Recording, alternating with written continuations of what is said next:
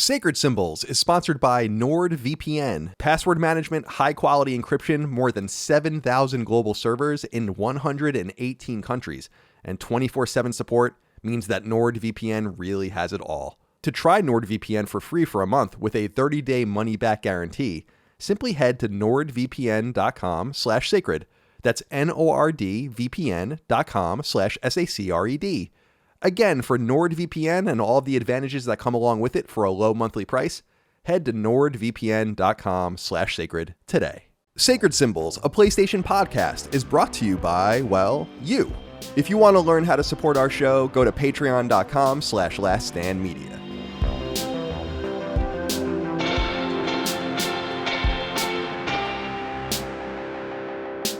Greetings and salutations. Welcome back to Sacred Symbols, a PlayStation podcast. This is episode number 352.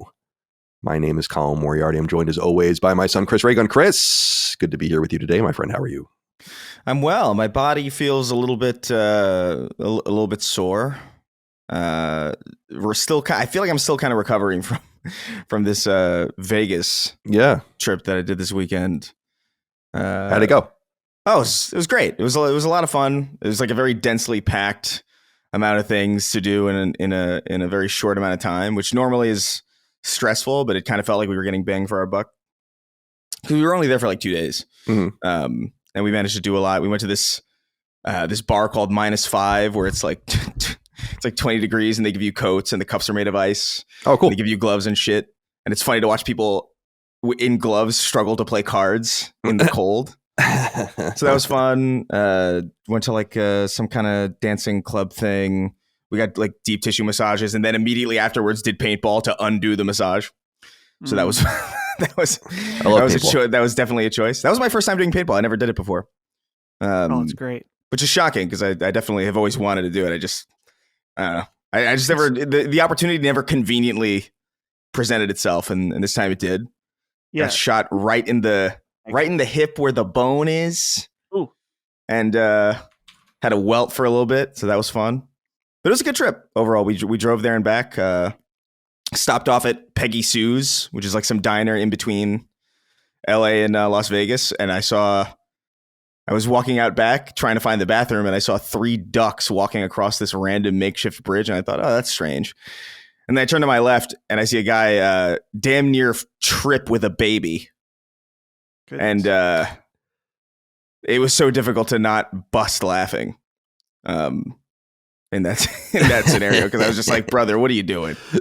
Like, he caught it, obviously, but I'm just like, brother, like, it looked ridiculous. It looked like a Three Stooges, like, ridiculous level, like he was so over animated about it. Just like, what are you doing waltzing around on uneven terrain with a baby like that? It's like an early preview of Death Stranding. But it was a good trip. I'm just like, sore and still kind of tired from it. But overall, good trip. Solid time. Very good. Dude, I had the best pork I've ever had in my life too. At this restaurant called Momofuku in Vegas. I normally wouldn't bring up a restaurant on the show and like recommend it actually, but like, dude, it's crazy. It's great. This might be the best meal I've ever had in my life at this like random hotel in Vegas. But what kind of pork? Was it like pork belly? No, so it was like I don't remember the exact. It was called like Iberico pork, I think, which I'm not exactly sure what it even is. It just kind of sounded good the way it was written on the menu. But they had all these like lamb ribs and like these like the special like duck too. Like they had some pretty good shit. It's pretty pricey because it's a nice restaurant in a hotel in Vegas, but dude, it was. It was sublime. I don't think I've ever thought of it. I think we had a conversation recently on Constellation about like what animals we could be okay with killing. If we meant that like if we couldn't get the meat ourselves from like factory farms or like supermarkets or whatever, what animals would be okay with killing? And I said pigs were a no-go. I think they might have crossed the threshold because of this meal. They're smart, but you can still just stab them and get rid of them and eat them anyway. Yes. That meal changed my opinion of that, because I definitely want more Iberico pork at some point. But pork is so good, dude. Yeah, I'm like kind of. I guess I like the way that most people make pork is like I'm inoculated to it in some way. Like it's just like it's good, but like I expect a pork chop and bacon and like I get it kind of. I'm overexposed, but I've never had whatever the hell that was. And cool, man. Where did you stay? We stayed at the Vidara. The Vidara. I don't even know what that is. So it's like connected to like the Aria and like by Encore. Probably. I gotta be real. I'm not like super familiar with like the geography of Vegas or like where things are located. But, what is this? I've never even heard of this place. It's a nice hotel. Yeah, it looks new. I haven't been there. Yeah, go ahead. It's got like a tunnel connecting it to the Bellagio. But yeah, man. I don't even remember this place. It says it was made in opening in 2009. Oh, was it MGM? I gotta say, I don't remember it. Like when I went last time, I stayed at the last time I went to Vegas. It was like 2019, and I stayed at the Luxor, which is further away. Mm-hmm. It's like further away in Vegas speak. It's still pretty close, but it's like you wouldn't. When we got to this place, I was like, I don't recognize this place at all. Oh, it's by the Bellagio. Yeah. There's so many places, and a lot of places change names and stuff too. There are basically two parts of Vegas, like the new part and the old part. Yeah. I don't know anything about the old part, and this is not the old part, but that's like the part of Vegas where I'm like, I don't, like pre prim. Yeah, right. Like Vegas at some point, I think in the 80s, really started to become like a locale for like, for people to like go on vacation with families and have places to stay and like resorts kind of situation, as opposed to these kind of more seedy casinos and hotels, like mob shit and stuff like that. And so like I stay on that newer side, certainly. Dude, it was so funny though, because like a friend of ours was when we were checking out, we were outside waiting for the valet to get our car or whatever, and he was like he was vaping, and he was like, you can't vape out here. But he was vaping inside with like no problem. It was so Vegas is really funny, man. It's some good shit. Amazing food too. Like I don't, that wasn't my perception of Vegas. Oh yeah, Vegas does have really good food before this trip, but I was just like kind of blown away by like everything that I ate. Yeah, some of my favorite spots are in Vegas, and good bars too. Yeah, like there's a lot of shitty bars, but there are like really good cocktail bars if you know where to look. Yeah, and on the way to and from Vegas, we saw we passed the sign for Prim, and I was like, oh, Prim, that's New Vegas. I remember that place. And then Buffalo Bills. There's like in New Vegas, there's like this Buffalo Bills. It's like this big like building, and it's got like a roller coaster on it. And I had no idea that was like. It's so accurate, like in the game, because it is a very small place. So like they could fit it in like Fallout New Vegas, but I was just like, I passed it. I was like, it was kind of like weird to see it, because it's just like, this is actually pretty on point. Like, they got it perfectly in the game, actually. And ironically, right outside of Vegas is the best place in the country to go and just shoot any gun you can possibly imagine. Oh yeah. Oh yeah. People are like shooting like fucking chain guns and shit in the day. Like you can pay to like go and like just fucking launch fucking missiles and shit, like RPGs and great like just crazy shit in the desert. Yeah, that's crazy. It's awesome. That's awesome. Yeah. Maybe not RPGs. Trip. Those might not be illegal. I don't know if you could have one. Probably not. My Second Amendment shall not be infringed. I want my RPG. I want my shoulder launched rocket. That would be insane. Yeah, probably a little much. Well, good. I'm glad you had fun. Yeah. Welcome back. Dustin, executive producer, wearing your Nintendo sweatshirt. Zip up. It's good because the Nintendo, we're going to talk a little bit about Nintendo today on the show. How are you? I'm doing okay. Busy morning today. Nintendo, as you said, we're going to talk about them, but had their surprise Nintendo Direct, so we had to change the schedule around, but the new Punching Up is out. Good to go. And nothing really new with me. Chris, you're mentioning, a lot of Vegas stuff. I recently went down the rabbit hole on YouTube.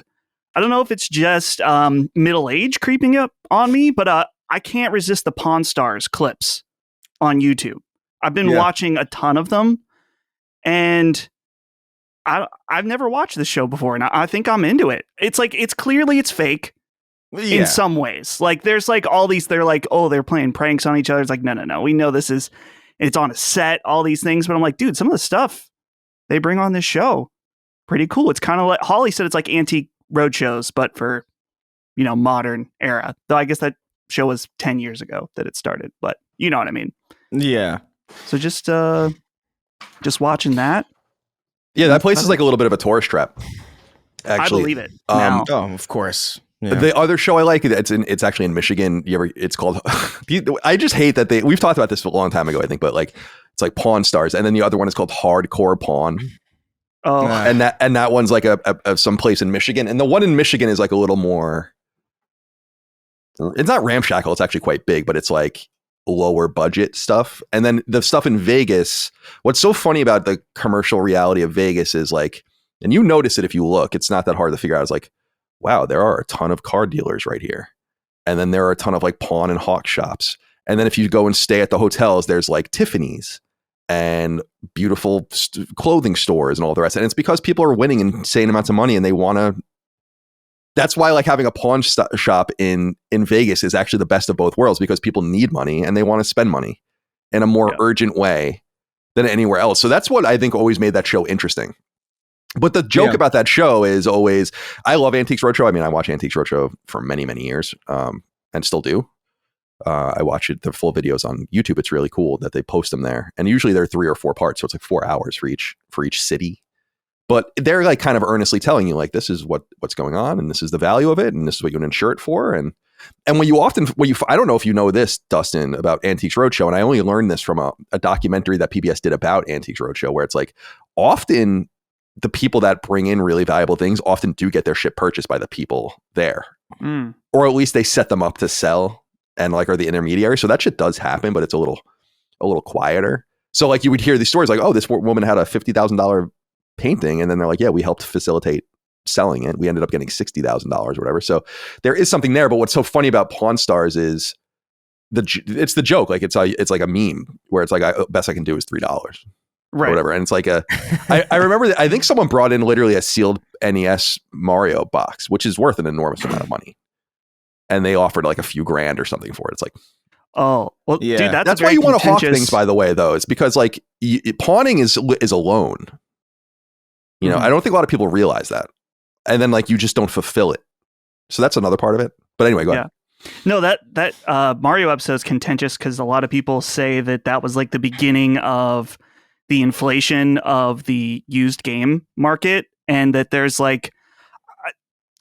some conspiracy about like the guys that are on it. Are they trying to pump up the market? Like something about them knowing each other or whatever.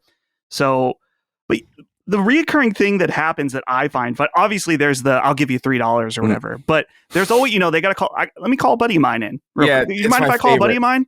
So they bring the guy in and he was like, they look at it and he's like, oh, this is probably worth $5,000.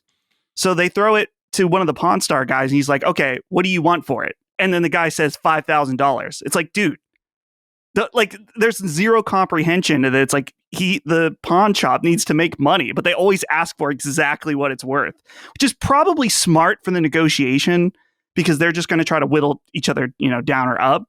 But it's some of the people on it are amazingly delusional about what they have, and that's awesome. Definitely. My favorite thing on that show is that he always has some story about like he's always like a little knowledgeable about everything that comes in, even though he has no business. Like there's no way he knows any of that shit. Like they definitely like Google some of this stuff and they give him like a spreadsheet. He's like, oh, this is what's coming in today. Here's like cursory knowledge about it. Like he'll come in with like somebody will come in with like something and it would be like a Reggie Fils-Aimé book. And it's like, oh, that's interesting. Did you know Reggie Fils-Aimé like played tennis when he was 5? like, why do you know that? I do. I'm sure it's heavily produced and all of the rest, but I do suspect that these guys probably do have pretty deep knowledge about a lot of things. I watched this. I forget the name of the channel, but it's like a guy it's called like Craigslist Seller or something like that. And it's like a dude that runs a pawn shop and he has like just a camera set up. And and so it's like the more authentic kind of, and he does seem to know like things about everything. It's like, oh, here's a Coca-Cola aluminum sign from 1942. Oh my God, they only made 30 of these or whatever. I'm like, oh my goodness, how do you know? I guess that's your kind of your business. It's like antiquing in some sense. Yeah, but at a certain point, like there's some things where I'm like, you know, it kind of feels like it feels like the Helen Keller thing again, where it's just like, you flew a plane. Mm-hmm. You existed. You exist at all? Just the historic. It's like the historical Jesus. It's like the historical Helen Keller. Yeah, Helen Keller. Helen Keller's just folklore. That's crazy. Well, it's good to be here with you guys. I'm tired, man. I was up late last night inadvertently. Wednesdays are always a little weird because I write the shows and then I kind of let it sit, and then I wait until like midnight or 1 a.m, and then I go into the Patreon thread and start pulling inquiries out, and then I just go back to the thread the next day and make sure I didn't really miss anything and pull a few more things in. But I was playing Atomfall, which we'll get into in a little while, and I just lost track of time. It's neither good nor bad. I just literally just lost track of time, and it was like almost 1. I was like, fuck, I haven't like finished the show yet. So then I had to come up here into the office and spend like 90 minutes up here, and then I went downstairs and I ate something, and then I just started playing Atomfall again, and like before you know it, it's almost 5 a.m, and I'm like, Jesus, what am I doing? You know, I'm like sending a couple emails and a couple messages, and just like I was feeling somewhat motivated, but I knew I was going to regret it. Yeah. At the same time, and I don't really regret it because I feel better than I probably should, but I probably look even worse than I feel, which is probably getting more common. I look at myself in the mirror sometimes, and I'm like, damn, I'm getting old. I see pictures of myself as a child, or especially as a teenager or a college kid, and I'm like, oh my God. Yeah. It's crazy, right? I actually look better in some sense now than I did then. Like men, I don't know, maybe I was more, maybe I'm not considered handsome to many people, but I look at myself and I'm like, I'm more handsome now than I think I was then. Is it the beard? Is it the austere nature that I've developed over time? Perhaps. I don't know. But I look at these pictures and I'm like, man, I was bubbly and vibrant. Yeah, full of life. Back in the day. Full of life. Well, the reality is I was never really full of life. And I look at those pictures and I was like, oh, I hated my life then too. I was just younger, right? Just born completely bereft. Oh, that's a wonderful way of putting it. I mean, everyone in my life knows that. Yeah. You know? They're like, oh, so are you happy with that? I'm like, come on, am I happy? But I was, I saw my mom this week too. That was nice. It was good to see her. We went to a Boy Chicks, which is like a New York style deli. And I'll say this, especially for you, Chris, like there's just a certain smell to a proper deli. Oh yeah. You walk into it and it's one of a kind. It's just like, why does it smell like this?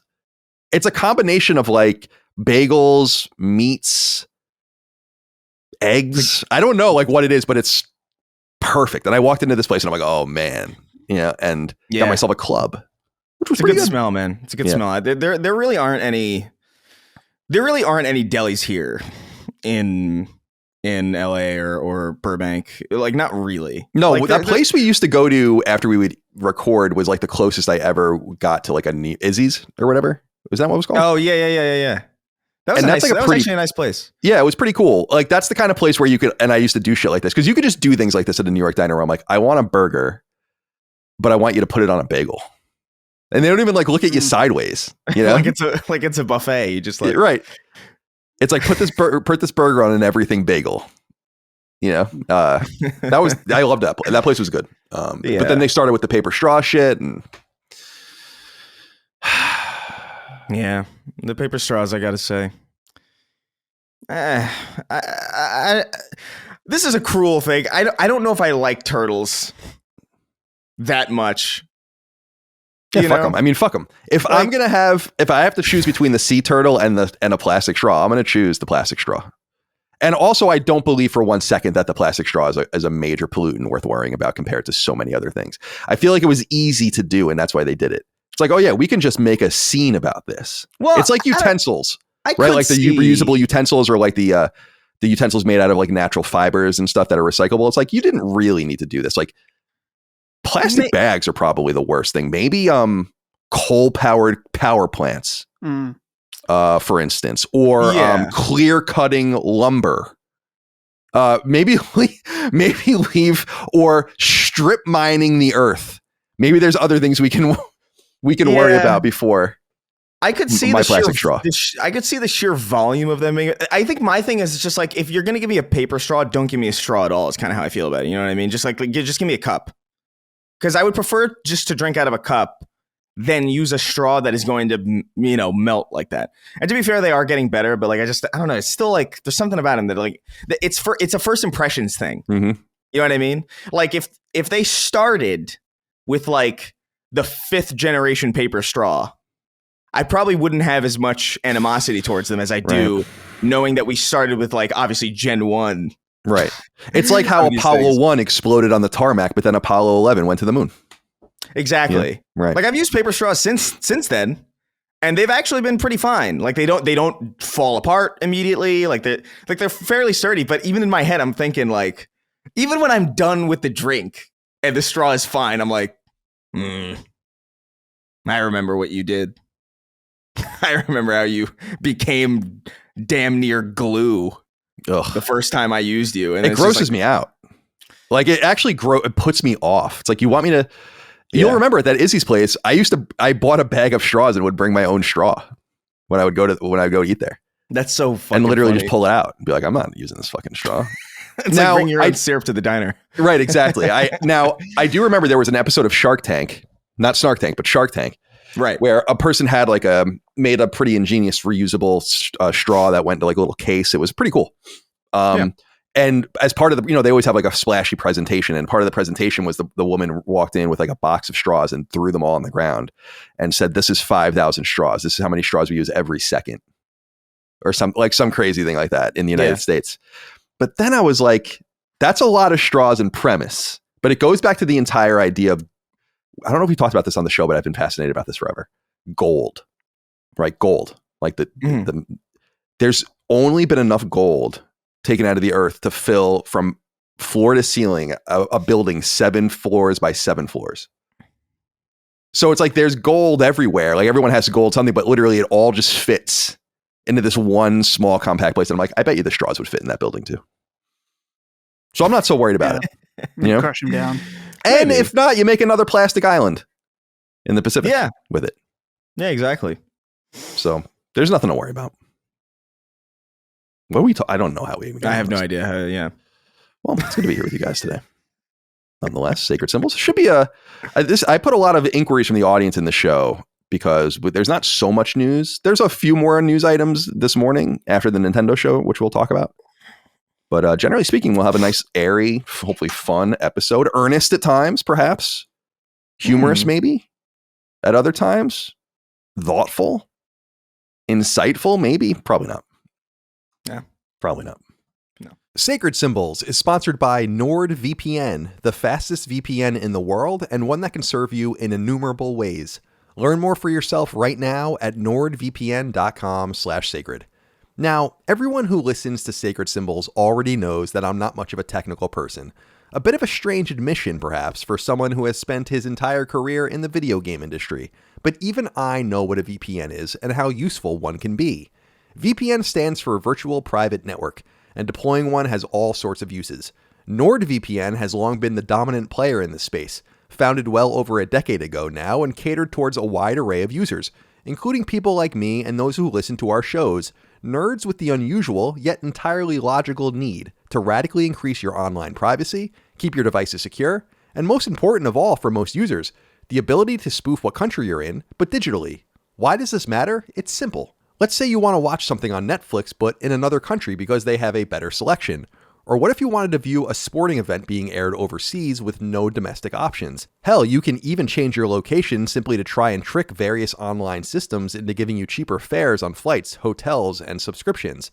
Shit, I once sat in a hotel room in New York City and made it seem like I was in Singapore so I could watch an Islanders game on my computer, since I would have otherwise been locally blacked out. So I can speak to the usefulness of VPN services personally, and NordVPN in particular, as this powerful brand makes itself incredibly accessible with a low, affordable monthly price, no more than a cup of coffee at your local cafe, and with a single account usable over 10 separate devices. NordVPN works on Windows, Apple, and Linux OS across a ton of browsers like Chrome and Firefox, on external devices like Apple TV, and yes, indeed, even gaming hardware, like your PlayStation, Xbox, or Nintendo console or handheld. Password management, high-quality encryption, more than 7,000 global servers in 118 countries, and 24/7 support means that NordVPN really has it all. So will you give them a go? To try NordVPN for free for a month with a 30-day money-back guarantee, simply head to nordvpn.com/sacred.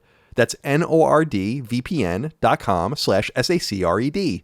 Again, for NordVPN and all of the advantages that come along with it for a low monthly price, head to nordvpn.com/sacred today. Let me go ahead and plug my phone in. I feel like it's dying. And we'll just place it over there. Okay. Should I narrate everything I do? Now I have my hand on the mouse. Yeah. And I'm moving over the document. It's like an audiobook. Right. Yeah. Right. I remember when I first started editing podcasts for you, you were like, oh, if there's like a little bit of paper sounds, leave that in. It's a little texture. Mm-hmm. Yeah. You know? I've said before that I got that. I'll always remember this just because I thought it was really funny as a kid. I know a lot of people, I mean, he's dead now. No, I don't think anyone cares. But Rush Limbaugh, I used to listen to him with my dad. When my dad listened to him, I was around. Yeah. And I was like probably 10 or 12 or something. And I very distinctly remember this caller calling in and asking him to stop rustling his papers around. And like he literally just was like started doing this like in the microphone. And I just thought it was like so weird and so funny. And I always thought about that. And I'm like, no, it's texture. It's like there's something real happening on the other side. A lot of people think that I named my dog after Rush Limbaugh, by the way. That's so oh no. That might in fact be the most logical conclusion, perhaps, because it's like Rush Limbaugh is probably the only Rush of, there's the band, which the band apparently was the inspiration for Rush the dog, who I named my dog after. There, I guess, would also be like the act of rushing the ball or a rush in football, which I guess could also be him named after. But it's like, I think that's what most people think. Yeah. Not in like our community. I'm saying like out in the world. Oh, this is my dog Rush. I think that's who comes to mind for most people. Rush, Mega Man Rush is definitely not coming to mind. For most people. Fair. Yeah. So I've had people say that to me. I'm like, no, I didn't name my dog after fucking Rush Limbaugh. Is he alive still? No, he died. I was going to say, I'm pretty sure he died. He died. He died 4 or 5 years ago, I think, at this point. Yeah. He's impressively dead. Yeah, he's really dead. I remember. I feel like he played himself on Family Guy at one point. Oh, did he? Because they had like an episode called Republican Town, where like Bride becomes a Republican and Rush Limbaugh plays himself, and he like does a song. It's fucking crazy. In retrospect, but I was never really in, like, I was kind of just born by nature of listening to it with my dad in the car or whatever. He's very influential and very important to like what would like the ecosystem that we know today. But I never found him particularly compelling. There were like other right-wing people that were way funnier and more interesting, although like over the line and over the top. Michael Savage is probably, I don't know if you guys know who that is probably the greatest example of that. Like that guy's fucking insane. My dad would listen to Mark Levin in the car. Oh yeah, my dad still loves Mark Levin, and Mark Levin's voice is hilarious. Yeah, he's got I can't even do it. Yeah. I can hear it in my mind. Obama is out there. Like it's fucking crazy. They're skinning babies out there. Life, liberty, and Levin. Yes. My dad loves crazy. Patriot Radio, which is like the what is it? It's not XM anymore now. It's like Sirius. It's like all the same, right? Or is it, is it one of the other? But anyway, that's like their Republican channel. And whenever I go get in my dad's car, it's fucking Mark Levin sounding just like that. I'm like, you listen to this? Not that I mind. It's like, listen to what you want. But I'm like, this is interesting. There's way better people on podcasts or YouTube, but to each of their own. Old people are very set in their ways, you know? Yeah. My dad's 74, so I don't know that there's really going to be any changing him. Not that I want to. He's a wonderful man. Well, it's good to be here with you guys, and it's good to be here with the audience out there. Thank you for being here with us today for another episode of Sacred Symbols, a PlayStation podcast, episode 352, like I said. Remember, you can get the show 3 days early and ad-free over on Patreon, patreon.com/laststandmedia. We appreciate you. About 13,000 of you over there right now supporting us. Couldn't do without you. $5 a month is the sweet spot that gets you early ad-free access to every episode of the show in our network, every episode of Sacred Symbols, of course, but all the other shows too, Defining Duke, the Xbox podcast, Punching Up, the Nintendo podcast, Constellation, the Conversational podcast, Summon Sign, the Gameplay podcast, all sorts of things. 6 days a week you get content. Sometimes you'll get a seventh piece of content. Indeed, when The Last of Us starts rolling out on HBO, you'll get a ton of Sunday content for the run of those episodes. So that'll be fun for us to do as well. When's that out? Is that out already? No, it premiered, but it's like the red carpet premiere. But I don't think it premieres on HBO until like the 10th or something like that, or the 8th, something like that. Oh, okay. Yeah, I was getting confused because I was like, I saw people talking about it. And I was like, huh? Okay, I didn't realize it started already, but it did kind of sneak up because it's been a while since that's true. Yeah, the original as well. Was it 2022? The original? I think it might have been. Yeah. Yeah, that's crazy. It's too long, man. I miss the days of TV, showing some level of urgency. That was nice. Like, there were no TV shows during the linear era where it's like, we're just going to take a season off. See you in a couple of years. It's like, no, we'll see you next fall. That's the way. You'll spend all summer writing it and making it, and we'll watch it. But that's not the case anymore. So wish they'd move a little faster, but that's fine. So yeah, look forward to that. Other episodes of Sacred Symbols Plus. Sacred Symbols Plus, of course, is our supplement to Sacred Symbols, up each and every week, where we do deep dives and interviews and game discussions and all the rest. I had Rick Hogue, the lawyer, on recently to talk about a bunch of legal happenings, which was fun. I talked to David Jaffe, of course, Twisted Metal and God of War creator, who's often on our show to discuss a bunch of topics. I had my old friend from IGN, Dustin Legary, on the show and interviewed Shuhei Yoshida of Sony fame recently. Dustin, you'll be sitting down with Hogue tomorrow for when we're recording to record a review, discussion, and spoiler cast for Split Fiction. So that will go live the day after this goes live. Please look forward to it. Thank you for handling that. Now that the games are finally coming out, we can start covering them a little bit more, which is good. There was a little bit of a lull there, And then when I try to cover some weirder stuff, and then people are like, why are you even covering this? Like when I did the Until Dawn remake one, people are like, I don't care about this game. I'm like, I thought you guys just want to hear about games. I don't know what to do. So then I got a little scared. And I didn't want to do it anymore. How dare you talk about a PlayStation game? Yeah, I got a little scared. Party. That's going to be another episode of us, the Until Dawn film, which is imminent as well. Oh, that's right. We'll do an episode of that. I actually have to talk to Jimmy Champagne to see if he wants to be on that with us. I feel like he would be a good fit. Oh, yeah. For that podcast. I'm sure he'll be down for that.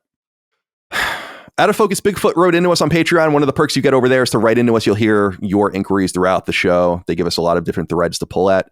You just post in the news feed each and every week. There'll be a thread for each show. I pull your inquiries out. It's as simple as that. Out of Focus Bigfoot says, "What's up, Dayman, Nightman, and Champion of the Sun?" Great reference. Fantastic reference. Good stuff. My question is this. Where's the Hot Take Olympics Part 2? Where's the Sacred League? These shows were fantastic additions to the Sacred Plus lineup, and they've been dormant for quite a while. The lower stakes, laid back atmosphere coupled with a fun interactive aspect for the audience really made the league stand out. I'll also issue a special shout out to the Hot Take Olympics. On the most recent episode of Stelly, favorite LSM moments was a topic of discussion, and when thinking about my own personal LSM moments, the Hot Take Olympics were one of the first to come to mind. Chris saying, "We're getting too agreeable here. I'm coming in with a grenade," and subsequently dropping a take Colin described as heinous and preposterous. Just gets me every time.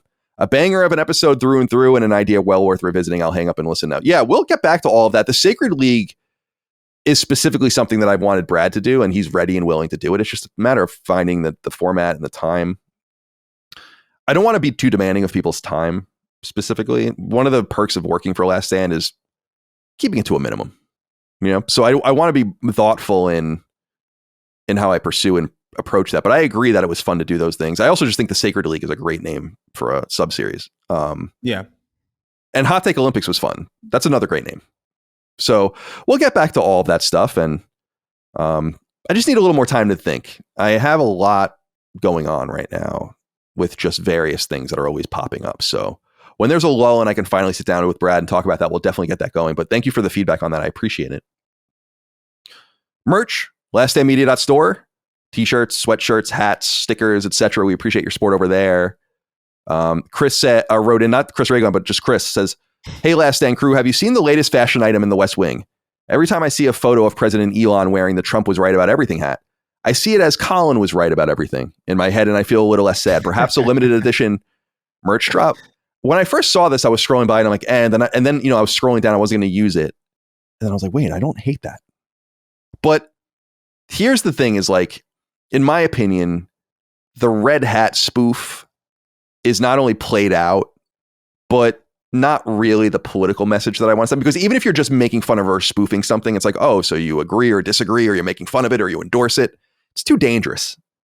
You know, it flies too close to the sun. It reminds me a lot of Make Whatever Great Again. How that was like a thing. Like no matter what. Like I remember Bill Maher had that as his Make Something Great Again when that was all going on. I'm like, even Bill Maher is getting in on this. In other words, would it be fun to have a Colin was right about everything hat? Sure.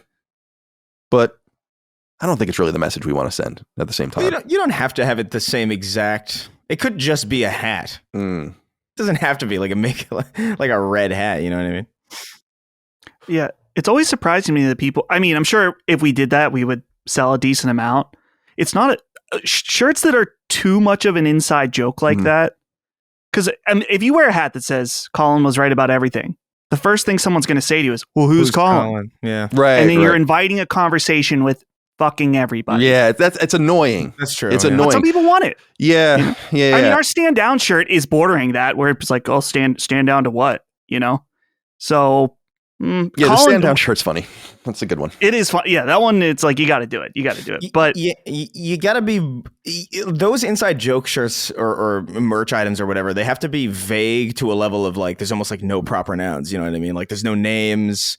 Like you wouldn't want sacred symbols necessarily like written on it. You'd want like I remember a big shirt back in 2016, 2017, iDubbbz had like a, hey, that's pretty good shirt. And it was just, hey, that's pretty good in Arial. And a lot of people got it because it doesn't really, it's just kind of, if you get it, you get it. If you don't even care. Right. You know, right. Which is the ideal. I think the stand down one is kind of like that, where it's just like, you look at stand down, it's like, you maybe like think that's like, I don't know, maybe it's a band or something. You make assumptions in your head where like, you don't even have to ask a question about it, but people who know will recognize it and they'll be like, hey, you know, that's the best formula, I think. Kingdom Hearts fans, dude. Stand down. Yeah, so I like the idea, but yet it reminds me a lot of the back at Kind of Funny. We had a shirt. You might remember this, Dustin. Sean Finnegan likes hiking. Do you remember this saying at all? Sean Finnegan was a guy we worked with at IGN who actually recorded the original episodes of Colin's Last Stand as well with me and was a huge help when I left Kind of Funny. But he was on an episode of our podcast, like our conversational podcast that we did, and he was talking about dating apps, and he was saying that like he just puts that he likes hiking in his dating app because it just attracts a bunch of women. Like he doesn't care about hiking, he doesn't like to hike. And so we just made a shirt like that, and then it kind of just sat around because it was like that. It was too inside. Right. Like the joke was too much of an inside joke. Yeah. So I agree with the point here. I mean, I like the idea of people being clever with different things, but we'll keep the merch flowing. Don't worry about that. Halform wrote in and said, hey, CDC, are you aware? This is not about our merch, but just merch generally. He says, hey, CDC, are you aware that HBO has partnered with a coffee company to release a branded The Last of Us coffee bag containing cordyceps mushrooms? I thought this was a pretty unique co-branded product, as the company Four Sigmatic has a long history of making coffee and other products with functional mushrooms added to them. So 2 questions then. First, would any of you be willing to try this coffee? And second, what other video game themed food collaborations would you like to see most? Cheers. We don't have to answer the second part. The first one I wanted to kind of ask Dustin, because you're a coffee connoisseur. And Chris, you like a cup of coffee, don't you? I don't drink coffee, so I don't care. I'll do mushrooms. No problem. Not cordyceps necessarily. But are you interested in trying cordyceps coffee? I'm looking at the page now. I am a bit of a purist in that I don't necessarily want anything added to my coffee. This is also a dark roast coffee, so it is not my preferred flavor profile. And I'm wondering too, it says it's a high caffeine coffee, which may mean they're using Robusta beans. So I'm not positive of that. And those are usually lower quality, but I don't know. I'm looking at the page now. It's interesting. It's certainly, if you have a coffee company that's putting mushrooms in the coffee, this is a match made in heaven. So interesting idea. Not for me though. I don't need mushrooms or dark roast coffee. Thank you. Fair enough. If you're going to do mushrooms, just do mushrooms. Grow up. Grow up already. Yeah. Telling people to grow up is so funny. Yeah, especially Grow when they're up. just clearly adults. Yeah. I don't know. I kind of like the idea that I would be open to trying it. You know, I don't know if I would go out of my way to find it, but if I happened to cross it in like an aisle somewhere, I'd be like, yeah, maybe. Yeah, I'll grab some of this, see what it's about. Like, I'm not super picky about my coffee. I like a cup of coffee every now and again. My main thing is like a Cuban espresso. Like that's like the main. That's like my go-to. Like if I'm gonna have anything, it's usually just like give me a shot of espresso, and usually they'll put like whatever flourishes they want on it. Or in it, like some people use like brown sugar or whatever, but mushroom coffee. It's a good idea. It's a good idea for the branding and if a company's already doing it. But I don't know. It took me a while to even like mushrooms. Generally, like I've had a long history of just kind of like being kind of just I don't know. I think they were kind of unappealing and gross. They are unappealing. Yeah, but like I did have them on. I had them on pizza once. Like I think. I was so old. I was like 27 when I had mushrooms for the first time, like really, like authentically. And I was just like, oh, it's not really that bad. I don't know if I would choose this necessarily, or I don't know if I would ask for this, but if it's there, I don't hate it. And then doing mushrooms is a whole different. Yeah. That's a whole different situation. A whole different world, but yeah, why not? Yeah, I actually, what I was going to say was, I find them inherently unappealing as well, but I still eat them and I don't mind certain kinds of them. Like just the button mushroom is totally fine. Even like getting a little crazier, the portobello, the shiitake. I mean, these are not outrageous. But yeah, I would never or rarely would I ever buy a mushroom to cook. Right. Yeah. Like usually they're like, if I'll ever have a mushroom now, food wise, it's usually because someone's ordered Papa John's and they're just like, oh, do we want like a plain or a pepperoni? And I'm just like, no, you can't get a plain or a pepperoni from Papa John's. You have to like load that thing because they're not good enough by themselves. You have to load them with other stuff, in my opinion. Well, you get a plain or a pepperoni from Papa John's? Just a pepperoni from PJ's, dude. Yeah, you got to get toppings on those. It'll do you just fine.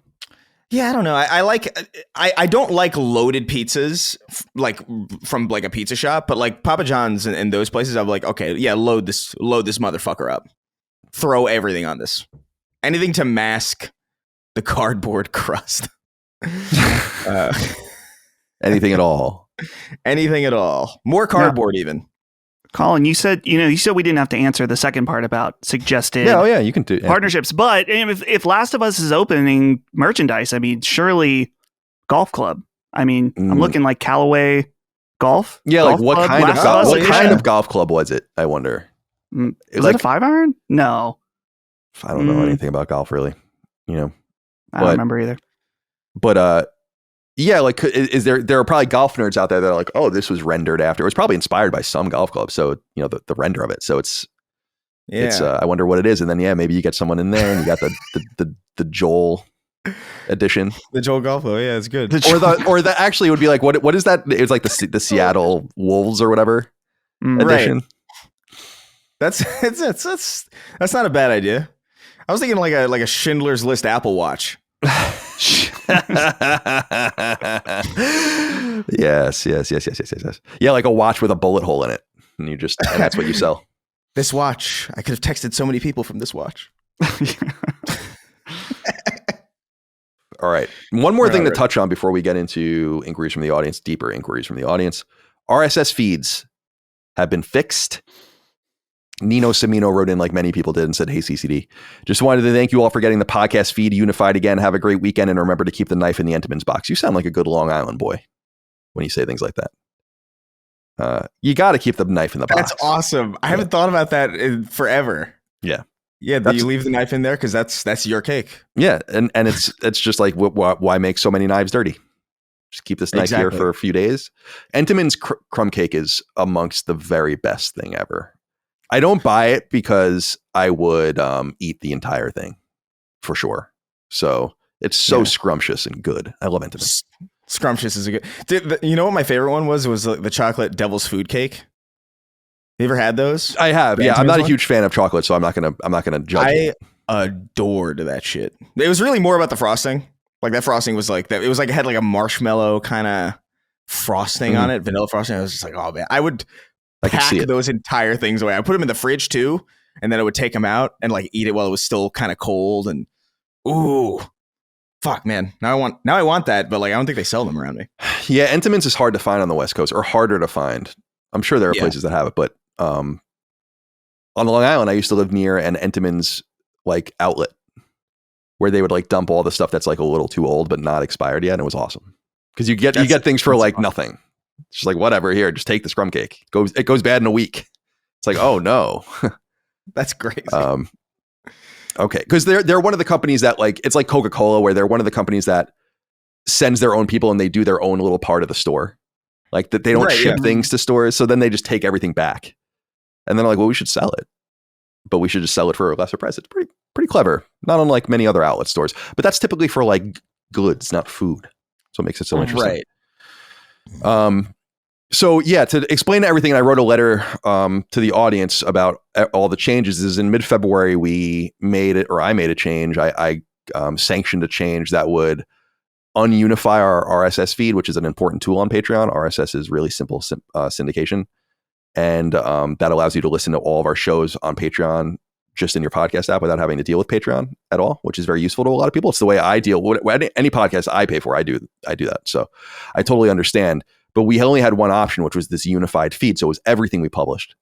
And a lot of people over the years were annoyed by it. So I was like, oh, we should fix that. So when Patreon brought up the idea of joining a test, an alpha to, ununify and segment the RSS feed between shows, we're like, oh, we're totally all about that. And we did it. And then a lot of people got mad at us for doing it. So what we did was we went back to Patreon and talked to them, and they realized the feedback, and we're like, well, we can have both. We just need some time to figure it out. And so they have. So now when you use RSS, you can either opt into a unified feed that will give you everything in one feed with a little moon logo, or you can check your different shows that you want.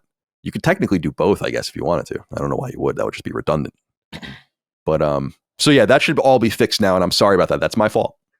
And I wrote about that in the letter. So go check that out. You don't have to be a patron to even read the letter. If you want to just investigate what that's all about, please do. Patreon.com/lastdaymedia. And Chris Baclair wrote in and said, good day, CCD. So now that the RSS feeds are taken care of to separate the podcast to each of their own shows on our favorite podcasting apps, can you do me a favor? Could you not start each episode with the name of the show and what episode it is? I ask this because when I have you playing in my vehicle through Apple CarPlay, the information panel only shows so many characters, and the name of the show and episode number take up the entirety of the character limit. Sometimes I just want to know the name of the show so I get a glimpse of what the show is about, but I just don't want to get on my phone and be unsafe. Best example is Constellation. I just want to see the topics before it says Constellation episode 70. Thanks, boys, and keep on keeping on. Do you want to take this one, Dustin, or do you want me to go ahead and take it? I'm curious what you're going to say. I have thoughts. Yeah. Does anyone ever shut the fuck up? Oh. That's my thought. Is it ever good enough? It's never good enough. I can't win. That's what I was thinking. Yeah. Thank you for writing in, Chris Baclair. Do you want to say more? You had something different probably to say.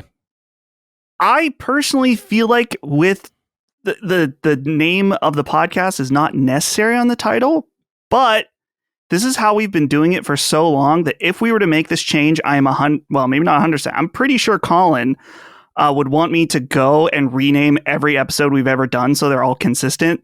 So I'm not in favor of this change. Yeah, I'm only busting balls, by the way, Chris Baclair, but the numbering, I'm very OCD, and the numbering is and the naming conventions must stay the way it is. The one thing that like sometimes this isn't a charge that's leveraged at us very often, but it's like just clickbait.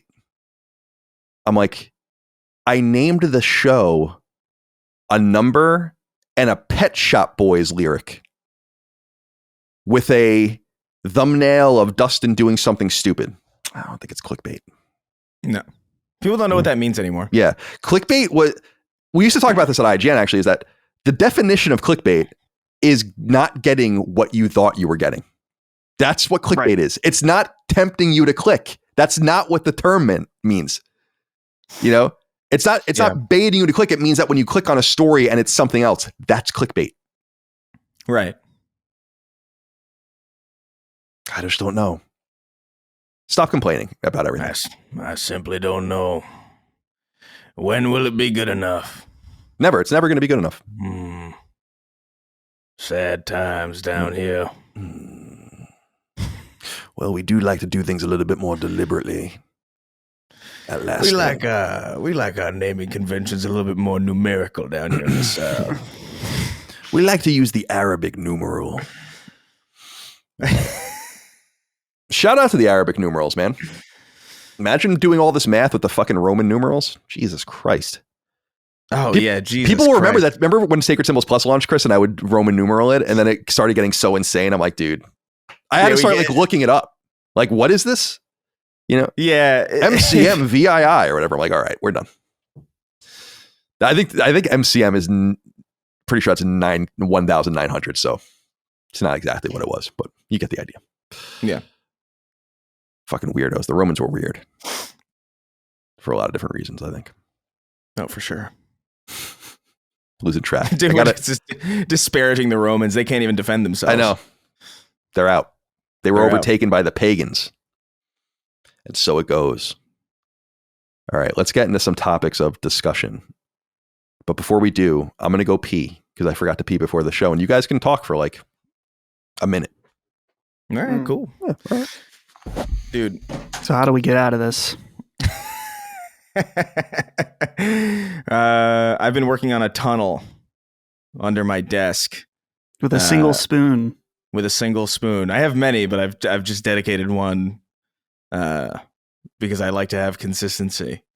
Right. But it's about 40 feet deep now. And I'm just building myself a little studio apartment down there. And then I'll leave this world. Right. Any kind of, a lot of, when you talk about prison escapes, a lot of people say something like Shawshank Redemption or something, but I immediately think of Muppets from Space. Have you ever seen that? Oh my, like a long time ago. I don't remember it specifically enough to remember the prison escape.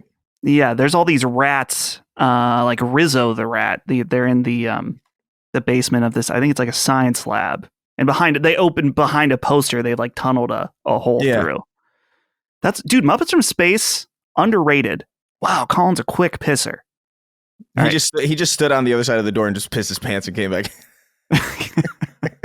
Did you say something about pissing my pants?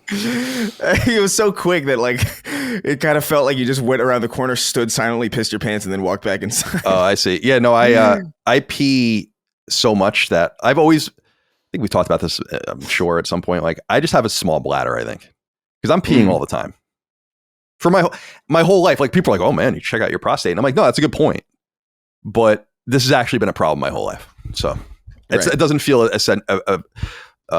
very urgent to me. When I started drinking beer, I've said this recently on some show, it was a joke with friends because I'd break the seal and then I would be going to the bathroom every 15 minutes or 20 minutes for the rest of the night.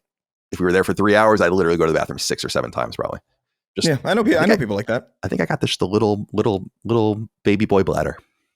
And then I look at the dogs and we'll sleep for 8 or 10 hours. I'm like, how are you holding it in? I've peed like 3 times at least. No, they're in agony. Really, like they're silently screaming. Yeah, it's gotta be awful. You just can't hear it. All right. This next inquiry here, well, all these inquiries come from Patreon, patreon.com/laststandmedia. This one is more serious. Actually, we have a few serious ones that I wanted to get into for different reasons. But I'm curious to get into this one and to explain some things to people. Snickled wrote in on Patreon and said, "Hi, Sacred Sucklers. There has been quite a bit of hubbub on your subreddit and the Shadow subreddit about bans being issued, comments locked, etc. It's your forum, so I have no opinion either way what you decide to do, and I am just a lurker, so I don't have much skin in the game. But I was curious what your thoughts are behind this. I know you were talking about eventually putting out a code of conduct for the community, but in the meantime, is it just safe to say that all political and cultural topics of comment are not allowed? I've seen complaints in the Shadow subreddit for comments in the official sub that were admittedly quite benign, but the user was banned. If you could just expand on what your thoughts are behind this to lay some groundwork, I think it could help settle things down in regard to the more issues that prompted the code of conduct idea in the first place. Or maybe it'll just make people more mad and make it all worse. Guess we'll have to find out. Be well." So, yeah, I've been thinking about a lot of things, and I want to talk to the audience about this. And I've not even talked to anyone else about this at all, not even Micah. At the end of last year, people will recall that I said that I wanted to write a code of conduct for the audience. And And in January, and I said that I would have it out by the end of Q1, which is imminent. And the reality is that, and I hinted on this at this a little bit in the past, but is that I wrote the code of conduct in early January. And I just never shared it with anyone. And I was hung up on something about it. And I've not expressed this to any, I don't think I've talked to Dustin about this or anyone. It's like the code of conduct kept coming back to this idea that I shouldn't have to be saying this. And that I kind of resented it. That like we have to lay out a series of bylaws and rules that people should conduct themselves by. And the what I wrote literally started with, I shouldn't have to say any of this, but. And I kept thinking about that as I kind of sat on the document. How do I say this differently? How does it come off as less hostile? Or annoyed or disappointed or whatever. And then over time, I started to realize like society constantly reacts to the lowest common denominator and subjects everyone to things that no one really needs except for that lowest common denominator. And we simply belaboring the point of how one should act in normal society or forums or anywhere where you interact with people is not really something that 99.9% of people need to hear.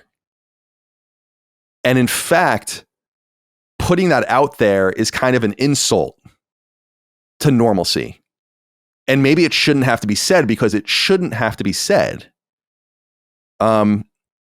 We are ceding in all aspects of life too much power to a small group of people in all aspects of life that make things unpleasant, unlivable, whatever for people. And I'm kind of sick of it. And I felt like writing this whole thing and then presenting it to everyone was a cop-out that stopped me from dealing with the issue at hand and hoping that people self-correct themselves, even though they won't. And I know that because I've been online since 1995. And people are just not going to correct themselves. So what I decided to do instead was to take responsibility for the borders of Last Stand and do some gatekeeping. We allow in all aspects of our company disruptive elements to ruin the experience for everyone in different ways, whether it's in a comment thread, on Reddit, on Discord, wherever, a Facebook group, whatever it might be. And instead of being like, please stop, here are the rules, which 99.9% of the people don't and would never need to hear because they're acting normally, cordially, reasonably, we just have to gatekeep. And we have to be more aggressive about it in spaces where we can. And that requires heavily discouraging or outright forbidding certain people from being around us. One thing that I am increasingly bothered by, and I think Dustin would know this, Chris less so, is how much online bullshit gets to different people in my orbit and bothers them and wears them down. And it's not fair. And I've said it before and I get a lot of gruff for it, but I don't like the way people talk about Jaffe. I don't like the way people talk about Gene or talk to Gene sometimes. I don't like the way people talk to Dustin sometimes, Chris, me, of course. And I think that my own laissez-faire attitude towards life has failed us in this regard. And it's failed a vast majority of the audience that not only wants, but often seeks and desires and even needs a place of normalcy where they can just be. And they don't have to deal with the vitriol and venom of a small group of people trying to dictate the terms of conversation. So the solution is to simply make sure that people that don't want to respect us aren't around us. And so what this person is specifically writing about is we have like a shadow subreddit that exists only, and I want to underline, only to hate on us. And only to take the piss out of us, make fun of us, demean us, defame us.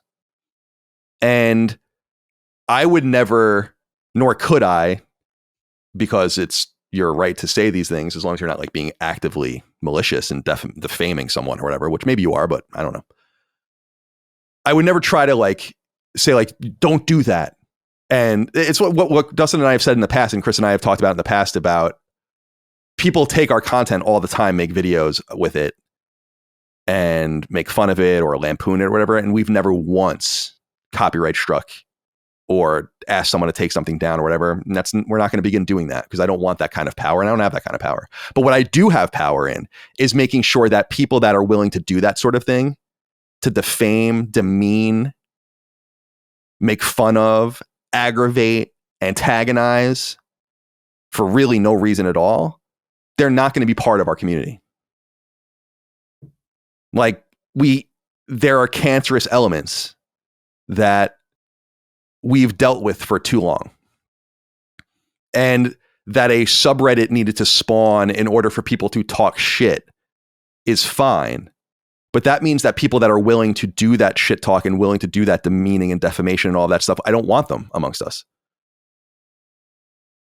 And so a lot of those people have been banned from our Reddit. I don't want to hear from them. And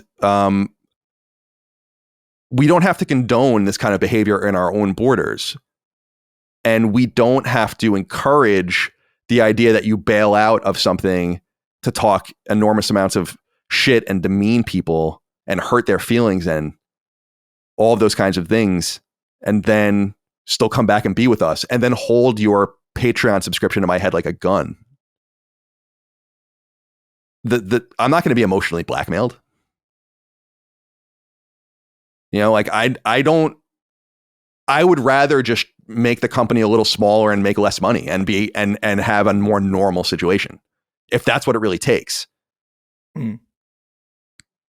So we'll continue to be aggressive, and I'm willing to sacrifice money and eyeballs to gain peace for myself, for peace for my staff. And so gleefully posting about how horrible we are is fine. But why would we invite the abuser into our own house? There's consequences. So, yeah. And just so people know about some of the things here are just some of the things that people have said about us. Colin is just another Russian propagandist talking about me being at the table. If you want to allow one Nazi at the table, you have a table full of Nazis. The three of them, me, Dustin, and Micah in this case, can get fucked, given how big of hypocrites they are. Colin and Dustin are ultra bitches. Colin just spews disinformation. He's so sheltered from anything resembling reality, it's almost comical. This one made me laugh, actually. Like, actually, LOL. I guess disappointment and Colin go hand in hand these days. I was like, that's a good one. Colin has been a right-wing nutjob for quite some time. Colin has shown over and over again how he feels about non-whites. He's an idiot. Dustin is a right-winger. Gene is a pussy. Micah is crazy and not the brightest. He's kind of a coward. He's a right-wing freak. He's selfish and arrogant. He's fucking annoying. He so badly wants to be intelligent and thoughtful. It's like, you can feel these things, but why would I want you to then be in my... Like, if that's how you feel about me, if that's how you feel about us, then why are you here? So I am relinquishing you. If you want to unsubscribe from Patreon for that, do it. Like, I don't want to live this kind of life where people think they can just tee off and spout off on other people. And because I'm laissez-faire, I'm just gonna be like, yeah, whatever. No consequences for anyone. No consequences for anything. Just abuse the shit out of everyone. I think it requires a level of aggression and nipping it in the bud. So if you're willing to say that on a different platform, you're just not welcome on our platform. And I think that a vast majority of our audience is totally down with that because it loops back to what I was saying about I shouldn't need to say any of this. Mm. And they don't need to hear it. Anyone who thinks it's like squashing dissension or anything is not paying very close attention. We have the most ideologically diverse group of gaming podcasters in the industry by far. Not even fucking close. We talk about things from a diverse a set of angles more than any other show. I know it for a fact because I know who are on those shows and I know who are on our shows. Go tell the people that I have huge dialogues with behind the scenes who are respectful about all sorts of issues. Or when I stepped on David Jaffe's stream recently and took questions live from people about all sorts of topics. What I don't want are assholes. People that are willing to, like, you don't like me. You don't like us. It's okay. Move on. So that's kind of where I stand. I don't think that there's much more clarification needed. We don't need a community guidelines, I've decided. We're just going to roll by common sense, logic, and human reason. And if you don't know how to act, and you don't know how to behave, and you don't know how to be normal, then we're okay with you not being a fan, not being a customer, not being a listener or viewer of these shows. I don't want to live my life like that anymore. Just the way it is. It's just the way it is. It's just the way it is. Well, it doesn't have to be.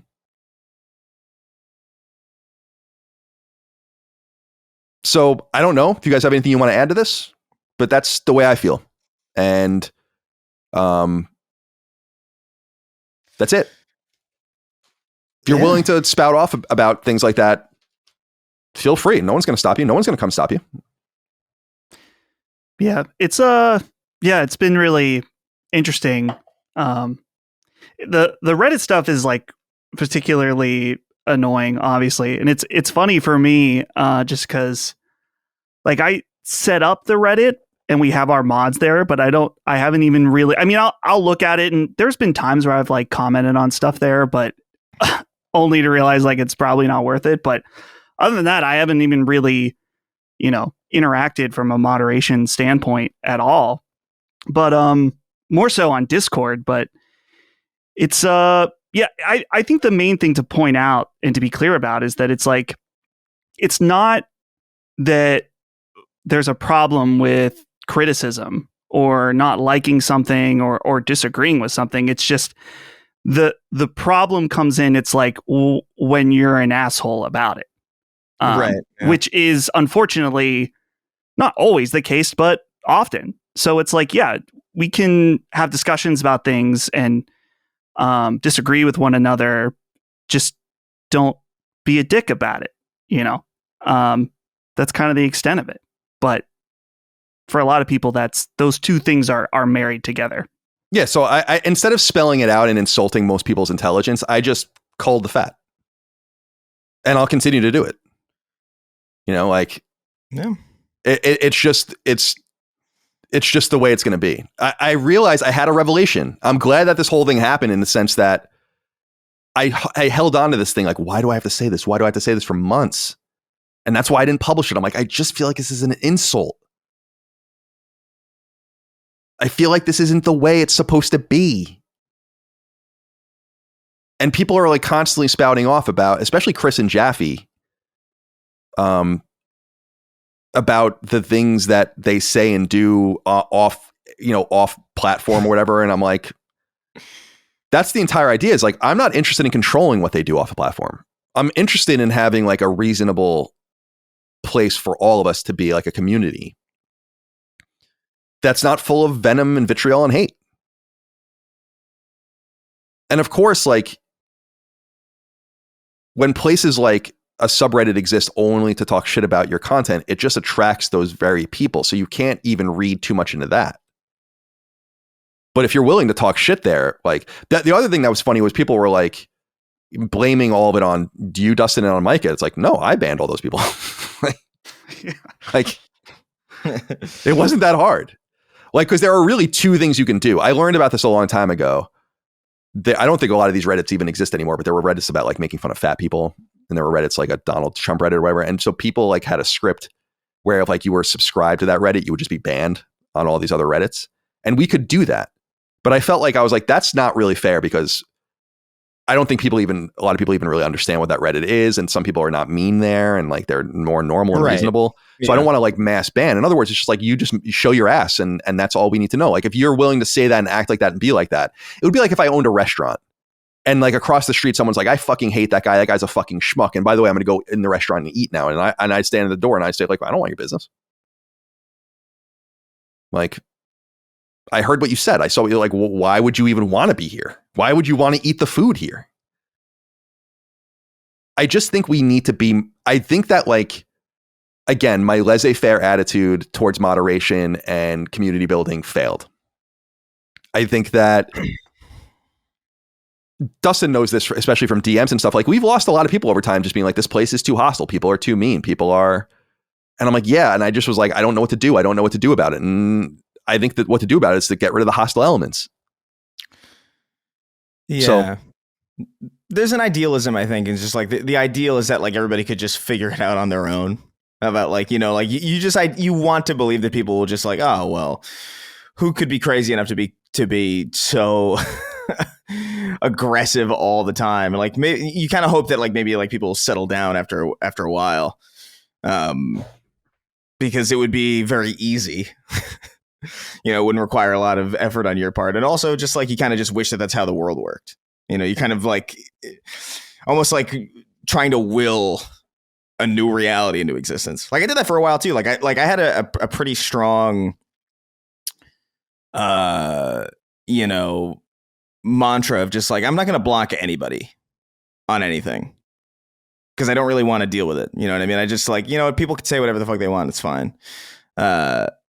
And I didn't block anybody for a while, unless it was like spam or something. You know what I mean? I would do that. That's fine.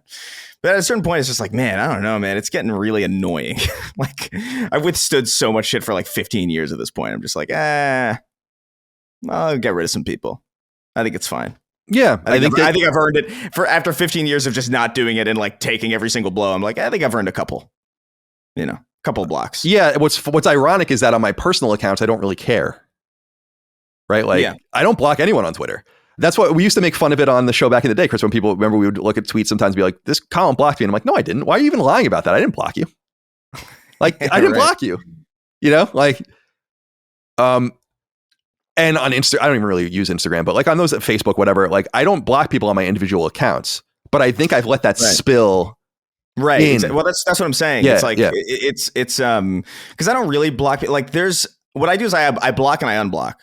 You know to make them not follow you anymore. Yeah, I do that sometimes. Because I'm just like, you clearly don't like what I have to say. I don't know why you're here. Go somewhere else. Why are you following me if you don't like what it's very strange. And I get that to some degree. There's a bunch of people that I follow that I don't agree with. But the people that I follow that I don't agree with, I don't make it a point to like constantly interject myself into their world. You know what I mean? Like I don't like respond or do anything crazy like that. So like for me, I'm just like, why would you be here? Block, unblock. You're free. I've set you free. Right. Enjoy your time. But then they come back. Yeah, that's what's crazy to me. And so like at a certain point, I'm just like, brother, you came back. Like now I'm like at a threshold where I'm just like, all right, like I gotta just call you. Cause I'm just like, I don't know. You're just a glutton for your own punishment at this point. Like you're actively seeking my page out to make yourself angry. Why?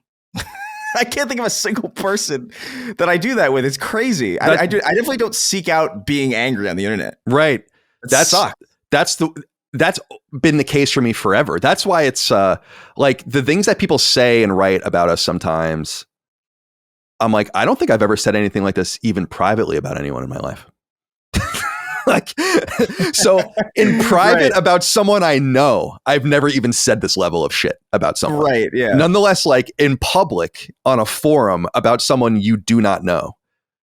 We overuse the word parasocial, I think, in the industry a little too much, but it is parasocial and it is weird. Like the level of, so I guess what I'm saying is I'm 40. I've earned a good life and I'm comfortable and I'm willing to tell people that are not in it for the right reasons that we don't really want you in the community. It's like, it just is what it is. It's not ideological. In fact, we might be the only podcast in major gaming podcast that wasn't ideological during the last election season, which is the funniest part of all. Like, where we didn't endorse anyone, we didn't tell you anything. I didn't say there was a litmus test to be here or anything like that. I don't give a fuck. I just want you to be nice. Right. Well, if Chris and I, who don't agree on, because people are always like, Chris and Colin don't agree on anything, and they're like, how do they work with each other? It's like, maybe there's more to it than that. Yeah, maybe there's like more to life than like your political disagreements. Chris and I aren't in it for it's not just a business relationship. We're friends. And it's like, maybe look inward if that's the way your guttural reaction is to things. So yeah, I just wanted to throw that out there because I saw some people complaining about it, and it's by the way, the other thing, and Micah did point this out, is like, actually, this aggression has just made our own Reddit better, because those people used to just take over every thread on our Reddit. We would have to lock them. It's like, because it's always like a filter almost. Right. Exactly. Like it's kind of like, what is the term called? Like when cops are trying to arrest like Johns and stuff, like honeypot or whatever. It's people that are just it's like, you're just outing yourself, and it's not everyone, which is why we didn't do the mass ban. It's like, no, if you think I'm a Nazi, if you think Dustin's an idiot, if you think Mike is this and you think Chris is that and all the rest, like it's like Chris said, you're relinquished, you're free. And we'll continue to cater to the audience that's kind and decent to us, that doesn't distort the things we say, read into everything the most negative thing possible, give no one the benefit of the doubt. It's like, it's too much, man. Yeah. And I'm sorry, I am really, and I want the larger audience to hear this. Like, I am really sorry that I let it get like this. Like, I'm trying to do the right thing at all times, and I'm sorry that I let people like this ruin our spaces. And I'm not going to let it happen anymore. And if it costs us some business and it costs us some money, so be it. Like, why go through, so I can make more money and have guns to my head? I'll be a Patreon supporter, but only if I can be on this Reddit where I can talk endless amounts of shit about you. Otherwise, I'm leaving. It's like, okay. I mean, that's kind of fucked up to even put someone in that position to begin with. It's also just weird. Right. Can't imagine. That was the thing. Like, we lost a few patrons when I made those decisions, and I was like, you're patrons? Why? It's crazy. There's got to be shit you like. Yeah. I will tell you this. I've never spent money on something I don't like. Nonetheless, obsessed over it. So, yeah, we're going to continue to show a level of aggression in this year in replacement of a community guidelines that insults the intelligence and the intention of almost everyone in our audience for the outlying degeneracy that happens at the very bottom. Instead of doing that, we're just going to cull you. And when you make yourself known, you'll be out. And I'm totally comfortable with that. Yeah. I just think, why not try something else? If the status quo is not working, we got to try something else. Sure. Yeah. Dustin, any other thoughts? I don't think so. No. How do you feel? Well, like I said, the Reddit stuff has been interesting just because I'm not that involved there overall. Obviously, I knew it was where probably the most amount of cleanup needed to be done, but yeah, I think the part for me is mostly going to be Discord, where I think Discord overall has been really good recently, but there still are things that especially in the beginning with Discord, we were so gracious to people where we were like, well, they didn't technically do anything wrong, but they're really, really annoying.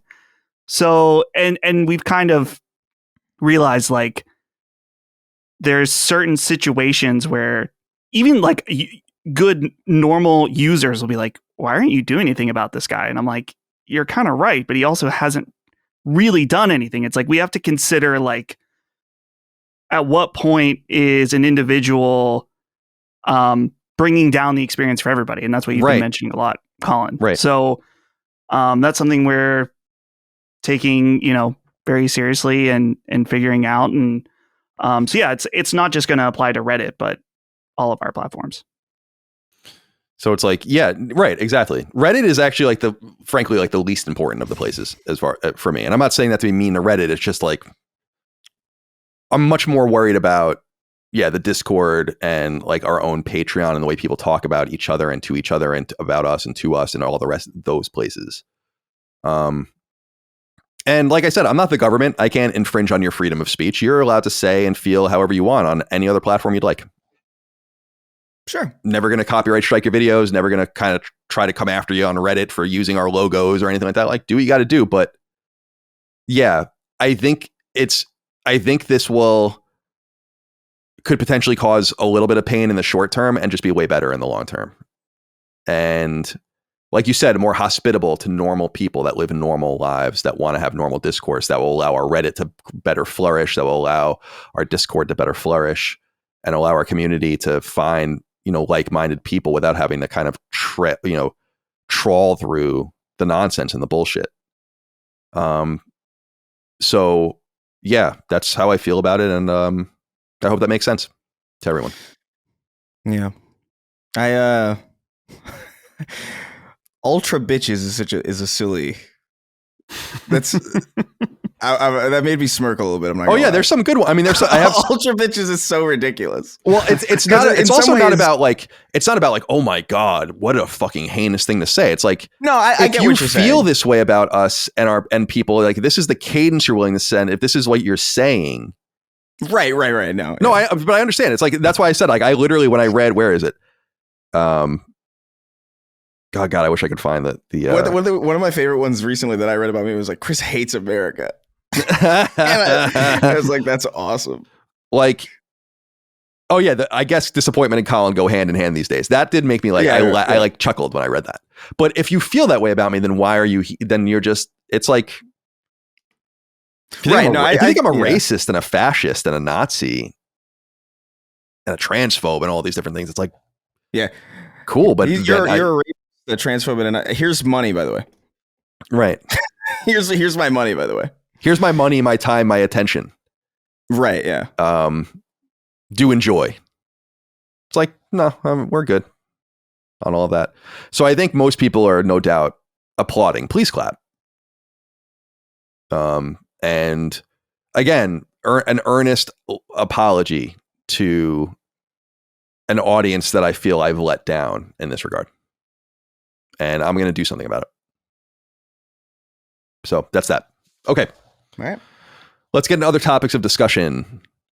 And Snickle, thank you for writing in for your thoughtful message. Sweet Chan Music wrote in. You guys get the reference? No. Chin Music. Chan is probably. Well, I know what Sweet Chin Music. Oh yeah, so I think that's what his name is. Probably last name is probably Chan or something. Which is, nice. That's awesome. Like that. Yeah. Hey CCD, this is my first time saying anything to you guys. I know Colin this was another serious one, by the way. I know Colin talks about his depression every now and again, but not in depth. I was just wondering what helps you. I just feel like I've done it all for 10 years and I just stay like this. I take medication, therapy weekly, try different jobs, tried moving. I could complain about the normal, like, jobs suck, no degree, being 30 years old now, no girlfriend, etc. I don't want to complain too much. Sorry to bother you guys. Just wondering, I guess, what helps you. Thanks for all the podcasts. I listen to you guys at work every day. When I saw your message, Sweet Chan Music, I stopped and I kind of just read it and kind of just pondered it. It struck me.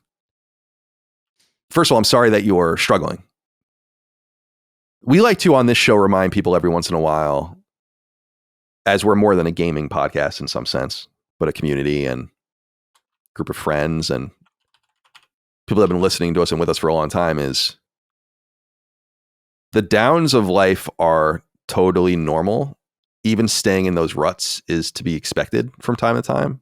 But what I encourage you to do is what you're doing, which is taking action.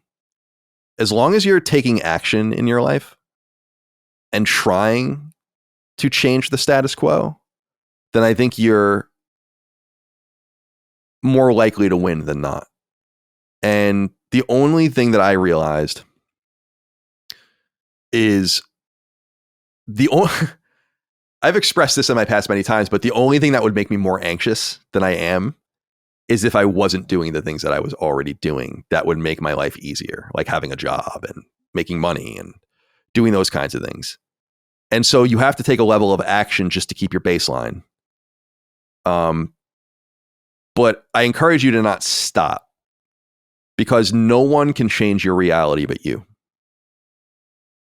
And like, you got to take the first step and the second step and the third step. And it sounds like you've taken a lot of steps, but I feel like if you just keep stepping forward, a good thing is bound to happen. You're bound, or at least more likely, to find your pocket in life, your person, the job that really speaks to you, the amount of money you want. The only guarantee, Sweet Jam Music, is if you stop, then nothing will change. It can't. No one's going to bust into your life one day and hand you the perfect woman and $1 million check.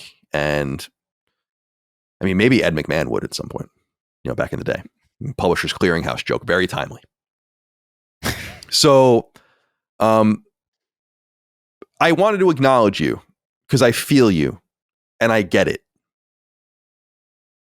There comes a time where you have to,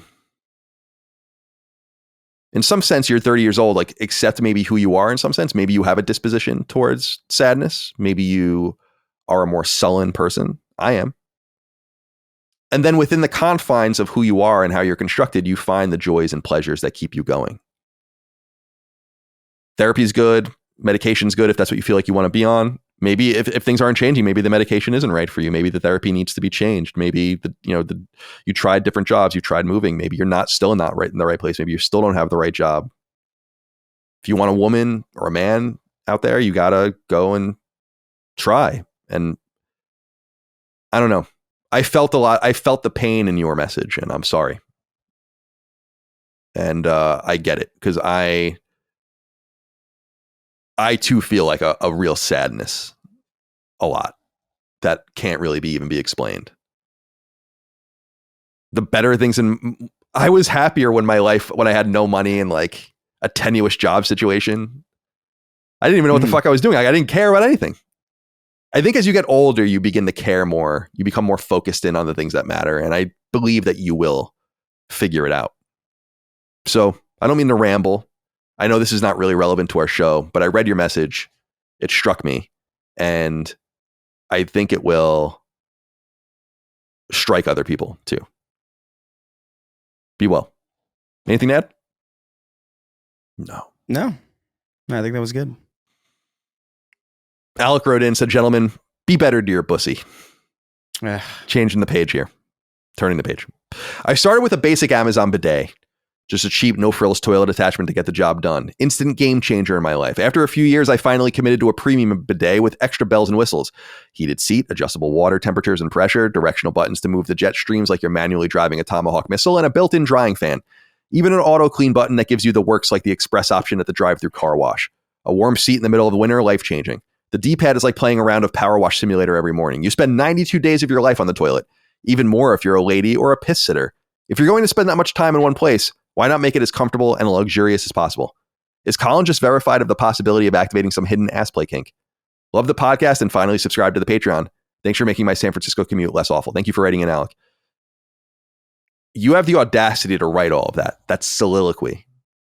And then claim that I might have the hidden ass play kink.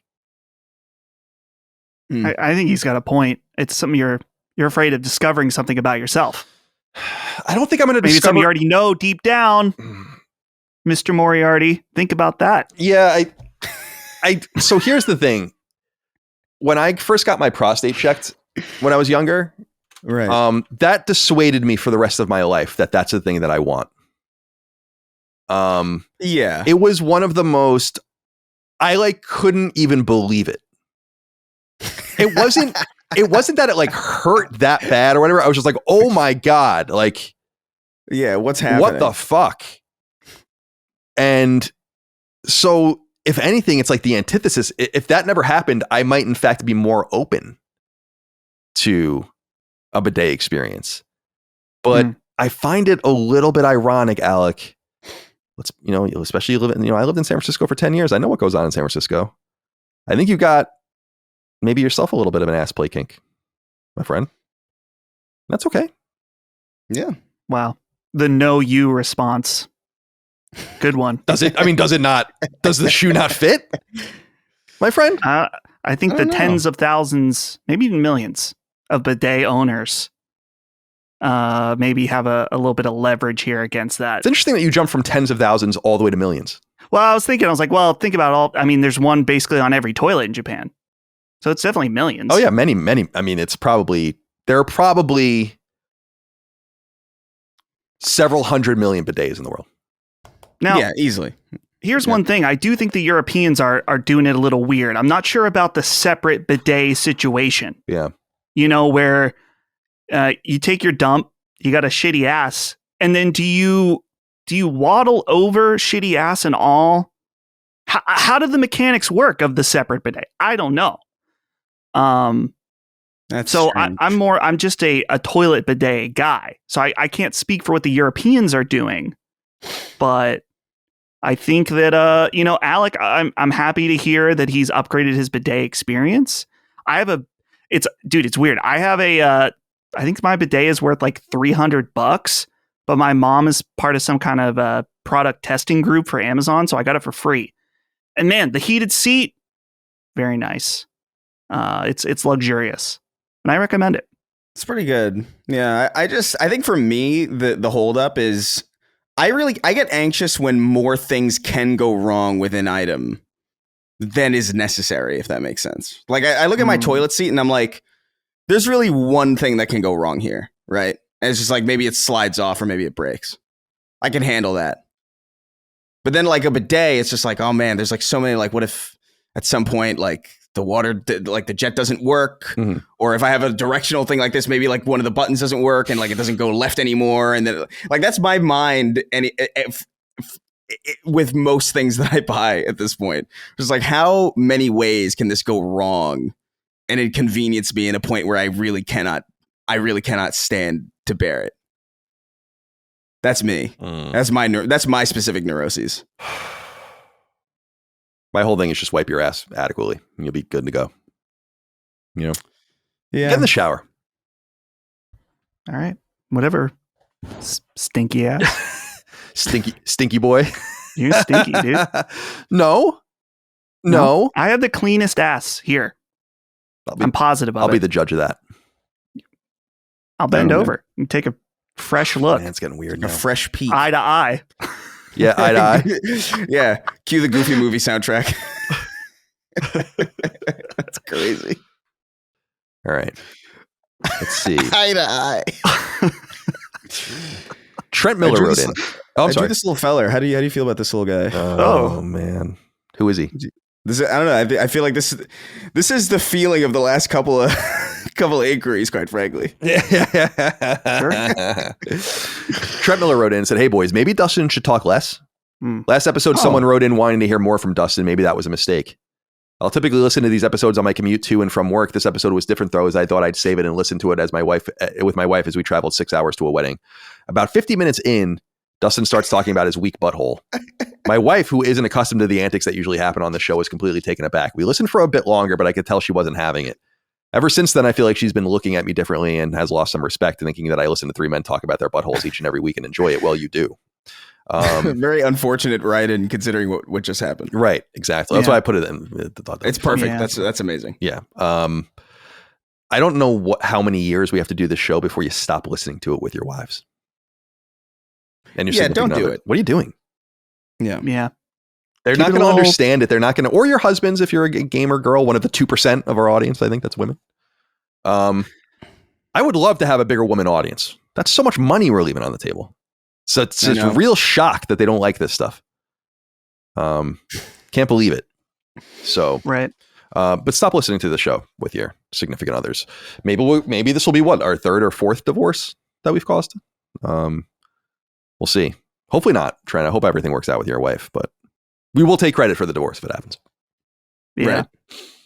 Yeah, I've mentioned this before. It's always customary. I'm sure some of the audience listening right now, they've had this experience that if I meet you and your wife, I always apologize to the wife. I feel like it's important to do that. They always appreciate it. Some of them don't think it's very funny because they actually feel like it is owed. Some of them, don't really even understand why they're there or why their husband is talking to this random man.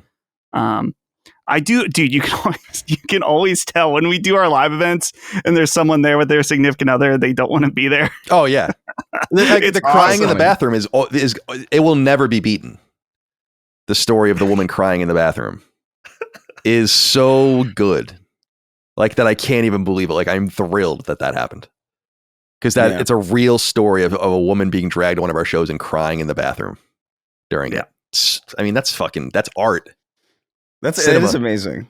There's nothing. There really is nothing. There's no feeling quite like being dragged to like that kind of a thing when you really don't want to be. I remember like when I was like really, really young, I got dragged to like this Joel Osteen thing. Oh, interesting. When I must have been like maybe like 10 or something. And I just remember it was like Madison Square Garden or something, some big venue. Mm-hmm.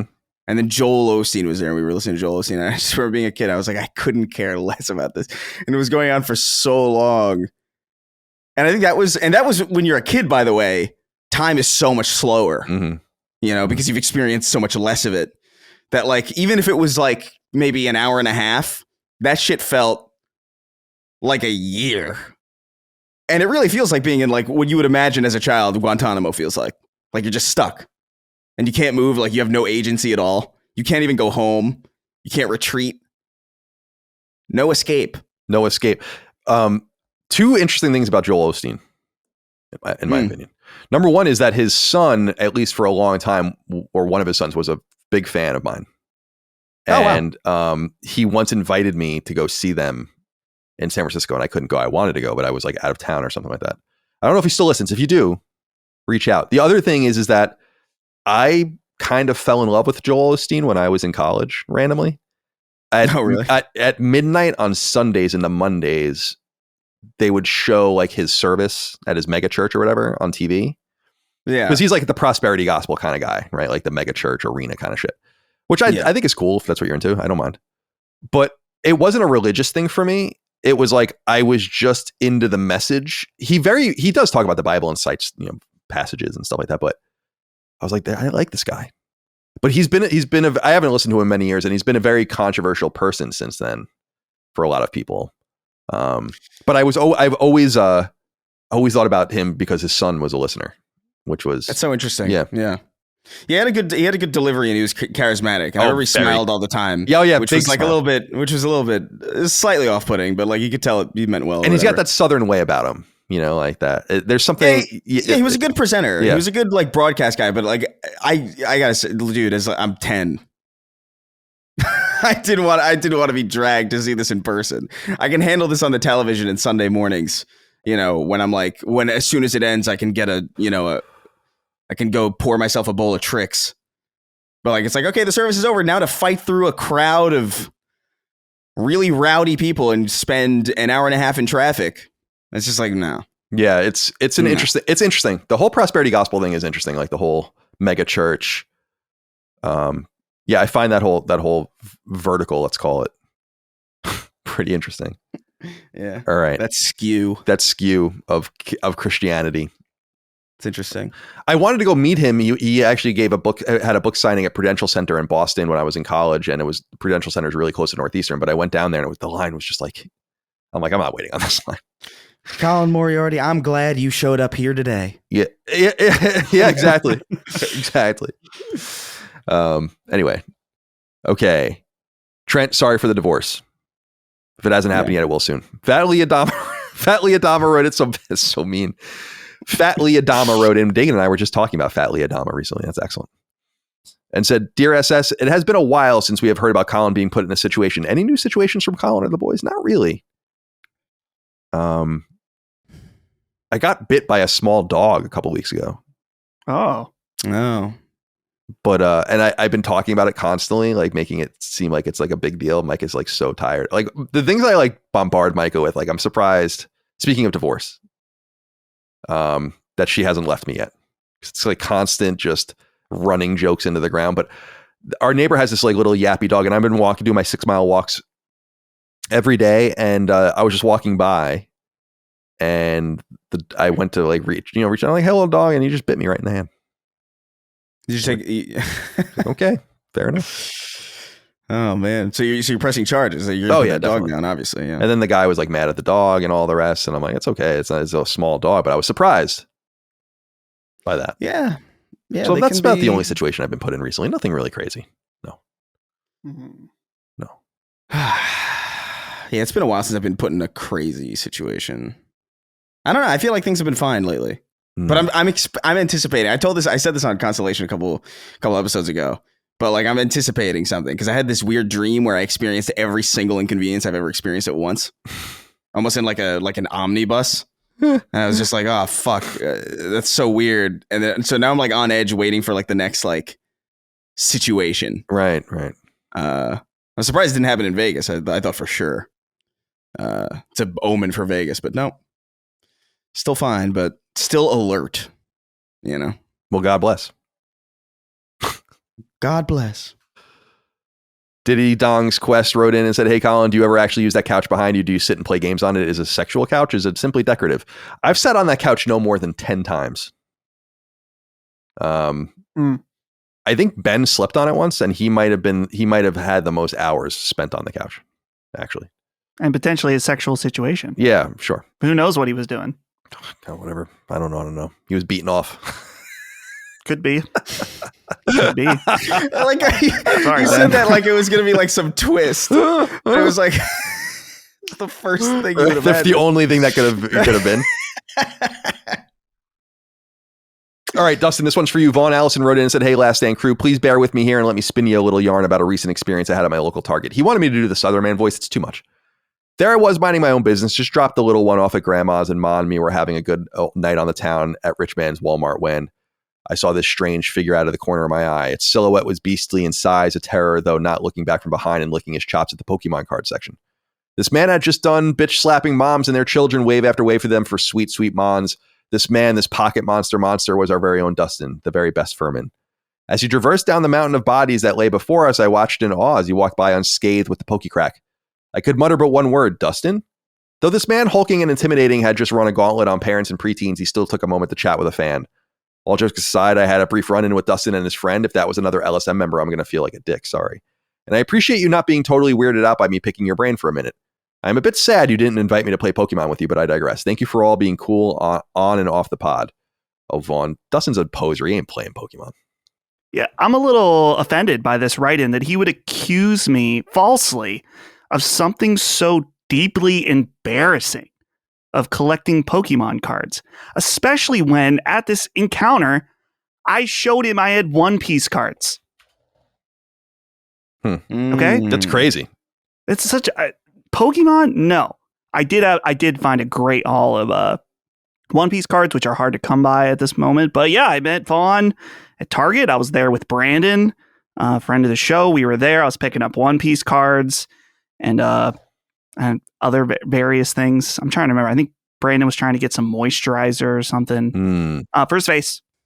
For his face. Well, so, but yeah, saying. What's funny is I told him this when I met him, that I was like, no one ever recognizes me at home, like in Butler, almost ever. I think it's happened one other time. So when someone calls out my name in a Target and I look around and I have no idea who they are, it's like there's a fraction of panic where I have to run through everyone I've ever met. Be like, oh yeah, is this someone from high school? Is it someone from church? Is this one of my parents' friend? Who? And I was like, oh, it's a listener to the show. Crazy. So yeah, very nice man. We met. I think he's from this area, a little further away, but cool experience seeing someone. Yeah. I don't get recognized, which is nice. Yeah. Yeah. Dude, that whole like going through the Rolodex of people that you like, oh, who could that possibly be? Have you ever experienced that like during the pandemic when people were wearing masks? Because that's like a next level panic that I remember being like, "Hey, Chris," and then I turn around and I couldn't even tell who it was, because they're completely covered, and you're like, "Oh shit, is this somebody like that's gonna be offended that I didn't remember them at a party? Is that like a fan?" And nothing that they said denoted anything. Right. It was just like they could have known me from anything. I was just like, I had to like. That really felt like a Matrix dodging bullet situation. I somehow managed to get out of that conversation unscathed or without, I assume, hurting their feelings. But like, holy fuck, I still have not seen that person to this day. By the way, as far as I know. But yeah. So a tip for anyone that spots us in public: I'm always open to talking and saying hello. That's totally fine. Please do. Yeah. But for our own sanity, just say I'm a listener of the show. So that way we don't have to like, do I know this person? And secondly, don't ever fucking accuse me of collecting Pokemon cards. That's crazy. Ever again. Right. Ever. That's It's crazy. pretty egregious. It is. It's unnecessary. Finally, Benjamin Sharp wrote in and said, "Hello, Sacred Strumpets. Greetings from the not 51st state. No question today. Just wanted to thank Colin for crushing it with recommendations for me throughout the years. I would have never watched Man in the High Castle if not for you, and I probably would have never known about Fell Seal Arbiter's Mark even existed, let alone how dope of a tactics game it was. And now I'm finally watching Mad Men for the first time, and it is so awesome. The writing is phenomenal, and the time period is so fascinating, and my God, as an ex-smoker, does the show make me want to smoke. Same goes for Chris and Dustin with obscure JRPG and Steam picks. Mouthwashing messed me up. Keep being the only podcast worth paying for." Thank you, Benjamin, for writing in. I thought that would make everyone feel good. Our recommendations are getting out there into the world and making people happy, perhaps, maybe ephemerally. Yeah, it's good. But happy nonetheless. Benjamin, thank you for writing in. Okay. Let's get into some news. Smaller news items, bigger news items will come a little bit later, and we'll get through all. But I actually didn't write anything up this week because I was just feeling a little lazy. So, Jeff Grubb, who's the former Giant Bomb guy, right? Or like he was on Giant, or is he on Giant Bomb now? He's on Giant Bomb now, maybe. Yeah. But he does a podcast as well. And anyway, he's talked about kind of a God of War project that's banging around apparently. So on Blue Sky, the social media app, he wrote, "Everyone keeps asking about this, so I've tried to find out more. There's still a Greek God of War thing coming out this year, but it's not a remaster collection. It's a new side story project." So Jeff Grubb apparently, I don't know if he actually explicitly claimed this or not, or if people just read into it, and we've talked about it on the show in the past months, was this idea that there might be a remaster of the original God of War games coming. And it seems like maybe wires got crossed here, because he writes later, quote, "I was never told about a remaster collection, but I asked the source about the rumors, and they told me that nothing God of War would happen at the State of Play, but something could show up at the anniversary," end quote. So it seems like he's not the remaster source, and that the remaster stuff came from just the ether in some sense. So it sounds like instead we're going to get a Greek God of War, maybe Miles Morales style product later this year.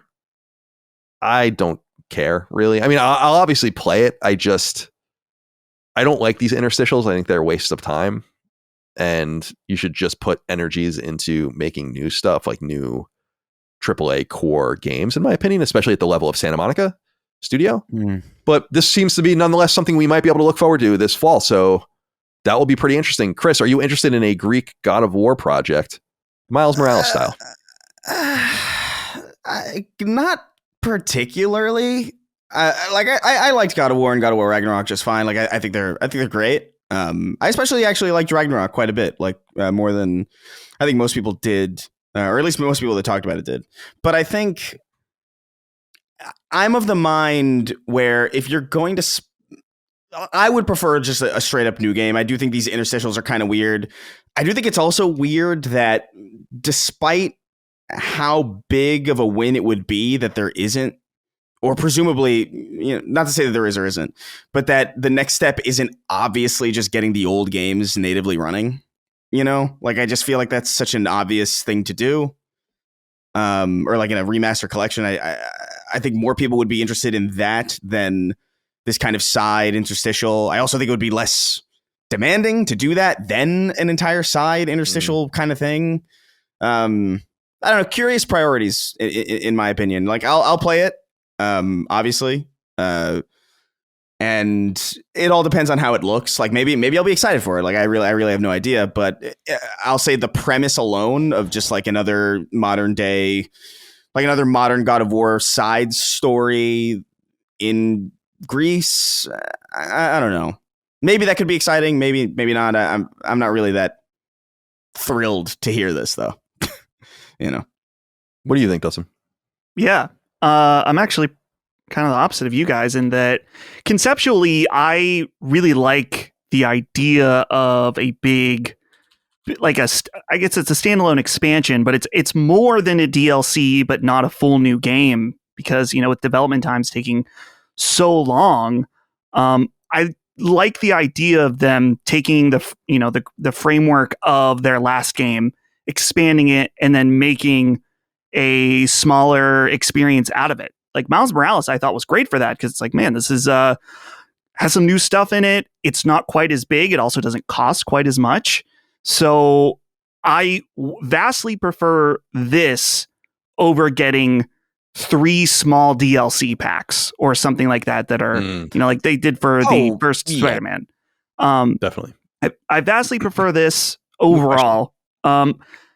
So in concept, I really think it's a cool idea. As far as like on one of these for God of War, definitely going to play it.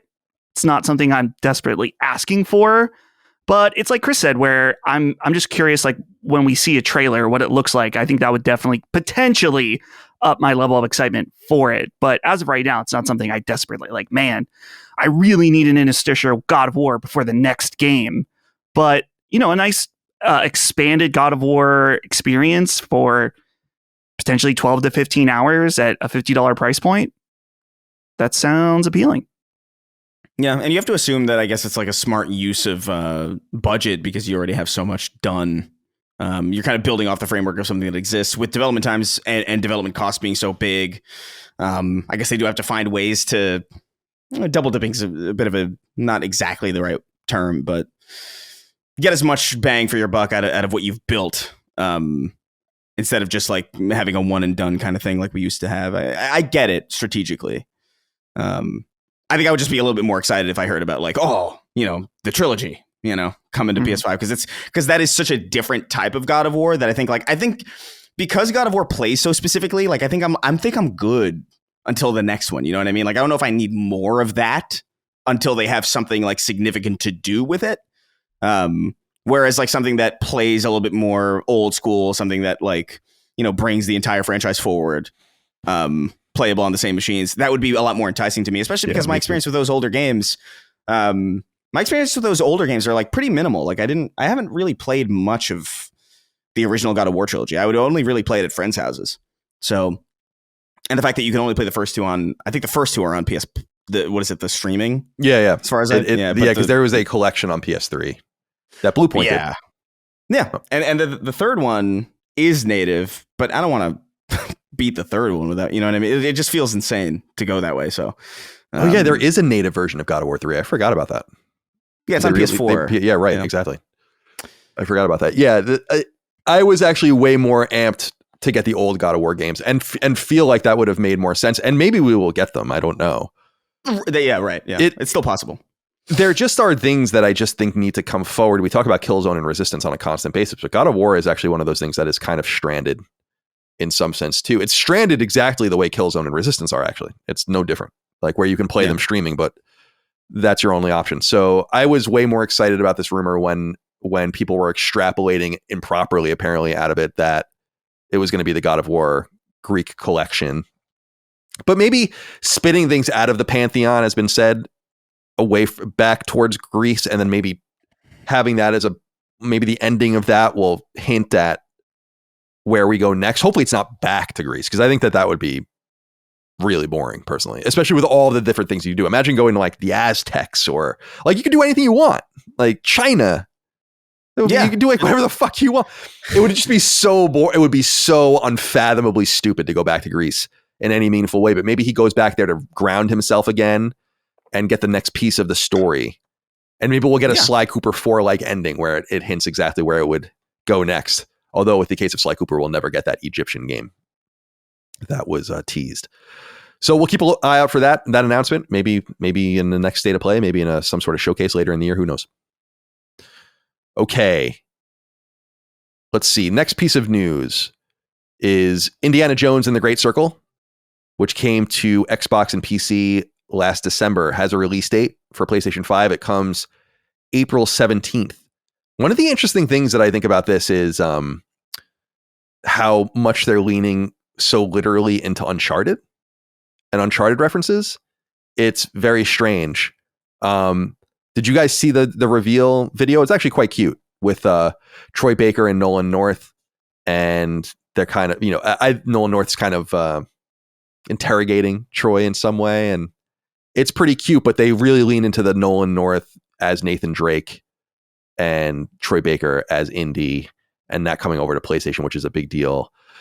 So it'll come on the 17th, and as I understand, you can play it beginning the 15th, but that version of the game I think is $100, and will come with, I guess, some perks, including the expansion that hasn't arrived yet, but it's a little too rich for my blood.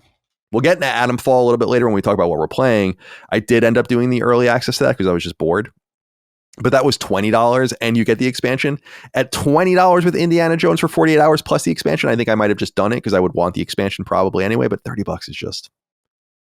Yeah. Just agree. I mean, I guess it's not the end of the world, another $10, but it's just egregious. I don't want to support that. So I'm looking forward to it. I will absolutely play it on April 17th. I'll buy it, April 14th or 15th and preload it at that point or whatever. So I'm looking forward to it. You guys both fucked with it on PC? Right? Yeah. I played it on Series X. Oh, okay. But I really liked it a lot. Like, I think Indiana, it's genuinely really great. It's just such a weird game, especially in like the modern kind of ecosystem where like games don't really, there's not a lot of games like that. It's really, I think you'll like it. But I also think you're going to be surprised at what it is. Because I don't think anything can prepare you for what it actually is. It's very unique and very strange. Yeah, I'm looking forward to it. I mean, as people know, I'm a pretty big machine games fan. And what was funny was, and I remember talking about this last year before it was announced for PS5, where I was like, I might play Indiana Jones, actually. Just because it was machine games and I like Indiana Jones. I love the original 3 movies, obviously. Yeah. And then they announced it was coming to PS5. And I'm like, all right, I'll just wait. And that's kind of where we stand. So I'm looking forward to it. Less than a month from now, a few weeks from now, Indiana Jones. Anything you want to say about Indy, Dustin, before we move on? Yeah, I would like to get back to it at some point. It's definitely, as Chris was saying, pretty interesting what they were able to do with it. So PS5 players, I'm sure, will be all over it and excited. Interview Johnson, the landlord, on Fireside Chats wrote in, I don't know how to get in touch with Johnson anymore, my old landlord. He says, hi guys, did you see the 2 minor Naughty Dog items this week? Nolan North and Troy Baker made a great trailer for Indiana Jones on PS5. Happy to see those two are talking. There was also the premiere for The Last of Us Season 2. Would have been great for the Sacred Symbols squad to show up the other gaming journos. Did you guys see all of this? I didn't see anything from I was invited to for people that don't know, I was invited to the red carpet for The Last of Us Season 2. Neil invited me, but I just wasn't able to make it out there. It was too quick and it's a Monday night. It's not convenient for production. It's not convenient for anything really. So, but I really appreciated the invite and, looking forward to watching it myself when the time comes. And we already talked about the trailer. Was there anything interesting out of that junket or whatever? I didn't see anything. I didn't see anything. I didn't see it. I didn't even know it happened. Yeah, it was this past. Yeah, this right didn't let me know that it happened. Yeah, it was this past Monday. I don't know. Yeah, I don't know. There didn't seem to be much coverage of it. I mean, at least at the places I am normally, I don't know if a place is covered it or not. But the places that I would be checking out are. Certainly didn't. All right. So there's that indie on April 17th, beginning April 15th for the special edition. You can go pre-order it now if you'd like. And there's a physical edition, I think, too, by the way. Okay. I thought this was interesting. This has been making the rounds recently, and you can go search for it on Google. It'll bring you to it. A small YouTube channel called Digital Preservation released a full game playthrough, which is about 4 hours long, of the original version of Until Dawn, which was, of course, a PlayStation 3 game. and it was a Move inspired and Move using PlayStation 3 game, PlayStation Move, so a motion game. I've talked about this in the past because I actually played this version of the game fairly extensively in the fall of 2012 at New York Comic Con. And you can actually find my write-ups of it at IGN, and there might even be some video and interviews there too. I don't really remember. So it was 13 years ago now, which is crazy. And this version of the game was just kind of taken back underground and reformed into the Until Dawn that we knew just years later in 2015 when it came out to PS4. And obviously became a cult classic there. It was remade, as we know, by Ballistic Moon last year. Not as good as the original, in my opinion. Definitely play the PS4 version, though. I don't know if you guys had any chance to click around and look at it and what you might have thought of it. It has 50,000 views after 5 days, so people are definitely checking this thing out. It's an oddity.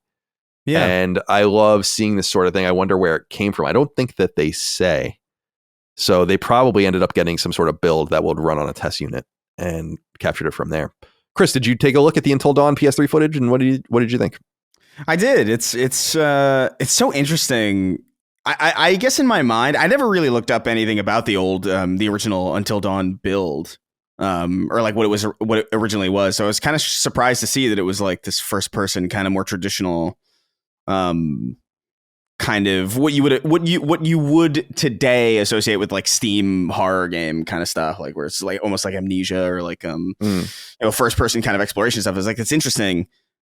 But one thing I have to say is like, I think the way that YouTube does comments is like super convenient now, or the etiquette that YouTube has trained commenters to use comments in is very helpful, because oftentimes people will just timestamp interesting things that they see like in like really long videos, and then like it's really easy to click around to like stuff that's like really consequential or stuff that's just funny. There's one scene where Chris, the character in the game, he's like on a bench, but he's like sideways and like through the wall. Yeah. And then there's like an AI voice that says, "Hey, it's Chris." It's like, it's so awesome. I want to clip that audio and use it, but. Yeah, it's super interesting. I love this kind of shit, like seeing like almost like the very beginning of like how something turns up and how different it can be in the beginning. It's super interesting. I'm glad this made it out. If nothing, just for sheer curiosity. It's super fucking fascinating. It's cool because it looks pretty good, actually. I didn't really remember like what it looked like, but the character models and stuff are pretty good. Considering this was a second-party PS3 game, basically late generation. The other interesting thing, Dustin, and I don't know how much you remember of the original, is it's just fun watching. It's the original game. I mean, they remade the game. They didn't really change very much. It's the same locations, the same characters for the most part. There are some differences with some of the characters. But do you have any thoughts you want to share? Yeah, well, it's crazy, first of all, to think of Until Dawn as a first-person horror game. I mean, since Resident Evil, what was it? Resident Evil 7 Biohazard, right? That was the first one. Yeah, that went to the first person. Yeah, it made me a big fan of first-person horror games. So I wonder with this footage, because a lot of the comments are saying like, wow, this was for a PS3 game. This looks so impressive. I'm like, but is it actually running on a PS3? Yeah, I don't know. When I played it, it was. But it might not be here. I don't know. Yeah.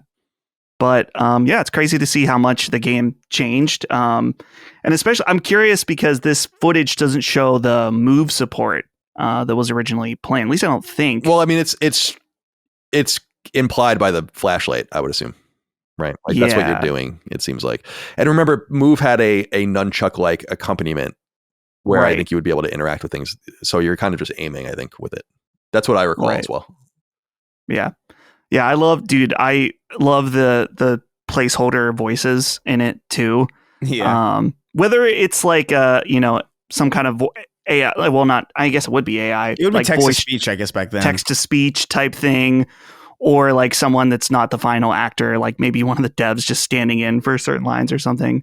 It's pretty cool. Yeah, this is cool. Definitely go check it out. Just look up Until Dawn PS3 2013 first person prototype. And it's from the YouTube channel Digital Preservation. I think you'll enjoy checking it out. I just clicked on 14 minutes and 25 seconds into the video. Like there's an amazing character. A character just drags into frame. And it's awesome. 14 minutes and 25. Let's take a look.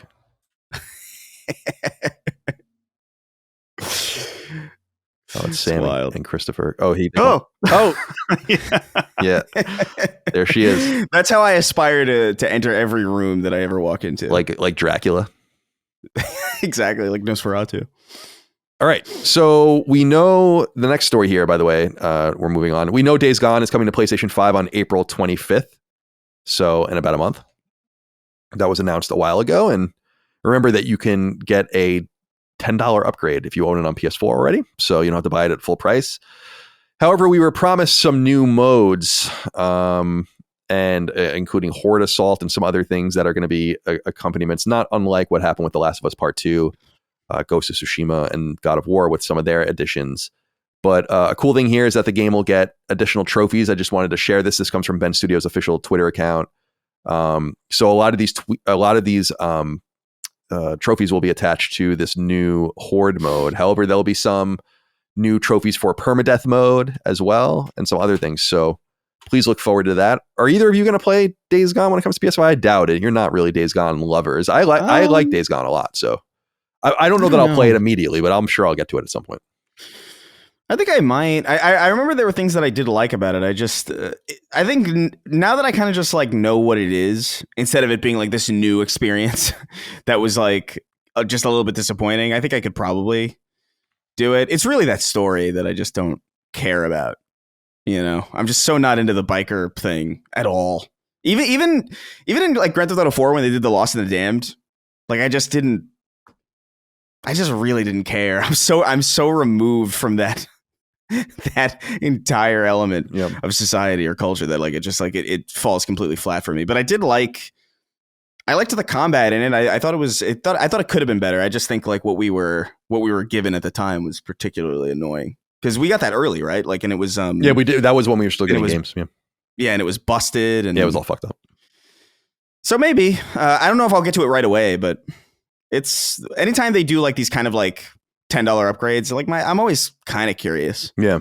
Revisit and see like maybe if they've ironed out some of the kinks that like maybe I would have that would have dragged it down for me earlier. So it's on the list. Dustin, I'm curious what you think about this next story. This comes from Push Square. It says new Batman game appears to be targeting PlayStation 6. They write, quote, with development cycles so long these days and the PS5 generation already way beyond its halfway point, it's perhaps not a surprise to see developers beginning to think about the next generation console like PlayStation 6. It's certainly something that's on the mind of UK studio Rocksteady, as a new job listing for a senior core engine programmer explicitly mentions that candidates will, quote, enable the team to deliver the highest quality game experience on our target hardware, including high-end PC, PS5, Xbox Series X and S, and the next generation of consoles, end quote. The project, which is expected to be a new single-player Batman campaign, will use the Unreal Engine 5, as there are various references to Epic's technology throughout the job listing. As was the case with the current generation, we'd expect a long cross-gen period once the PS6 launches, so it's not really surprising to learn that this project will target both the PS5 and next-gen systems. Are we in a sort of Watch Dogs-like situation now, where we're going to start seeing games that are either explicitly or implied to be next-gen? I think when we are deep in the weeds here, like looking at job listings, certainly at this point, since 2027 is the potential time frame for PlayStation 6. Yeah, at the earliest, I would say. So yeah, those games are going to be starting development. Some of them probably already have. So it would make sense that this would be a cross-gen title. I'm just curious about it in general, where they're going back to Batman. Most of the team has left. They're kind of trying to rebuild themselves from the ashes of Unalive the Justice League, you know? So it's a game that I feel skeptical about, which is sad because that original trilogy is just so good. Self-Harm Squad, is that what it was?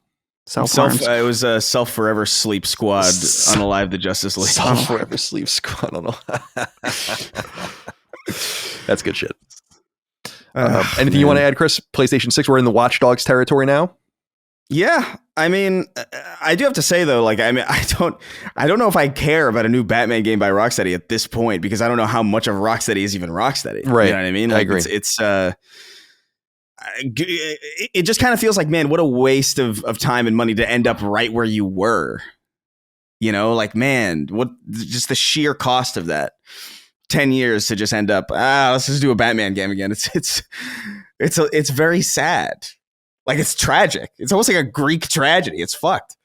Yeah. I'm sorry. Go ahead. No, go ahead. I was just stammering.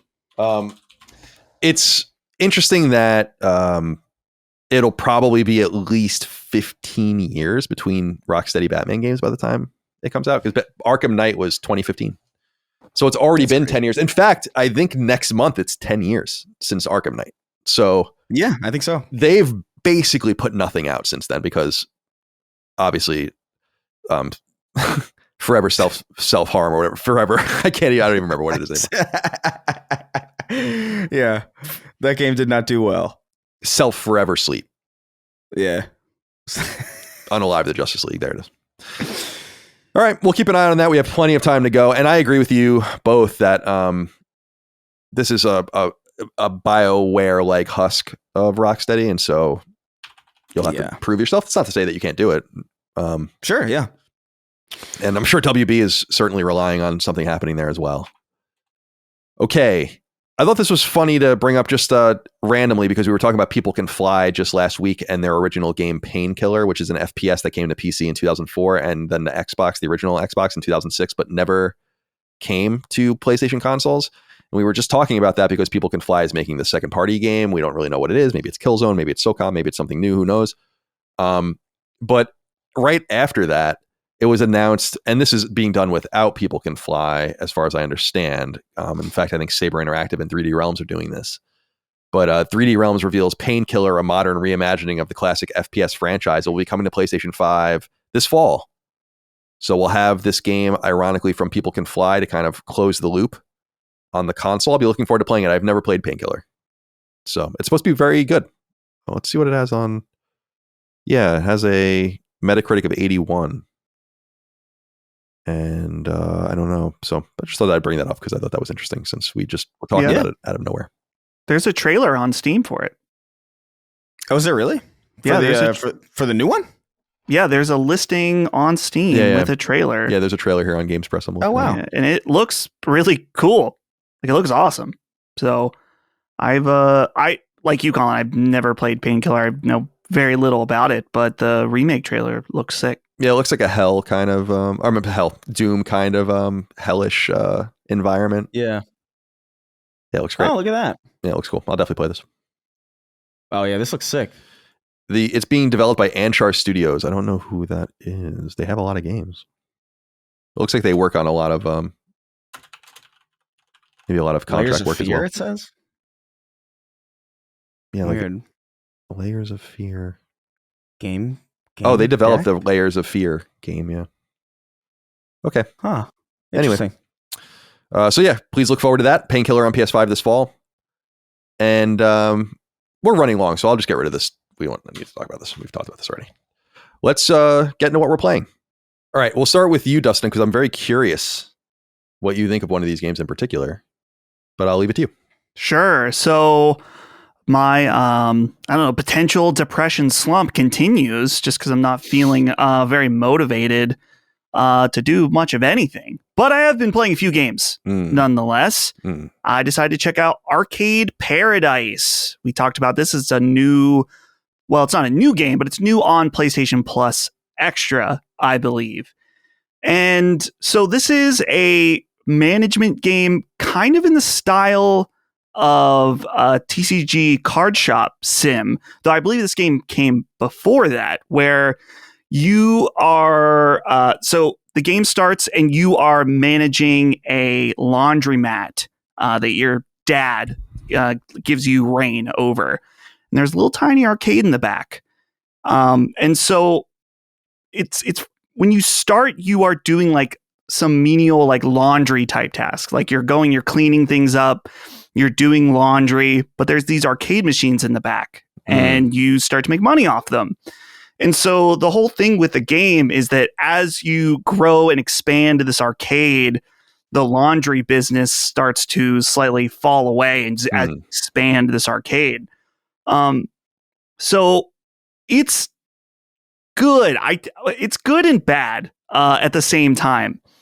The good parts of it are it's really satisfying to get the expansion of the arcade, because first you start with like 3 cabinets. They don't make a ton of money. You're primarily making money off of the laundry tasks that are really boring. It's literally taking a basket, pressing it over the wash, and it will wash for 2 minutes or whatever. Then you put it in the dryer, and then you make $30 or $30 or $50 or something. So Pretty good. Yeah, it's not bad. Not bad pay at first. So the loop that kept me going was each arcade game that you buy is playable. So this game has tons of mini games within the game that has their own challenges and different things to do in them. And as you complete these challenges, the game actually becomes more popular in your arcade. So then you make more money off of each unit. And there's even a management for each cabinet where you have to set the difficulty and the price. And so you want to like min-max the right difficulty to get the most amount of money out of each machine. One big problem, though, is that most of these games are not very good. And it's not just that they're not fun. Some of them are actively annoying to play. And so it sucks when you start a new day and you have challenges for this one game that you have to complete as a daily, and the game is just ass. Some of them are surprisingly like pretty fun, but it makes sense that this game, I mean, at this point, I probably have 15 arcade cabinets and they all have their each individual game that you can play on them. So it makes sense that it's like, I'm not expecting much, but I'm at least hoping that they're not actively annoying to play. So yeah, it's kind of hard for me to recommend just because the games within aren't very fun, but also the progression in it feels insanely slow, especially early on where you're like, man, I just want to really get this arcade thing going. But it's like, no, you're going to be stuck doing laundry. And it's almost as boring in real life as it is in the game, but it's like, you got to do it. So in some ways it was kind of satisfying. It's like you're getting out of doing the boring tasks in order to do the more interesting ones. So, and it can be a bit monotonous too, where each day it starts. And so you got to go into the laundromat. You got to pick up all the garbage everyone left everywhere. So you do that first. And then maybe you have to go and reset some of the different machines as far as like their difficulty in order to max out the money. Go collect the money out of each of the arcade systems. So and that's kind of like normal for these types of games, that it is just like monotonous by design. But like I said, the progression of it is just kind of tedious. It's funny because about 2 nights ago, I thought, I think I'm done with this. Like, I don't really want to play this anymore because it's just too slow and I'm getting bored. But then I come back the next night and I'm like, oh, you know what? I'm kind of recharged. I'm ready to come back. And then I'll play for a few hours. And then by the end, I'm like, okay, now I'm actually done with this game. Just because it's too slow and too annoying with some of the challenges you have to complete to make each cabinet better. So I'm not really sure I recommend it as a fan of these management style games. Which, side note, I just found out about a game that's on Steam. I think it's called Schedule 1. I've been seeing that too. It's one of these management games where you're like kind of building an empire, but it's all about making and selling illicit drugs. And I'm very intrigued by that. So maybe next week I'll have something to say on that. But Arcade Paradise, I guess a solid maybe out there. If you're okay with it being boring, okay with the games kind of sucking. But I think I'm actually done with it at this point, which is unfortunate because I was at the point where I've expanded the arcade probably 3 or 4 times and have all these cabinets. But it's like, I think I get it. There's a lot of things the game lacks compared to some other ones where some other management games where TCG Card Shop Sim, you can fully customize the shop. You can decide where things go. And like in Arcade Paradise, you basically have like these set spots. You can't decorate anything, kind of make it your own. It's just kind of like, this is what it is. So I'd be very curious. I haven't looked this developer, like who they are, what else they've done. A lot of potential in an Arcade Paradise 2, if they were to give it a second go, just because the arcade management fantasy, whatever, is neat. It's just not quite enough there. So I've been playing that. Think I'm done. The other game, I meant to talk about this last week, but I just completely forgot, is Midnight Murder Club. And listeners of the show, you've heard me mention this a few different times. This is a game that's out in early access on both PC and PlayStation. PlayStation is publishing the game, and this is a first-person shooter game that takes place in the dark, and it's multiplayer, where you can only see, for the most part, when you have your flashlight on. And when you have it off, it's completely pitch black. So where this gets interesting is that when you're in a deathmatch mode, is that you can kind of hide so no one can see you, but you can't see anything or see others. So it's like kind of like this balance of like, okay, I need to be able to see. I don't want to give myself away. And so I've played this with the boys online. So like Locke and Ben and Brandon, our friend Justin. I think Jimmy's played. Locke hates this game, by the way. He's so pissed because it doesn't support European keyboards on PC. Oh, like a Dvorak keyboard or something? I don't know if it's Dvorak. He always calls it a Euro keyboard. But I'll look it up. It doesn't work, and the controls are not remappable in early access, so hopefully they get that sorted. But this game is tons of fun. Every time we've played it, I think it's just a total blast. It has the proximity voice chat, so you can hear people getting into scuffles like a few rooms over. Sometimes it's fun to just fuck around, start screaming or whatever, or yelling at people, calling someone a dick, whatever. There's a mode that we really enjoy. I think it's called Wild Card, where each person that plays gets to choose a card that's a modifier for the game. So one person might choose, it's like, okay, this is a team game.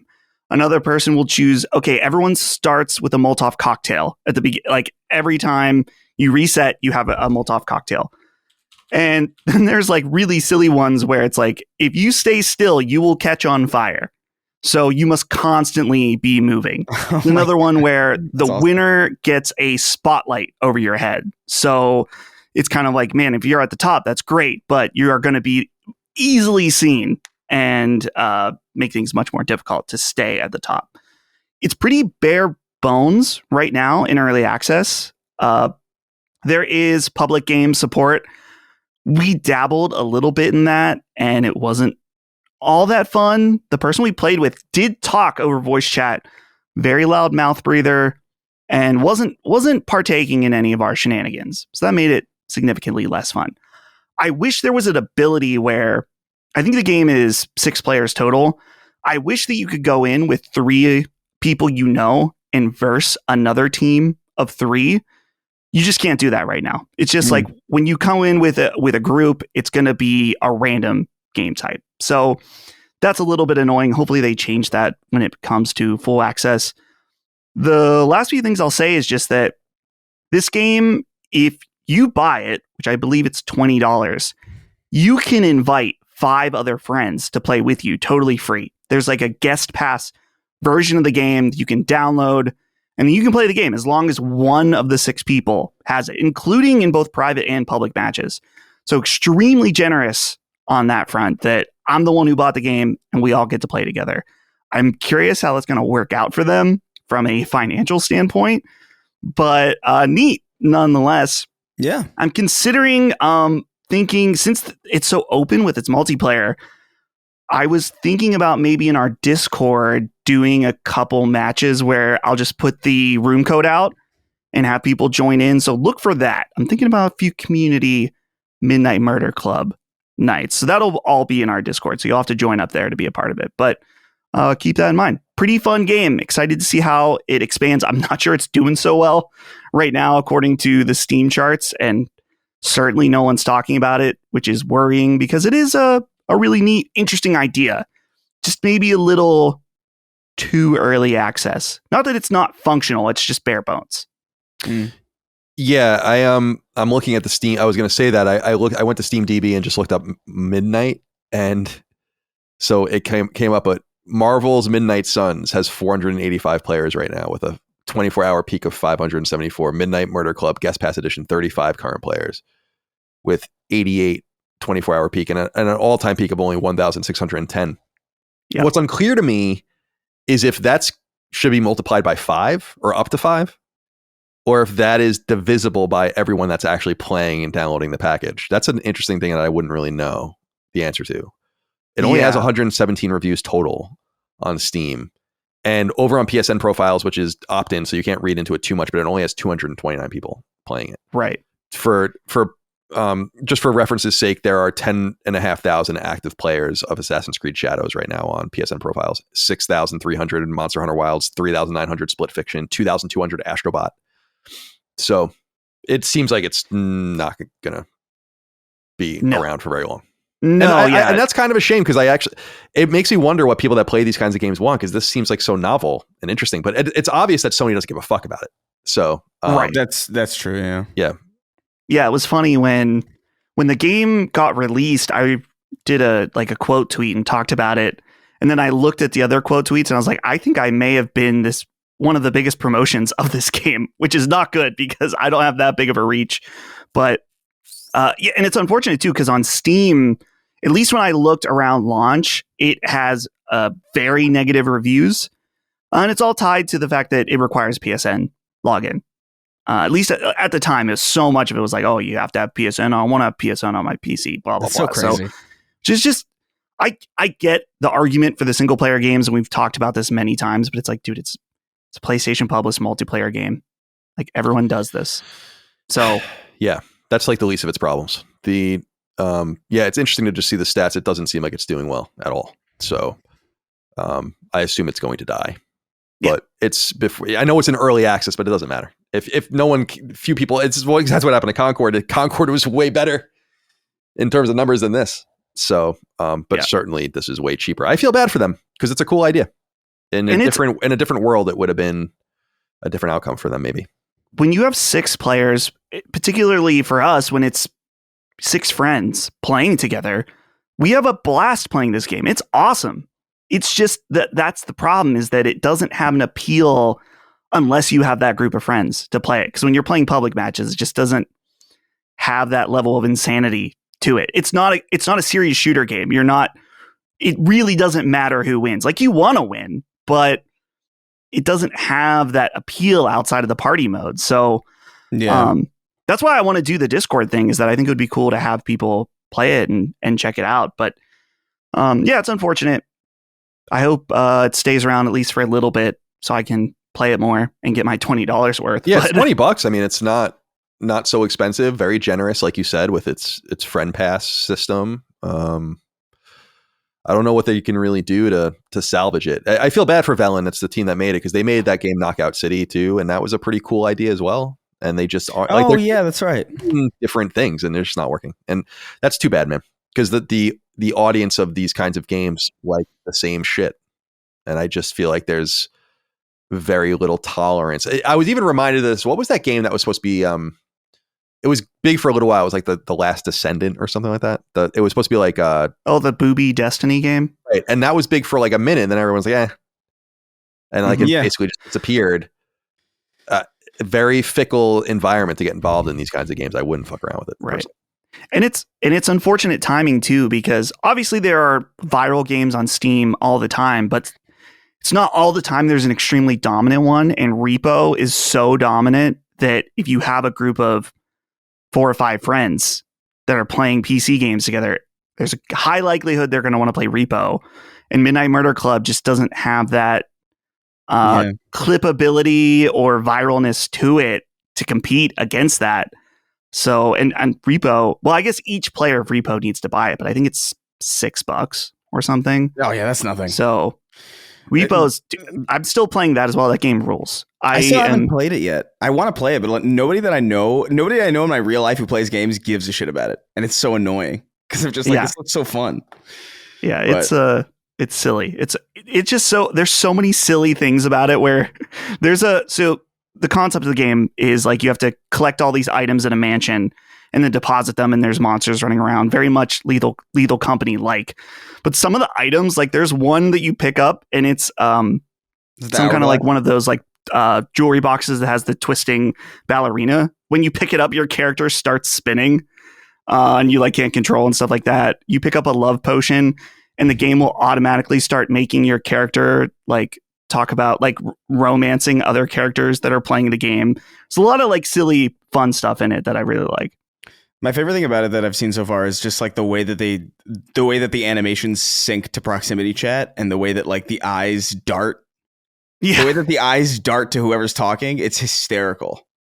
Yeah. Like I love the premise of Repo. I got to get around to playing it at some point, but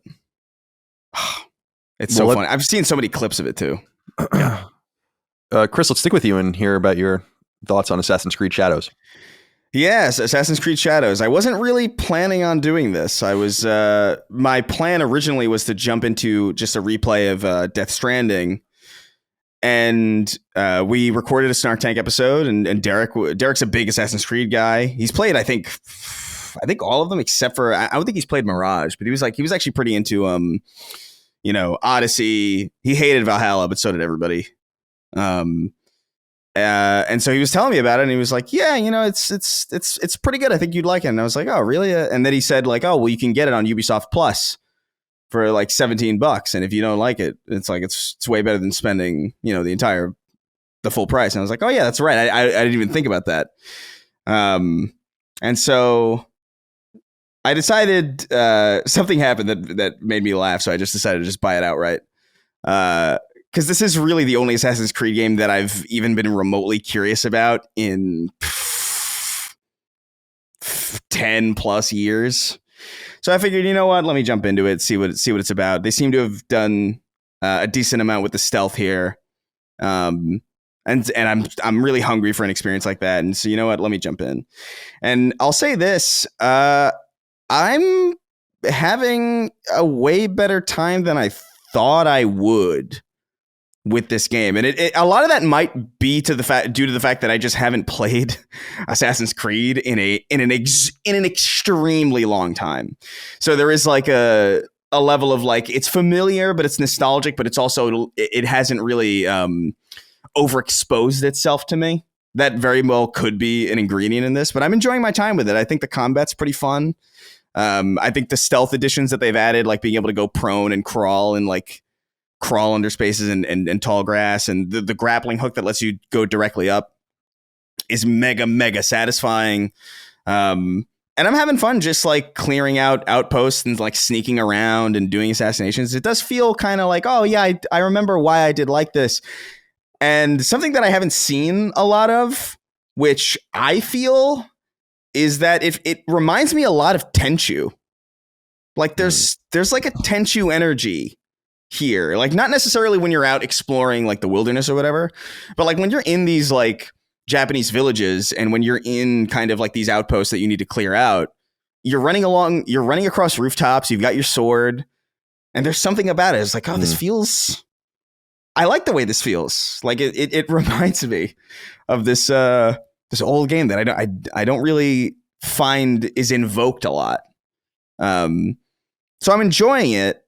One thing I will say, like some of the issues that I do have with it, this is not nearly a perfect game at all, but like this, and I don't know if this is just this modern day Assassin's Creed, but there's so much tutorializing to the point where I don't even really understand how it makes sense. There's this big prologue that happens where you're Yasuke, and I'll get more into that in a little bit, and you're kind of thrown through, the tutorial gamut. It's like, here's a bunch of enemies, dispatch them. Here's, XYZ mechanic.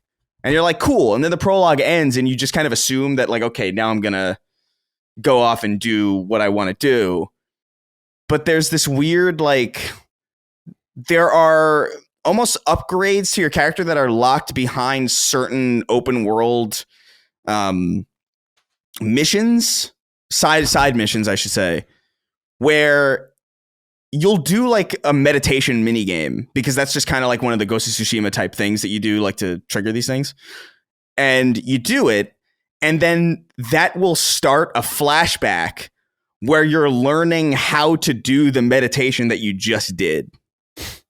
And it's just kind of like, what is going on?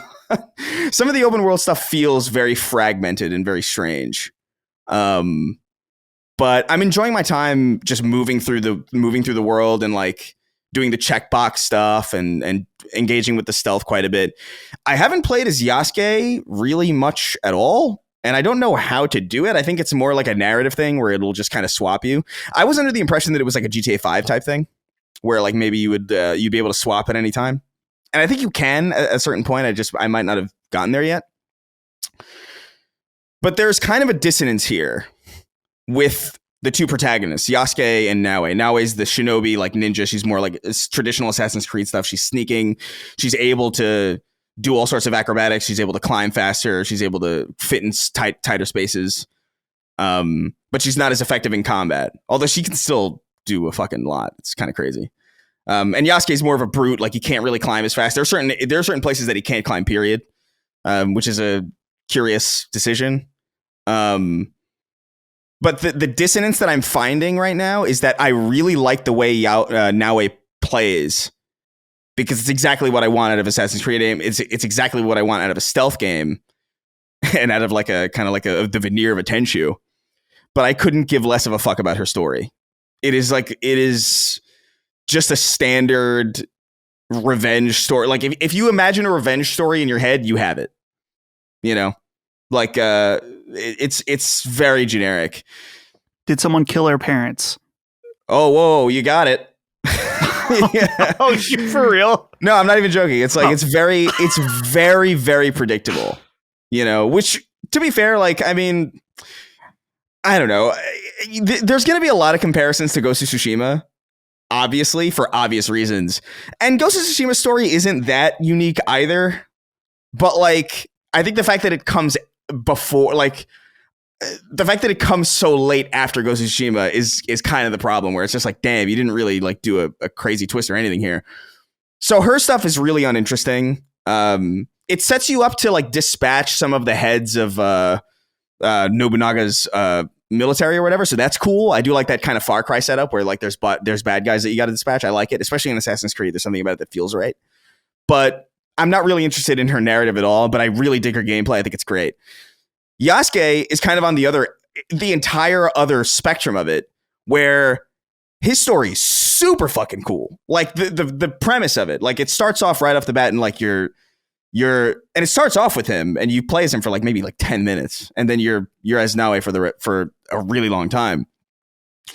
But it starts off, you're with these Portuguese people going to Japan and they basically like trade you to Nobunaga, like the story, and it's really interesting, like the interplay of it. I didn't expect to be as into it as I was. And it makes me realize it's like, oh yeah, no, this is kind of, I see why they chose this as like a path, because his story is just genuinely fascinating. Like they're like the entire island is like transfixed by him because they've never seen anybody like him before. And they address it. They don't like shy away from it or anything. Like they address pretty immediately. It's like, I've never seen somebody who looks like you, like, you know, it's I don't know why I just wasn't expecting that. I was expecting it to be like more like coy or something, but it's pretty blatant and it's interesting. But his gameplay is just not Assassin's Creed. It's very like, it almost feels like Dynasty Warrior sometimes, where you're really hitting people and it feels comical. Like Yasuke can kick a guy like 90 feet. It's awesome, but it also feels like, I don't know if this really feels like Assassin's Creed. He's very slow.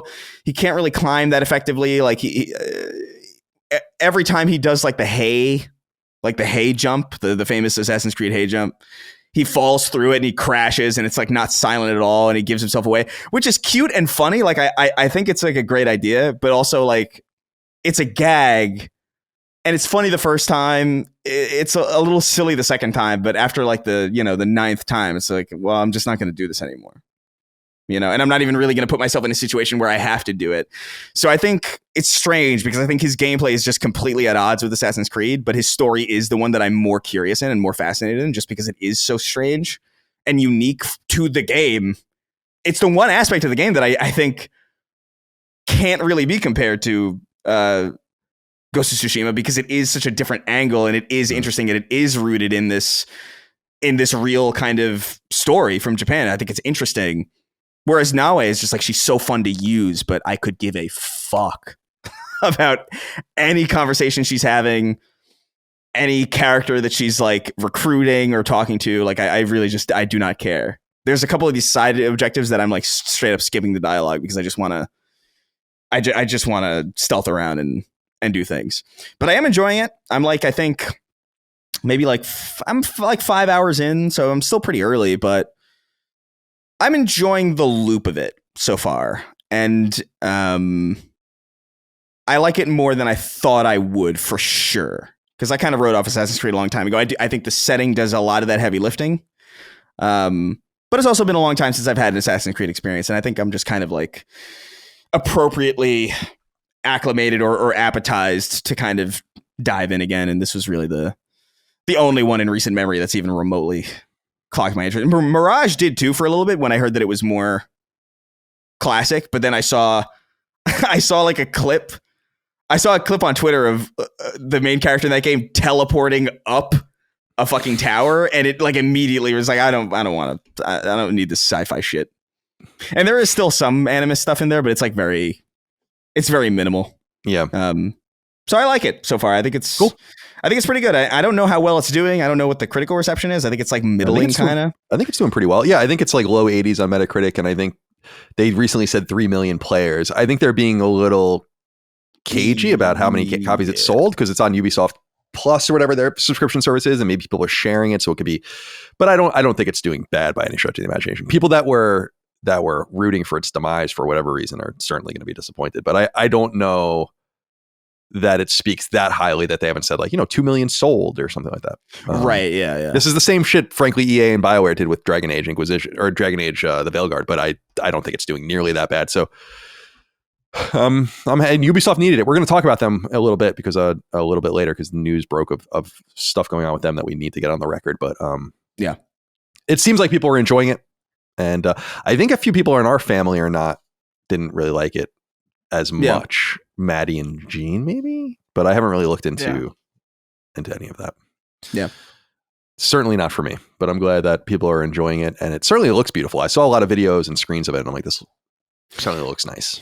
Yeah, it's very pretty, especially on PS5 Pro. I think it looks pretty good. They do have that 40 frames per second mode, which I fucked around with, but like I'm too much of a like I need my 60. I don't really care. I think every game looks unreasonably good today anyway. Like I just don't care to lose like I don't know. Oh, the pixels on my leaves are a little bit too noticeable. Like I don't know if I give a shit, But the cherry blossoms don't bloom this time of year. They got the seasons wrong. All right, that's Assassin's Creed Shadows. Mm-hmm. I can go relatively quickly here. I'm still playing Tactics Ogre Reborn. I'm near the very end. I haven't played it in a few days, but I should beat it in the next couple of weeks. I messed around. I was kind of just bored and bumping around a little bit. So I went in and tried The Last of Us Part 2 on PS5. Specifically, its no return mode. On a side quest for a Puff wrote in and said, "Howdy, Cunnilingus Committee. Colin, you mentioned last week that you were going to boot up The Last of Us Part 2 and maybe even dig into the no return mode of the game. I'd love to hear your thoughts on this mode, which I find myself bouncing back to frequently. At the risk of again beating The Last of Us Online dead horse even further, I would love to hear your insight into what hints the no return mode might whisper in regards to what a full online factions mode could have looked like. Chris and Dustin, be well. Colin, continue to be." Thank you. It's not very nice. Love you guys and all of Last Stand's content. Cheers from Idaho. So, I messed around with no return for several hours, I would say, and it's pretty cool. It tells you explicitly when you begin the mode, it says it in like bright orange text, like you should have beaten the game before you play this. This is important because there's a lot of it's a lot of randomly generated stuff, environments and enemies and stuff, and so it'll spoil things for you. But I think the bigger thing that you need to go into it with is like you really need to know how to play the game.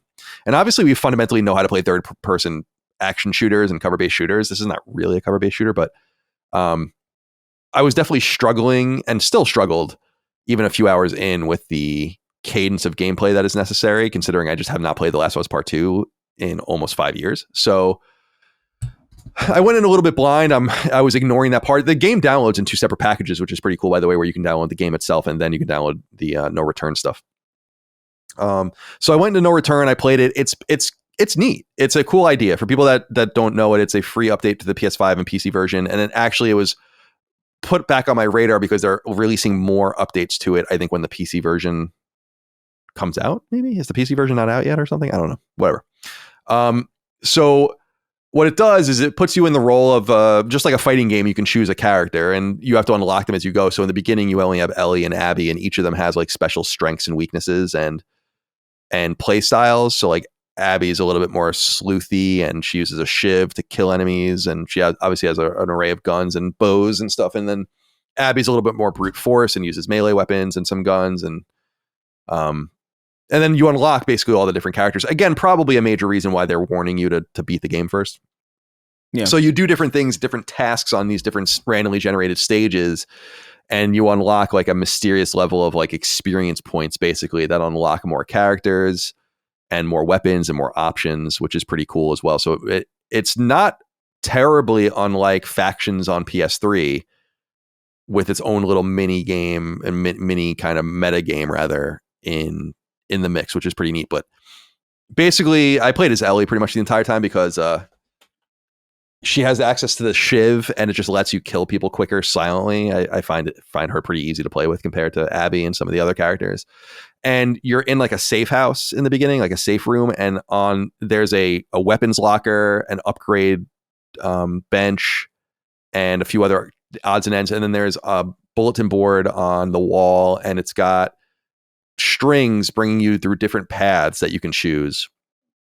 And you have to kind of make selections as you go. And like, this will be an assault stage. So it means that like, you're going to be attacked actively. Like they know you're there. There's like kind of a stages where you slink around and try to kill people as quickly as possible in waves and all the rest. You earn your points and then you go back to the safe room after each mission, and you use currency that you get, as well as you get like upgrades for your guns and weapons and tchotchkes and stuff that you can make, and supplements to make yourself stronger. And the entire idea is that it's all one play. Like if you die, it's over. And the idea is to get, I think, 7 stages in. The 7th stage is usually like a big boss fight, a culmination, and it can be a random thing like a bloater or something like that. And I got to be honest with you, I have not been able to get through. I'm playing it on normal difficulty, and I have not been able to get through I've gotten to the last stage several times, but I can't beat the boss. And it's pretty cool because you don't really know what you're going to face necessarily. And it requires you to save your ammo and be careful about what you're upgrading and make choices to make your character and cater your character a certain way. So it's pretty cool. It's free. So if you own The Last of Us Part 2, it's, I think, only on the PS5 version, and I think it's a pretty clever use of assets. And I was talking to Micah about it. I'm like, this isn't a big thing, but it's not a small thing. Like this took a little bit of an investment, I would say, into making this happen. It seems more robust even than Ghost of Tsushima Legends or something. So the one thing I was saying recently, and this is how it came up a couple of weeks ago, is I like that Sony's doing this with their games. It's not necessarily always for me, but it's cool that they, like, for instance, I would prefer that they add New Game Plus much quicker and things like that. But they obviously have a cadence in post-release of keeping things relevant. We're going to release the New Game Plus. We're going to release a photo mode. Maybe we release an expansion. Then we release this kind of multiplayer option, Game of the Year edition, put it all together, sell it again. I don't mind it. It keeps things fresh. And of course, on the other side of No Return is just the wonderful Last of Us Part 2. That's the primary package for you to play. So glad I got that to check that out. It's still on my cross media bar, so I'll be messing around with it still. And now that I've marinated on it a little bit, I'm probably better at it now that I've given myself a little bit of space. But the game that we have to talk about is the following. Non-binary robot wrote in, said, "Okay, Colin, you're on the clock. You have 5 minutes to sell me on Atomfall. Go." All right. I can do that non-binary robot. Thank you for writing in. So I'm playing Atomfall. I'm about 8 hours in. I said earlier in the show that I actually got, although I was happy to do it. I was just on PSN. And I'm like, it's 3 days early access. It's $20 more. The expansion, people seem to like it. I know Maddie's really into it. It sounds cool. So I just did it. I extracted 8 hours in that early period because now it's out for everyone at the time we're recording this. And for people that don't know, it's a game from the British studio Rebellion. And Rebellion is best known for the Sniper Elite franchise as well as the Zombie Army games. And they've done a lot of stuff like deep in the past. They did that horrible Bethesda published game Rogue Warrior, which is considered like one of the it came out in 2009, like one of the worst shooters ever. Oh, you mean one of the best games ever? Because well, the best ending. It's Mickey, isn't it? What's that guy's name? Is it Mickey Rourke? No, it's Mickey not Rourke. I think, isn't it? I thought that's who it was. Oh, it might. Yeah, and he just curses the whole time. Yeah, there's like a song famously. If people want to go look up the Rogue Legacy ending song, there's like a whole song. Rogue Warrior. I'm sorry. Yeah, I keep saying Rogue Legacy. Rogue Warrior. You're right. Rogue Warrior. Rogue Legacy is a great game.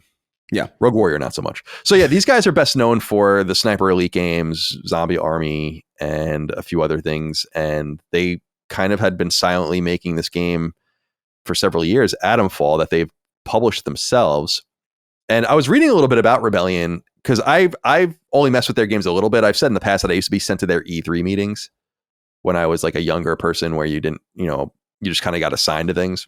So I got to know them a little bit there and they were really nice. I had no idea they were so big. There's like almost 500 people working at Rebellion. I have no idea. They must be doing substantial contract work, I would assume.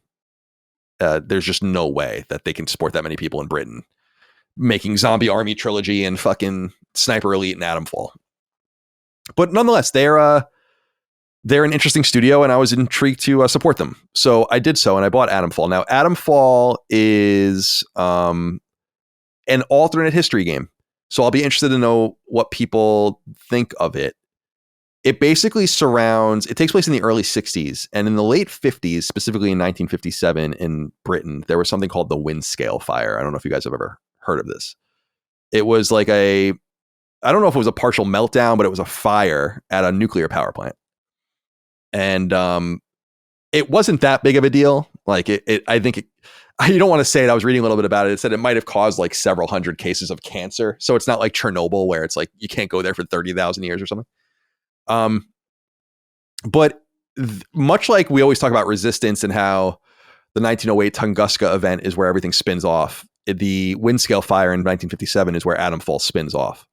And in the game, which takes place in the early 60s, it's been 5 years and you're a player with amnesia. You don't know who you are and you wake up and you actually immediately encounter this dude who's like bleeding and dying. It's pretty interesting. And you have to like treat his wounds or not. Or you can steal from him. You can do whatever you want. And he gives you a little bit of a hint. And much like Fallout, although it doesn't take nearly as long, like in Fallout 3, it takes like, a couple hours to get out of the vault. In a few minutes, you're out into this wilderness. And it's the wilderness surrounding Windscale in the UK. And what you realize is that something tragic happened at what they call an atom plant. Like they don't talk about nuclear power. So it's unclear if it's like an alternate kind of feel on nuclear power. And they're talking about playing with atoms and doing all this stuff. But in the time since the Windscale Fire happened in game to the early 60s, when you wake up, an entire like wall has been erected around the area and no one can leave. And it's about how like, it's pretty cool. There's a trapped cordon of military inside that is basically taken over. Like they can't get out either. They have no idea how to get out, but they've been trapped and they have all the weapons and stuff. So they kind of like take the place over and bring some sort of like fascistic order to things. And there are like some different cults and raider type characters and traders and all sorts of stuff. The entire idea of the game, so it's a Fallout-like game, but it's presented most like Borderlands or something like that, where it's segmented. It's not a true open world. They're open sections of the world. And honestly, the game that it reminds me of quite a few games, but Deathloop is one of the games it reminds me of for some reason. It's not nearly as fine as Deathloop. Like I think Deathloop is a really great game, actually. The shooting is not as good. The story is not as interesting, I don't think, or at least not yet. But the one thing that this game predicates itself on, and I think it's going to be a make or break for people, is it doesn't tell you anything. So you have like a map, and the map will get marked with locations that are rumored or that you encounter, and it'll be permanently there. And then you have like a series of many, many documents that you find, and you kind of troll through them. Some of them are important, some of them aren't. And then they'll add like things that like leads for you to like pursue. But there's no quest log. There's nothing. There's no fast travel. There's nothing you can really do. It's not gamified very much. And at first, this kind of annoyed me, and at times it still does, where I'm like, just help me a little bit here. Like, I don't want this to be like a full-time job, but I also, on the other hand, not only understand what the intrigue about this would be for a lot of people, but have fallen into it myself. So you come across like a cavern, like a mine shaft, and you go into it, but you have no map. You have no idea what's in there. You have to remember what you find and like what if there's anything important in there. And the entire idea basically is you're trying to get out of this place. You don't know really who you are. You don't really know what happened, and you're trying to escape. And there are just different ways to do it. The game can apparently be beaten in under 5 hours if you know what you're doing, which is interesting. And in fact, there's a trophy for that. But it seems like it's taking people more like between 20 and 30 hours. So I have a ways to go. And it's a game. I will say that the story and like the characters and stuff are interesting enough for me to be intrigued by it. But it's not as full of life as you would think. You don't meet many NPCs that will talk to you or interact with you. Pretty much everything you encounter out in the fields is hostile to you. I was reading in some stuff like there's theoretically you could play it non-violently, but I'm not really sure how that would be possible, to be honest. Like I just don't really understand if that like how you would play that way. There is some other cool things that I enjoy is like you can only carry a certain amount of items. You will never be able to upgrade how many items you can carry. You'll never be able to upgrade, certain things about yourself to make things easier. You can find weapons and whatnot in the environment, food and things to eat, and you can craft things with items you find. You can scavenge bullets and so on and so forth. So, yeah, I'm enjoying it. I have more to go. I don't know that I want to sell you on it as non-binary or robot said, because I don't really know how people will feel about it. It's in the mid 70s on Metacritic apparently, which is a little bit of a window into how people feel about it. Seems a little harsh, but I get it too. It's not a very fine game. It's pretty enough. It runs pretty well. It did crash on me once inexplicably. What I'm surprised about, I think mechanically, is the shooting isn't very good, which is like what their bread and butter is. And I think it's because they're making something far grander than what they're used to. And it's probably running in perhaps a different engine than they're used to or whatever. I don't really know the details of it. So yeah, that's it. I'll have more to say about it maybe next week. And maybe we'll even do a deep dive Sacred Symbols Plus on it at some point. But yeah, Atom Fall. Do I recommend it? I think you should take a look at it, read about it, investigate it. I don't know if it'll be for you or not, but it's kind of like Fallout. Yeah. I've heard it's kind of stalker coded as well. Yeah, I wouldn't really. I'm not really familiar with Stalker, so I don't know. Yeah, some of the things you're saying is kind of reminds me of it, but yeah, I'm curious about it. I don't know. I got to look more into it because it seems like something that would be up my alley, but I just haven't paid that much attention to it. Yeah, Atom Fall is out. I'm not crazy about the game the name of the game, Atom Fall, but it makes a little more sense, fall, dude. Huh? It's another fall. It's another game with fall. Yeah, exactly. It's too much. Yeah. But yeah, I don't know. So I don't know if either of you guys will check it out or anyone out there will be interested in it, but it's what I've been messing around with lately. And a few people on my friends list have been playing it. So there's some interest in it, but I do like my alternate history and I like spinning off from those events and trying to make something of it, especially something a little more obscure. Like I've heard of the Windscale Fire, but didn't really know anything about it. So I read about it. And so it's interesting to learn something real too. And I like, it's cool. Like someone came up with a fairly ingenious idea for a story that really hasn't been explored in games that combines the real and the fantastic. And so, yeah, Atom Fall. I'll be curious to see how it does. I don't know how it's doing. I don't know what their hopes are for it or if they're even that reliant on it, to be honest, but yeah, they did fund it themselves. So that's Atom Fall. All right. I'm going to delete this inquiry because we're running a little long, so we have more news to get through. So let's get into the news now. There are three things I want to talk about this week, but the first one is one. So I'm walking into this a little blind because this happened while we were recording, but it would be crazy for us to wait to talk about this. So I pulled up a few things here. Let me see if I can find them. So it has been revealed that Ubisoft has indeed spun off, as I predicted they would, Assassin's Creed, Far Cry, and Tom Clancy into a separate company that will be 25% owned by Tencent. And this was announced just this morning. We don't really have very many details because there's only a brief press release about it. And they don't really say very much in it. And then I went and I saw Insider Gaming has, which is Tom Henderson's outlet, has internal letters that were being circulated to people that work at Ubisoft, because this is probably a fairly frightening event, especially if you're not working on those games. I don't really know what exactly to make of all of it. And I'm sure we'll have more to say about it next week. I'm even thinking maybe it'd be fun to do something with Hogue next week and really get into the nitty gritty of it. But in the meantime, I just wanted to present this. I'm curious what you guys think, if you even have any thoughts.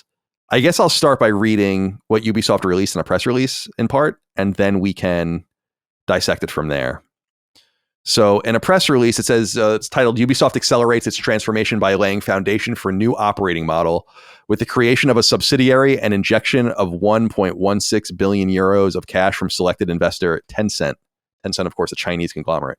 It says today, Ubisoft announced that it is accelerating its transformation by taking an important step in rapidly evolving its operating model. What a bunch of just malarkey already. With the creation of a dedicated subsidiary based on its Assassin's Creed, Far Cry, and Tom Clancy's Rainbow Six brands. So Rainbow Six specifically. Following the formal and competitive selection process initiated by the group earlier this year, Tencent will invest more than 1 billion euros for a minority stake in the subsidiary. This new subsidiary will focus on building game ecosystems designed to become truly evergreen and multi-platform.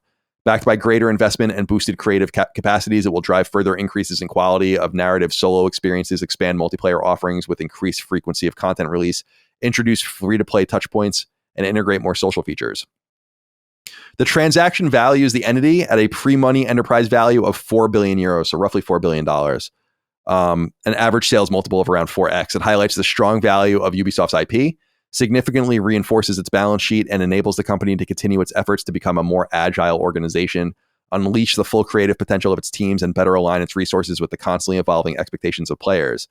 The binding agreement with Tencent follows the formal and competitive process in exploring and assessing different strategic options announced earlier this year.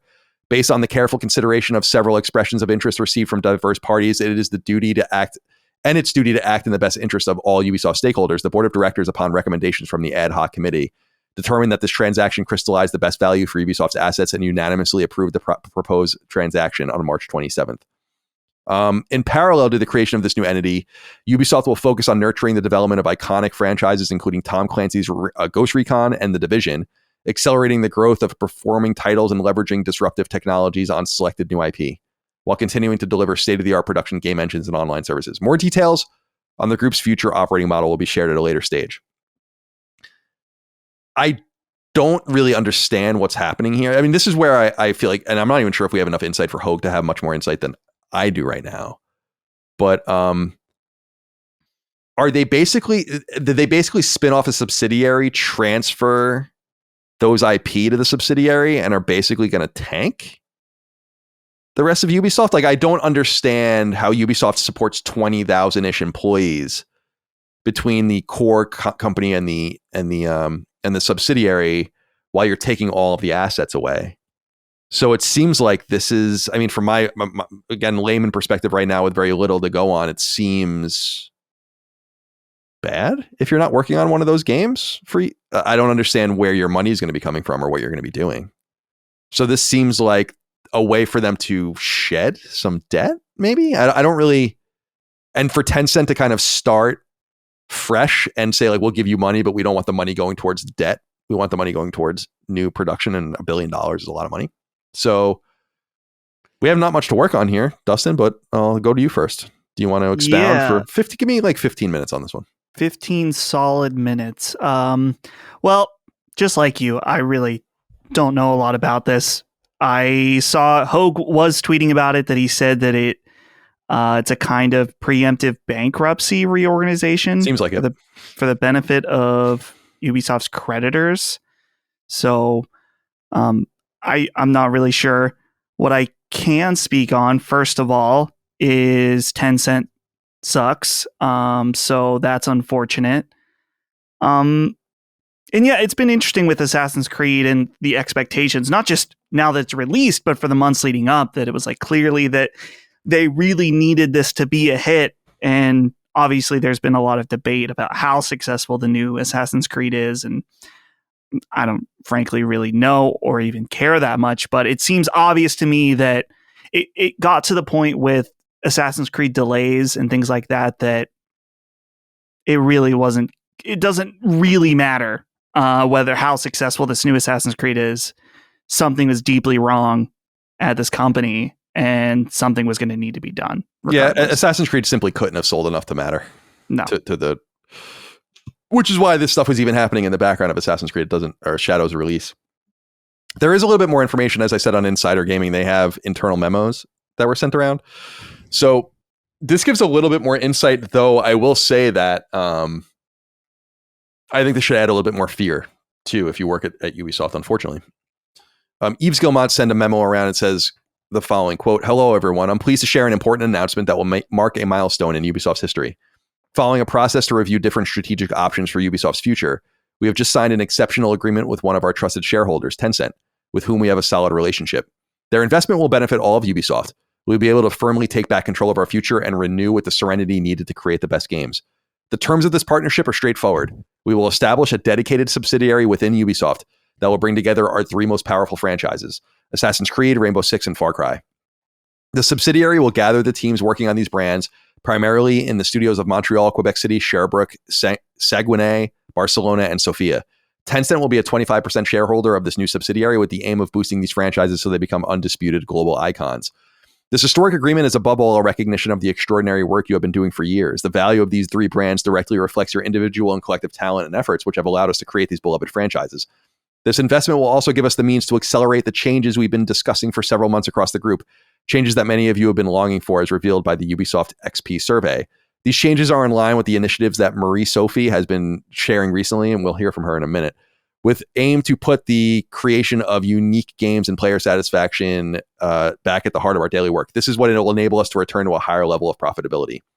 The announcement comes at a pivotal time after the very positive reception of Assassin's Creed Shadows and the excitement sparked by the announcement of Rainbow Six Siege X, which we can be very proud. I want to express my deepest gratitude for your resilience, tenacity, courage, and creativity, all of the qualities that make Ubisoft a truly unique company and that helped us overcome a challenging period over the last few years. The coming months will be dedicated to shaping our next chapter. Of course, this new step in our transformation will raise many questions, including on an individual level. We are committed to keeping you regularly informed, answering your questions, and providing visibility on the next steps. Pretty ominous, in my opinion. And then I promised we would hear from Marie-Sophie de Warbert, who is the Chief Studios and Portfolio Officer. She had this to say in follow-up memo. She said, quote, "Hello, everyone. I wanted to follow up immediately with all of you in Montreal, Quebec City, Sherbrooke, Saguenay, Barcelona, and Sofia after Yves' email regarding the new business unit that is being created. First and foremost, I want to emphasize that the agreement we announced is a powerful enabler and an exciting opportunity for Ubisoft that will help us accelerate our evolution and improve how we make games with greater focus and agility. Tencent's investment is a strong testament to their trust in our ability to grow Assassin's Creed, Far Cry, and Rainbow Six. This is a direct result of the incredible work you've done in making these franchises iconic as a lead of major co-dev studios. I also want to be clear, if you're not currently working on these brands, it doesn't mean your work matters any less. This agreement will benefit all of Ubisoft, giving us the means to spark more innovation and creativity across the board. This marks the beginning of a new chapter, and you will play a vital role in shaping it. In the coming weeks and months, we will work hard to build the best organization possible for Ubisoft, for our teams, and for our players. Of course, this brings some uncertainty and questions. Right now, we may not have all the detailed answers, but we are committed to communicating with you transparently and regularly. Supporting you through this transition is the top priority for your local and your global leadership teams." So they're really going out of their way to not say it, in my opinion. What do you think, Chris? I mean, this whole thing just kind of feels like none of this is. It's not like a big transformation for Ubisoft. It wasn't necessarily expected. I just kind of. I don't have the legal acumen to really understand what any of this is in the short. Like, so Tencent is invested like an insane amount of money. It's not a purchase, but I mean that's a pretty substantial amount of control, I would imagine. So like, what does that mean? Like, I'll say this. I think the thing that's most interesting about this is that like they're specifically focusing on like sub Tom Clancy things, like Tom Clancy's The Division, not necessarily like Tom Clancy as a whole. It seems like they've made their decision. In my mind, like there's very clearly not going to be a Splinter Cell ever again. In my interpretation of this, maybe I'm wrong, but I kind of doubt it. I don't think that project is going to go anywhere. And so I just wonder what this means from, like, are they basically just going to be Far Cry? Well, the subsidiary, I think, will overtake Far Cry, Assassin's Creed, and then, Rainbow Six. And this is what I think Hogue was saying. And again, we're flying kind of blind right now because this was literally just announced in the last hour. But like Dustin said, his tweet saying that it's kind of a preemptory bankruptcy reorganization to the benefit of Ubisoft's creditors. So the way I read it, and I'm not really even sure how this is possible, but the board of directors approved it. So I'm sure it's all on the up and up, obviously. But it's like, it seems like we're just going to we're going to create a new organization. We're going to seed it with 75% of Ubisoft's assets and then 25% money and 25% of Tencent's, which will give them a minority share. And we will transfer these IP to that subsidiary. And then it just seems like that bodes really poorly for the rest of Ubisoft, because what does that mean for the most of the people that work there and all the other IP? I mean, you're talking about some things that don't really matter, but you're talking about things that kind of do. I mean, like Rayman kind of matters. I mean, Prince of Persia kind of matters. Beyond Good and Evil kind of matters. I don't know if it means that they're going to try to sell these things, if they're going to continue to try to spool these things up at base Ubisoft. But I agree with Hogue where he says this doesn't seem to look great for the operating infrastructure of old Ubisoft. I mean, I would agree. I don't know how you can keep... Obviously, yeah. If you're going to remove all of the true value out of the company and put it in a new subsidiary, it seems like you're kind of rearranging chairs and letting one go down and keep the other one afloat with your most powerful assets. So we don't really know yet, and I think it's going to require more dissection, but this did happen, and it's important to put on the record nonetheless. So we'll keep an eye on it. Nothing more to really say about it. And maybe I'll try to set up something with Hogue next week as well. Is there anything else we want to say about this? Okay. No. Let me make a note here about this. All right. So I promised a little earlier in the show we would talk more about the Nintendo showcase that happened. Did you guys watch that? I know Micah got up for it, but I didn't actually watch it. Did you, Dustin? Yeah. I watched it. What did you think? Yeah, I caught up on some of this stuff, but I didn't watch it. What did you think? It's hard to be excited for this Nintendo Direct when everyone's excited for the one next week. But there was a few cool things there. Of course, Metroid Prime looks really cool, interesting. Some deep cuts getting some love, like Rhythm Heaven coming back. Tomodachi Life, which a lot of people are really excited for, but I've never played. It looks weird as hell, so I'm mildly intrigued by that. And Nintendo just being exceptional at doing something like another company that's a good thing, but just doing it worse in every way with their weird digital card, like digital game card system. All really weird stuff. So but yeah, a few PlayStation related announcements snuck in there as well. Yeah, that's what I wanted to primarily talk about. Although I think the most interesting thing was the game sharing thing. Yeah. I thought that was, I was looking at the video. For people that don't know, it sounds like you can share digital games between Switch accounts now if you're in like some sort of family structure. And I think you could have up to X amount of people within that family, right? It's like 5. Yeah. So I'm like, that's pretty interesting. I was thinking about it. I'm like, why?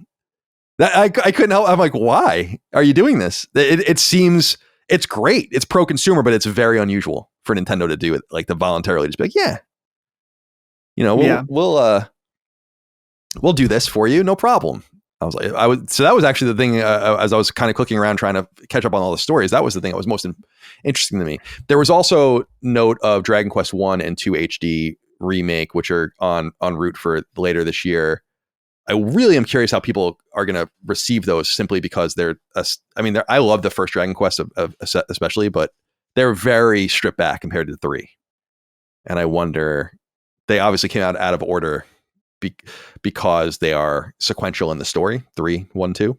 But yeah, so I noticed that as well. But yeah, the game sharing thing was the biggest thing to me, other than, I guess, the games that you were talking about. So 2 games of note were announced here, and both of them are being published by Bandai Namco as licensor of Sony IP. So let's get into this. The first one is a little bit more interesting to me because I'm not really sure exactly what the fuck this is. The press release says, dust off your clubs. Everybody's Golf Hot Shots is coming this 2025. Bandai Namco Entertainment Europe announced today that the classic golf game series Everybody's Golf returns to the fairway in 2025 with Everybody's Golf Hot Shots on Nintendo Switch, PlayStation 5, and PC. Prepare to swing into fun and hit the greens of numerous courses teeming with variety. Everybody's Golf Hot Shots will bring back the classic gameplay that everybody loves. The 3-button shot mechanic will let anyone jump in and get that perfect shot. Easy to learn, yet challenging to master. The game will offer solo rounds where players can work to beat their personal records in a challenge mode with tournaments to climb against challenging competitors. The multiplayer mode will allow the creation of friendly competitions for up to 4 players locally or online. Finally, the new terrific wacky golf mode will spice things up with crazy rules and events for a whole new way to play golf. It's unclear to me who's making this. Bandai Namco. Oh, go ahead. I got info on that because that's one of the most interesting parts. Yeah, hit me. So it is being developed. I'm reading a IGN story. Digimon Survive Studio Hyde is making this game. So a Bandai studio. Yeah, Bandai Studio making it. Very interesting because, as some of you may remember, Everybody's Golf was for decades made by Clap Hands, which was a Studio Japan team that then, of course, Studio Japan got shut down. They went and survived, but was making games under the name, well, first I think it was Clap Hands Golf, which was an iOS, like Android phone game, but then eventually coming out with Easy Come Easy Golf, which came out on Switch, mobile platforms, but not PlayStation. So it's really interesting now because Clap Hands is still out there making Everybody's Golf style games, but now Everybody's Golf is back without them.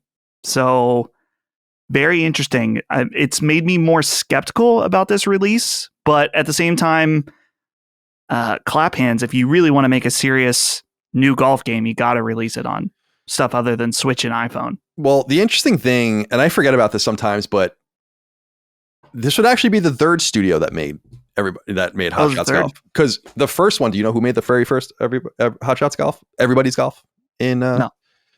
Japan, 1997, Camelot. Camelot, of course, is well known for its Mario sports games and all of the rest now, and they're very much in the Nintendo ecosystem. Although Nintendo doesn't own them, right?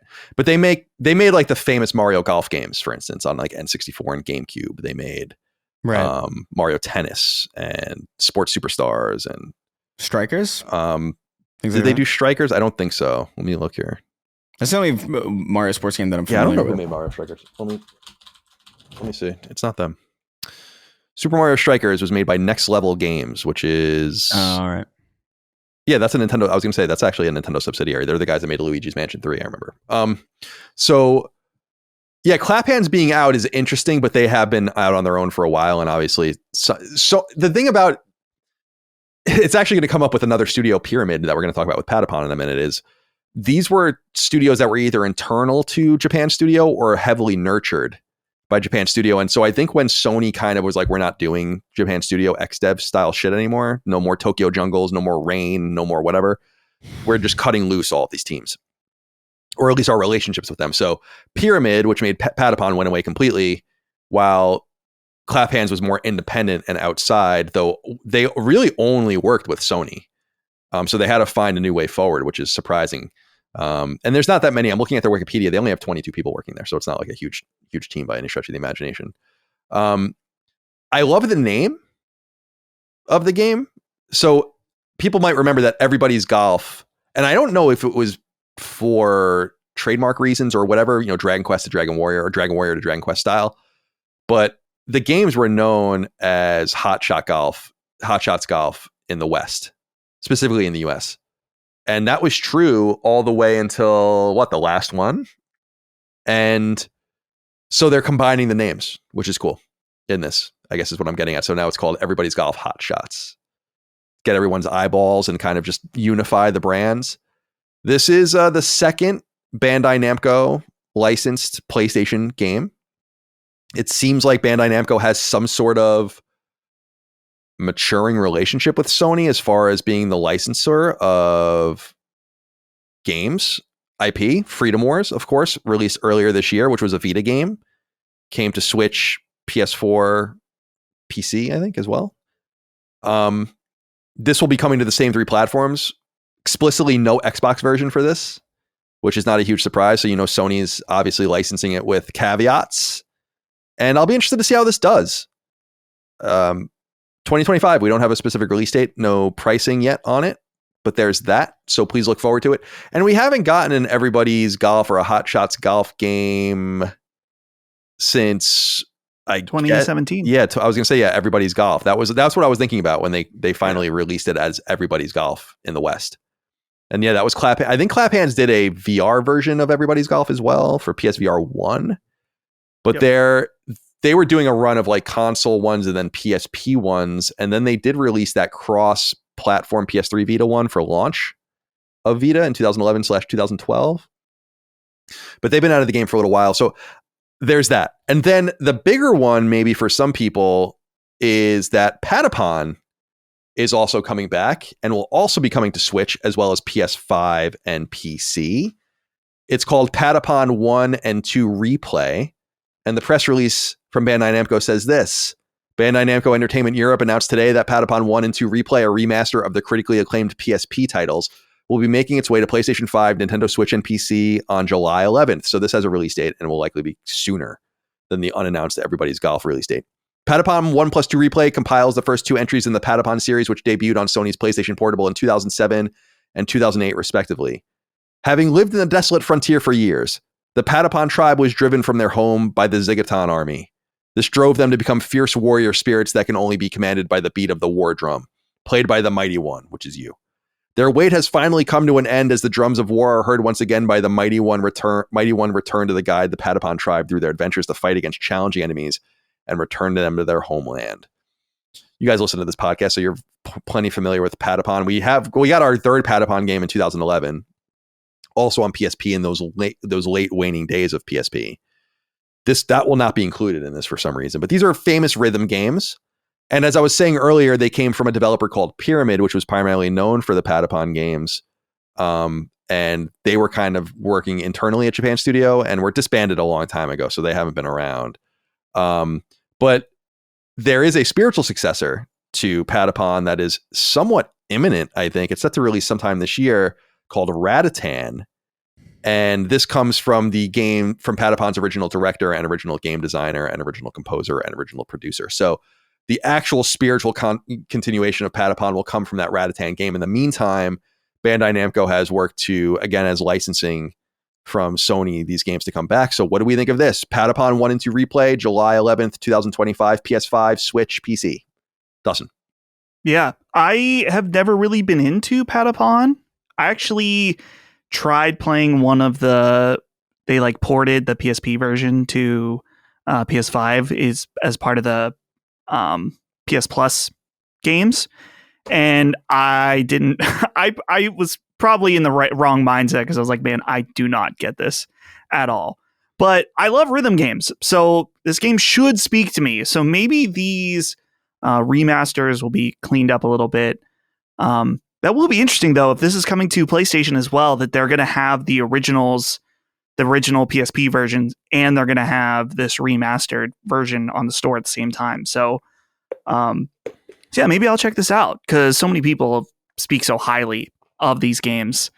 But yeah, never played it originally on PSP or anything like that.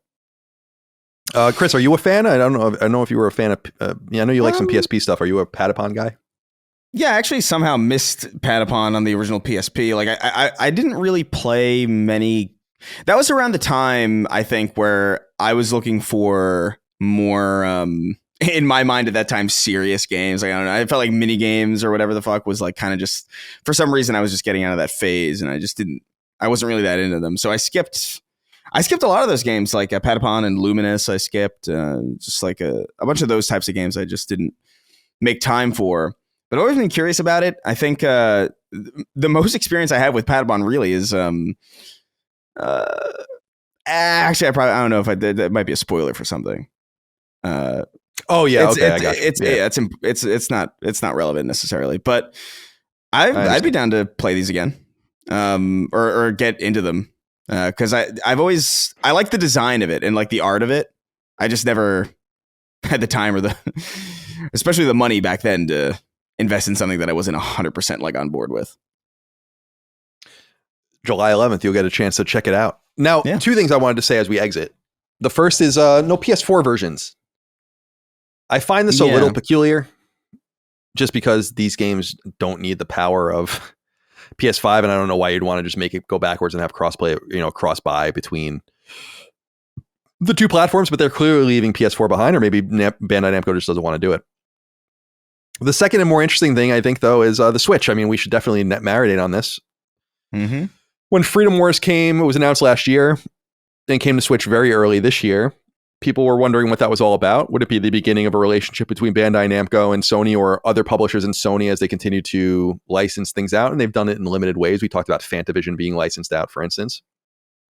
I know, I always preface it by saying this, but I know I'm on the outside on this particular opinion compared to most of the fan base, but it's like, this is good, and I still think Sony should be way more aggressive than this. There's nothing to lose by doing stuff like this. Nothing. Yeah. And Patapon, who cares? I mean, Patapon's awesome, but it's like, who cares if it's on Switch? Yeah. There hasn't been a new Patapon game in 14 years. And you didn't play Patapon when it came out. Come on. So I think this is good that Sony continues to explore this. And I know it's probably part of the deal with Bandai Namco to make it worth their while to get games on more platforms. But I think this is a great way for Sony to kind of do it with plausible deniability as well, and be like, well, we're making money no matter where we go. Now, I don't know. These deals were likely in place for quite a while, probably all at the same time as Freedom Wars, or in sequence. So I don't know that they can necessarily make any moves, but I wonder if we can kind of read into the performance of some of this stuff on Switch. Did Lego Horizon do a little better than we thought? Did Freedom Wars do a little bit better than we thought? Probably not. But I wonder if they're going to continue to do this, or maybe if they pull back and realize this actually isn't worth it for us to do. But I don't really give a shit about them publishing old games on Switch. That doesn't bother me at all. It wouldn't really bother me if they did it on Xbox either. I just realized that their strategy seems pretty clear at this point, that they just don't want to give Xbox anything at all. Yeah. And are not going to. If they're not giving you Patapon, they're not giving you fucking Uncharted. Yeah. If they're not giving you Hot Shots Golf, they're not giving you Helldivers too. I mean, I think you can kind of take that to the bank at this point. That's dead in the water, I think, that idea. So there's a little bit of pettiness. I appreciate. Yeah. Because it would just be, it's like, yeah, we could sell this there, but we're not going to. Yeah. Some pettiness is good. You can appreciate it. But I'm excited to try. Even Everybody's Golf. Like, I've never really cared about this kind of thing, but like, I feel like the Switch is really the only place that I would play something like that. Because I feel like if I played on my console, I'm always thinking like, oh man, I have so much better. I feel like I have so much more tailored things to my tastes available. But like, it seems like a pretty nice portable game, and especially Patapon, and this is cool. I think it's a good fit too. Like, I think this doesn't feel like it doesn't make sense on Switch. Like, these feel very at home there. Like, if you didn't know that they were PlayStation games, you probably wouldn't have even thought that there was anything weird about them. Yeah, totally. Which I think is also part of strategy. And I know this isn't like, we're not necessarily talking about this direct entirely, but like, shout out to this.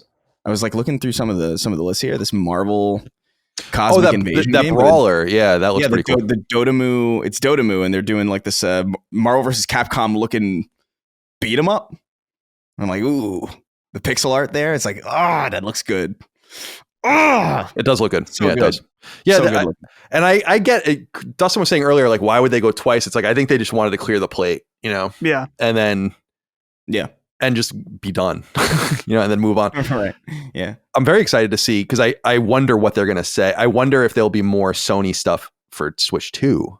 I mean, that's where things will get right now they're getting Freedom Wars, a Vita game. They're getting Patapon, PSP games. They're getting, all these, everybody's golf, very basic sports games that can run on anything. What will the Switch 2's power differential allow them to consider? This is where I think it gets a little more interesting. It's like Uncharted trilogy. Why not? I mean, why not? God of War 2018 or Until Dawn, the original. You probably wouldn't do that because you remade it and you embarrass yourself with that. But there are just a lot of different ways, like Infamous. I've brought up Infamous Second Son and stuff. I just feel like there's just, why not? Yeah. You don't even have to sublicense those. Just do it yourself. And I wonder if because I think the theory is that we're going to see Xbox stuff at this Nintendo show. And that might be where we find out about Master Chief Collection or Gears or something.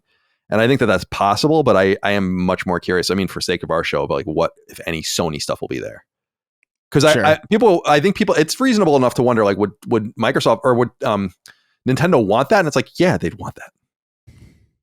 Like at the Switch 2 like game reveal thing, they have like their primary competitors showing games on their platform. Yeah, I think they'd want that. So it's a matter of like what is set up. I mean, it's clear that a game like Halo is coming to the next Switch. It's just a matter of, will they say it, and then will that give us a hint on what's coming to PS5 as well? So we'll keep an eye out. But Patapon and Everybody's Golf coming later this year. The PS5, Switch, and PC. All right, the final thing I want to talk about before we get into listener inquiries and wrap this whole thing up, finally, is new PS Plus games for PS Plus Essential. These games will be available starting April 1st, so just in the coming days. And of course, these games are available to anyone with a PlayStation Plus subscription, regardless of your tier. This is the lowest tier. These are the 3 games that you typically get every month and have for years. Of course, I always recommend you add these games to your download list so you can grab them later if you want. No reason not to do it. As long as you grab them within the period of time available to you, you'll be able to play them much later down the line if you'd like to, as long as your PS Plus subscription is active. This gives you dozens and scores of games over the years. So definitely do that. Big one in this one, 2003, Teon developed, Nacon published RoboCop game Rogue City, which I highly recommend. No excuses now. Highly recommend it. And in fact, I would really, if you haven't watched it recently or never watched it, watch the first RoboCop and then play it. It's pretty impressive, actually.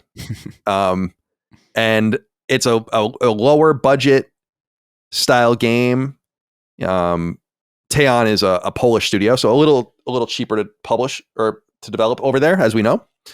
And so you're not going to find the highest quality game you've ever seen, but you're going to find something I think is going to surprise you a great deal. And the one thing, just like the RoboCop film, it's comically violent. So definitely like shooting dudes' dicks off and shit. It's awesome.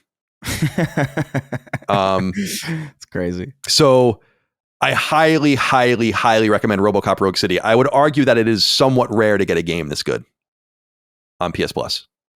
And this soon, because it only came out in late 2023. So definitely check that out. The other 2 games here are Texas Chainsaw Massacre, which is the Sumo Digital game published by Gun Interactive that came out in 2023. And so you can look forward to that. That is a asymmetrical horror game in the third person.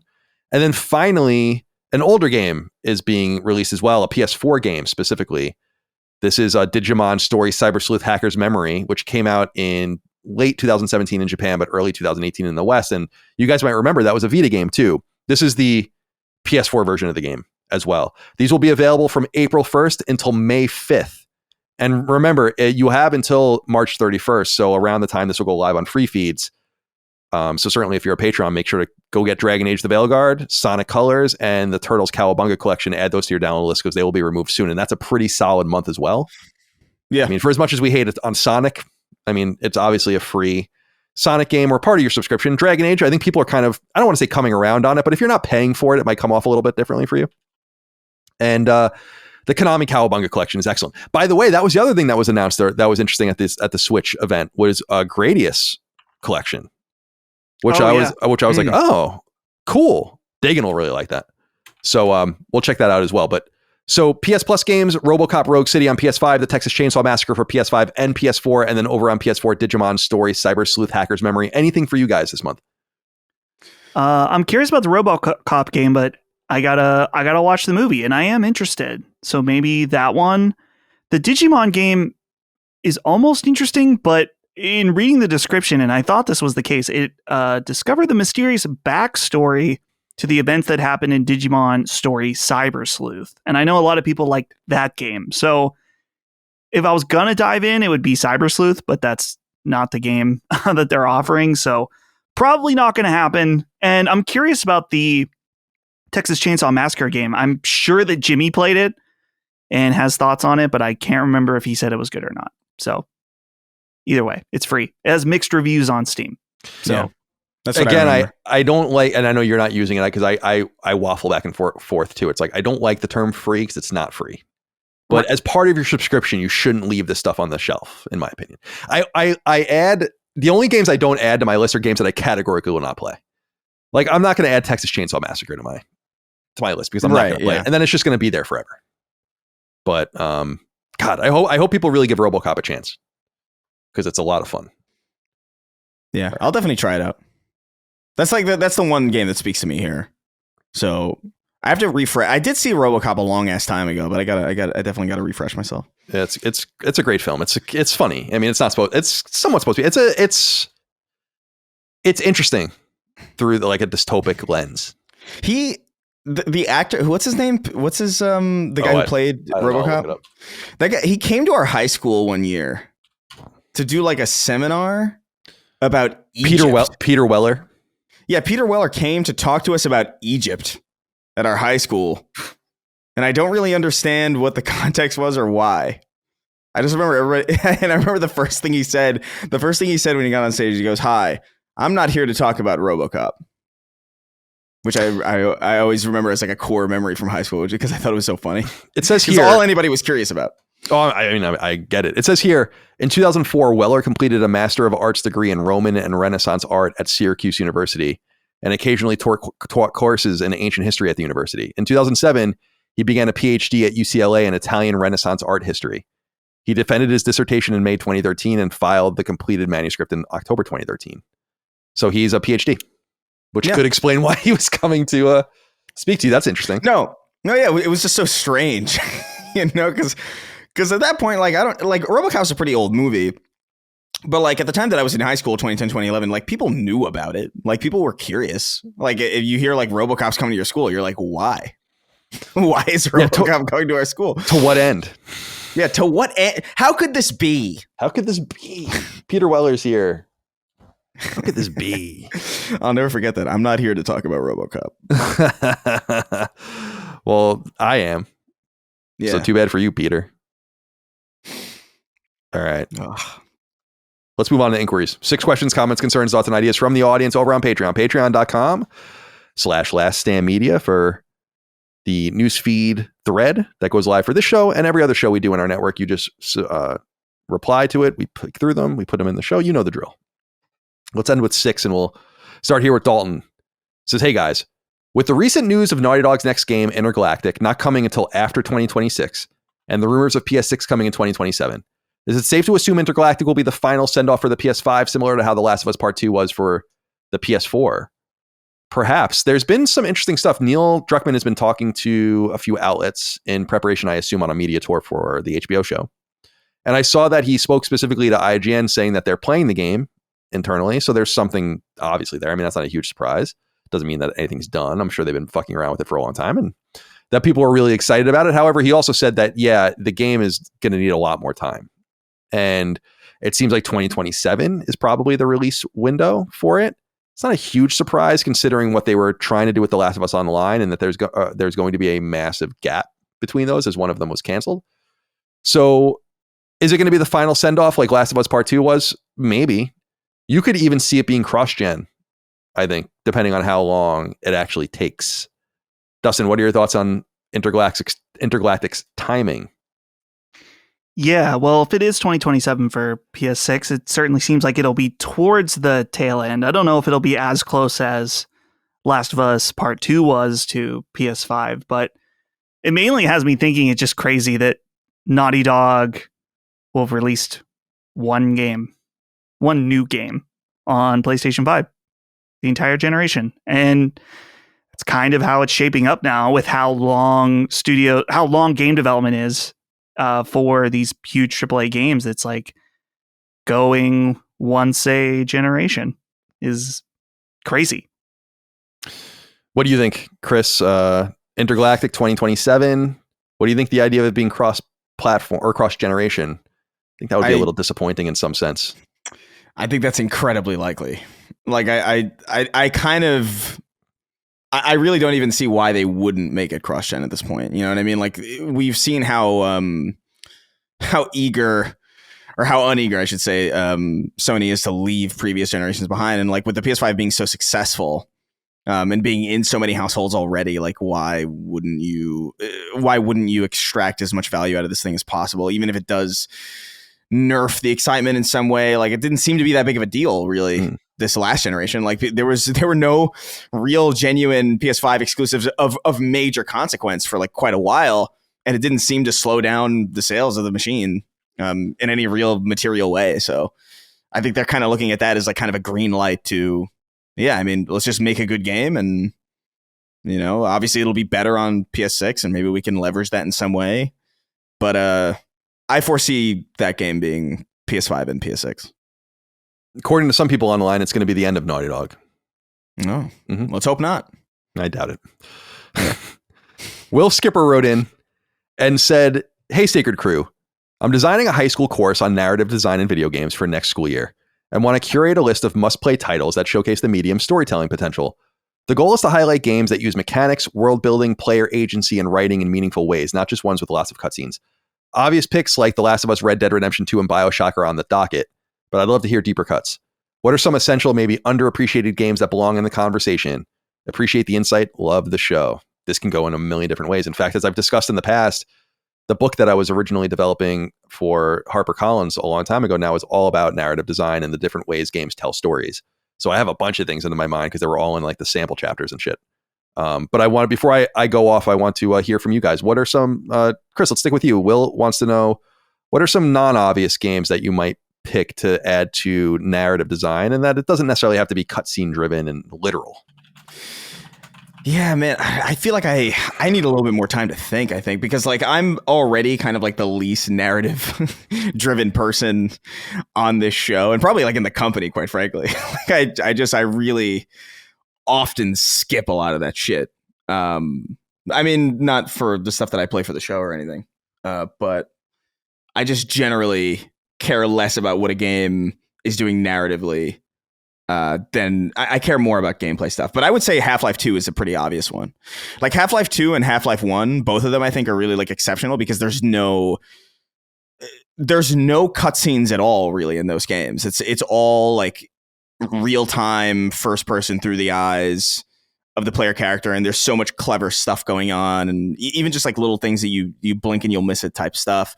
I think those are obviously in the conversation when you're talking about narrative design, because there's, I mean, those are some of the most important games ever. So, and they do it in an interesting way. Like, I think there's definitely an etymology there between, or not an etymology, like taxonomy there between games like Half-Life and Half-Life 2 and something like BioShock, which is already on your docket.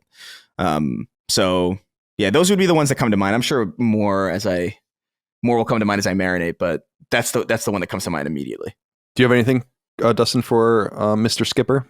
Yeah, I have 3 games that come to mind. Number 1, Doki Doki Literature Club, for the way it tells its story in a very, very unique way. And I don't even want to say any more about it. But I think that one definitely deserves on the list of like unique and games you wouldn't expect tell a story in a way that can only really be done through video games.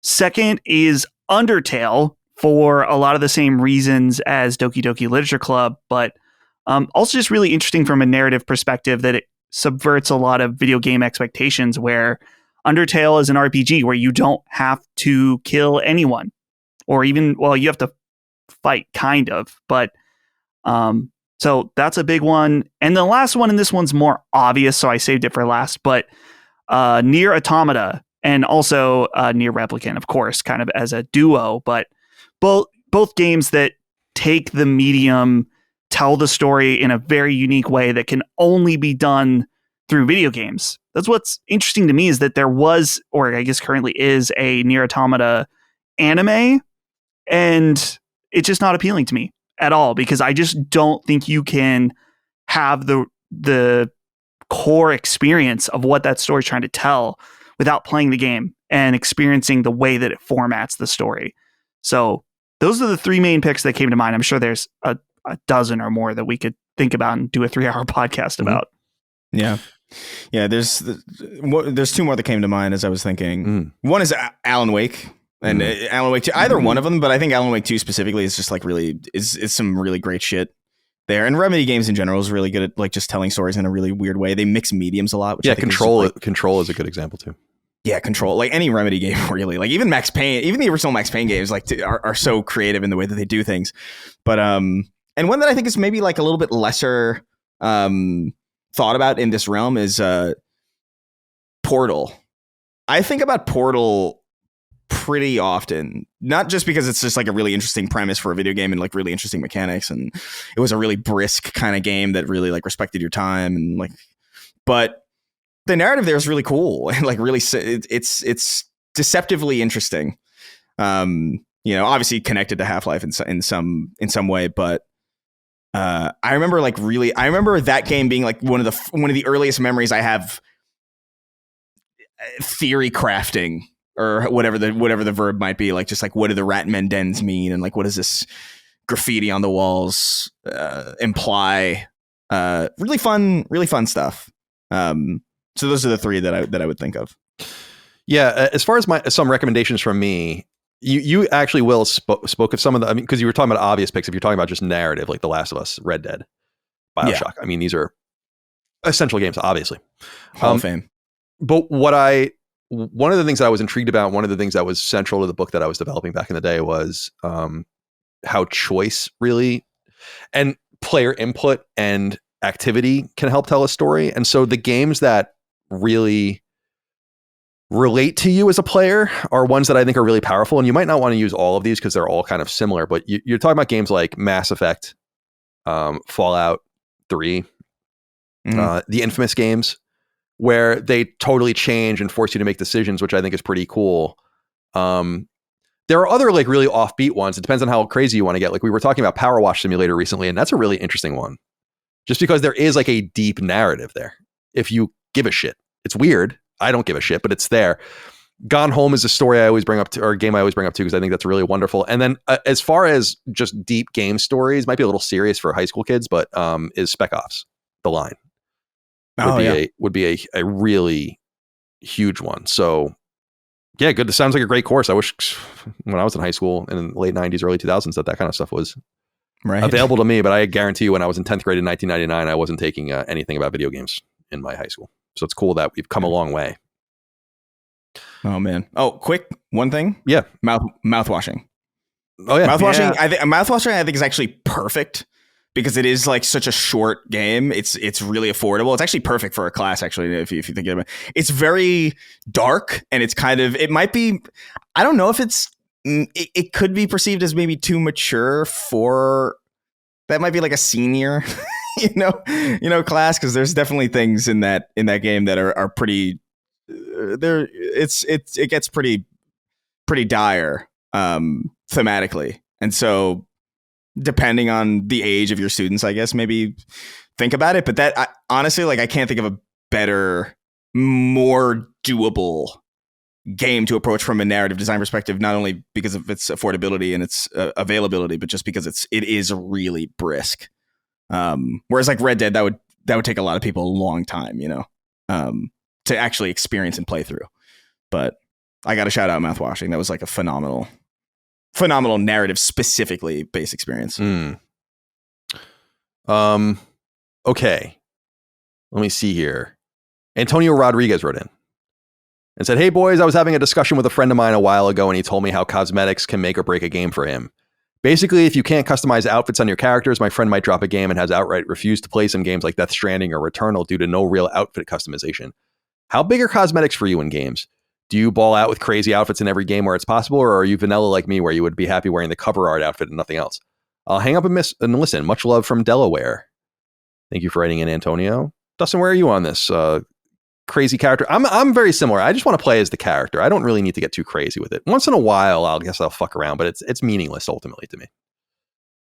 It really depends, I guess. I think about, you mentioned Death Stranding. Like, I don't care. It's additive. If there's cool cosmetics, then great. Maybe I'll dabble around in them if I like them, or maybe not.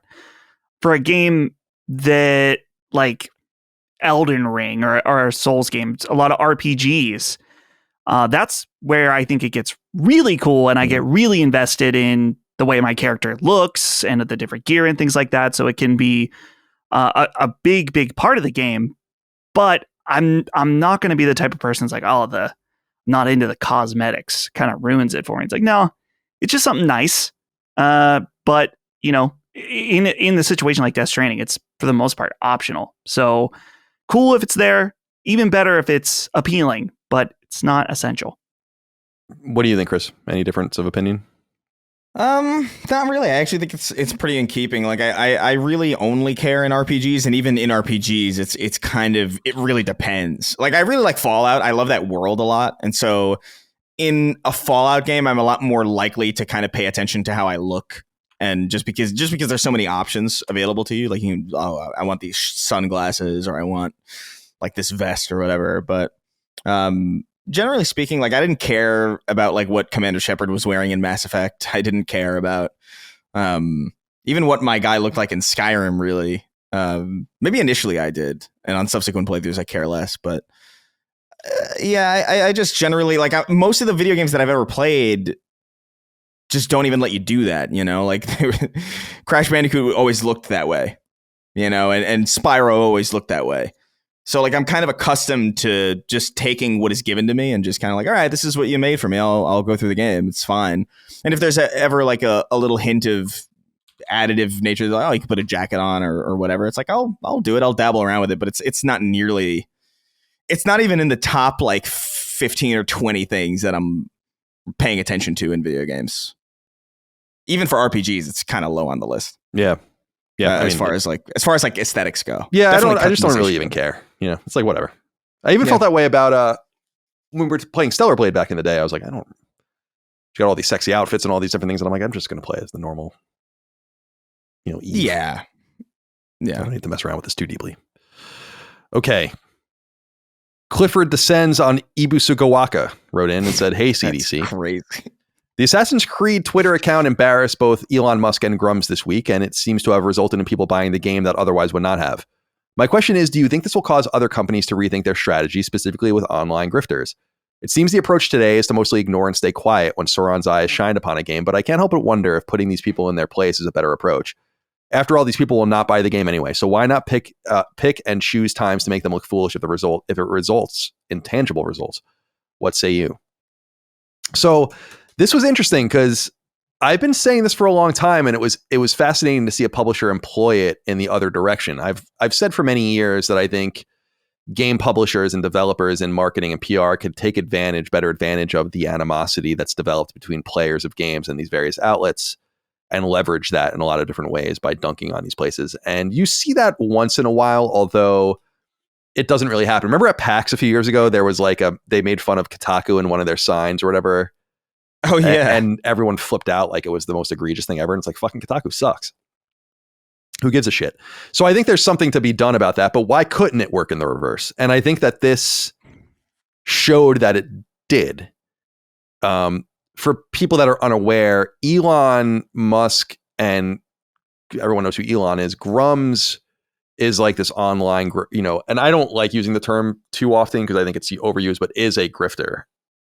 Yeah. I'm not entirely sure this person plays video games. Like, I'm not convinced by it. I'm not saying he's ignorant of games. I'm not saying he never played them. I'm saying that, like, right now he doesn't seem to really be playing video games. I don't know how someone that is so clearly detached from so many games and surprisingly, considering his position at Blizzard all those years ago, seems to not really understand things very well. It's like, it's very weird. I don't know what that's all about, because he should definitely understand more. It's like when he said, remember when he circulated that letter that claimed that we like were on the take of something or whatever, and it was like a few months ago. We had a confrontation with him, and I only discovered after that he has a JD. So he's a lawyer, and he circulated that document being like, look at this real, very real contract that was. It's like you went to Boston University for law. Are you stupid? I don't know. I don't think so. I think you know what you're doing. So I'm curious to know what you guys think of this, because what basically happened, if you're not, on X, is that, everyone tweets at each other and tweets, responds. And then Assassin's Creed, I think, tweeted something, and then Grums or Elon tweeted something, and then Assassin's Creed responded and so-called ratioed him. And then Grums responded to that. And then Assassin's Creed ratioed Grums to the tune of like hundreds of thousands of likes, I think, on these tweets. Like, devastating. Yeah, it's ridiculous. I don't think in recent memory I've seen a blowout like that. Not that it matters. Ultimately, it's just like numbers on a screen. Who really cares? But like, it was a pretty, like, to the extent within the context of a ratio, it's pretty wild. Like the sheer degree of it. Yeah, it shows, I think, it's what I was saying earlier when we were talking about our community. Like we were talking about Reddit, and specifically that's going to be like a lot of left-wing agitation. But the reality is that it's multi-directional and it comes from all different areas. And X, I think, has become very conservative. And so you get a level of complete, almost mirror image obnoxiousness from that place that I also find really off-putting. The kinds of people that treat Jaffe like shit and say mean, like, they're really, these two sides are indistinguishable. Part of me feels like, let them fight. Like, who cares? Right. I don't. But I do think what I immediately thought when I saw that, I was like, that probably felt really good, right? Yeah. It's going to be short-lived. Decent chance even the person that wrote that tweet is going to ultimately get laid off in this Ubisoft restructuring. And it's not to say that I knew that yesterday before the deal was announced. I'm just saying, like, yeah, the going's good right now. It's going to blow up in your face probably. But like you said, Chris, it doesn't really matter. Because like the win was that original salvo will never be bigger than that. And so you kind of got your W. You definitely, I don't think Elon Musk really cares, but you definitely embarrassed Grums. And I think that's good, because I think there's almost no one I want on Sacred Symbols Plus more than him. Like, I have so many questions. And as far as I understand, he doesn't even cam up, so we don't even do video. We don't do podcasts with people that won't be on camera. But I can't say I was disappointed in seeing that happen. I mean, these guys go on and on and on and on and seem to have very little substance. And that, I think, was a demonstration of how people really feel about the nonsense. And you kind of can't ever escape it now, moving forward. So anyway, that's my thought. Dustin, what do you think about this whole situation? Yeah, I thought this was awesome. Particularly the Elon thing, just because dude is the richest man in the world and is lying about his ability to play video games. It's so fucking stupid, and he should be made fun of for it. Yeah. It's just I feel like he's really, I mean, we could talk. Elon is a hot topic for many reasons, but in my opinion, he's totally gone off the deep end in many ways. And the fact that he's like, it's like, cool. If you pay someone, so the big scandal is that he was talking about how good he was at Path of Exile. And then he streamed it to test like the X Twitter streaming platform. And it was clear he had like, it's not that he was bad, but he had very little understanding about high level play of this game. And then people were like, oh yeah, he paid someone to do that account for him. And then eventually I think he did admit it. It's like, well, his like the account was like streaming while he was like, the account was online playing Path of Exile while he was at like the inauguration or something. Right. And it's like, dude, it's like if you pay someone to do your account, I don't really care. That doesn't, right. I mean, whatever. That's fine. Whatever. He's a busy guy. Do what you want. But to act like you're some savant at this game when you're in the meantime paying somebody to boost your account, you look like a fucking idiot. So, and in this case with the Assassin's Creed stuff, it's just like, yeah, I think he deserved that. I don't think he's earned the right to really talk with authority on video games at this point after that. So I was happy to, and dude, the Grums thing too. I mean, we've talked about him and how little substance or factual things are involved with his tweets, as we experienced firsthand. Now, in terms of should companies do this more often, risky, I would say. Very, very risky. In this instance, it seemingly paid off, brought a lot of attention to the game right after its launch, and the dunks were well deserved. But the problem is not everyone's going to be that easily dunkable. Right. I guess, if that makes sense. And if you fly too close to the sun on this one, and you're going to do major damage to your own game, I think. So probably not the best idea, even though it did work out spectacularly in this instance. You got to save it for the right people, I think. And like, you can't overuse it, because then you're just like the Sonic Twitter account where it's just everybody's, everybody's like afraid. I think they handled it pretty well. There were two instances of high profile, or like relatively high profile people. Like, the disparity between Elon and Grums is massive. That's why I had to add that. But, I mean, because Elon, I think because I think what the thing was, there was like a paid promotion for like a Hassan, who's like a Twitch politics guy, and he did like a thing for Assassin's Creed. And then Elon was like, he's a fraud, which is amusing for him to say that, given the Path of Exile shit that happened with him. And then he said sell out would be more accurate. And then Assassin's Creed was like, is that what the guy who you paid to play Path of Exile 2 told you? And then Grums was like, he tweeted some article that was like, Assassin's Creed is going to fail or whatever. And they said, our game is out. Yeah. I mean, and well said. I thought it was cute. And it was like the fact that it was like a double hit that was like, didn't feel undeserved. Like it made me chuckle. And it did. Look, man, I thought it was funny enough that I didn't do the Ubisoft Plus and I just bought the game outright. I just thought it was so hysterical that, of all people, like, this was the double kill or the double tap. Yeah. And I was like, yeah, whatever. You know what? Fine.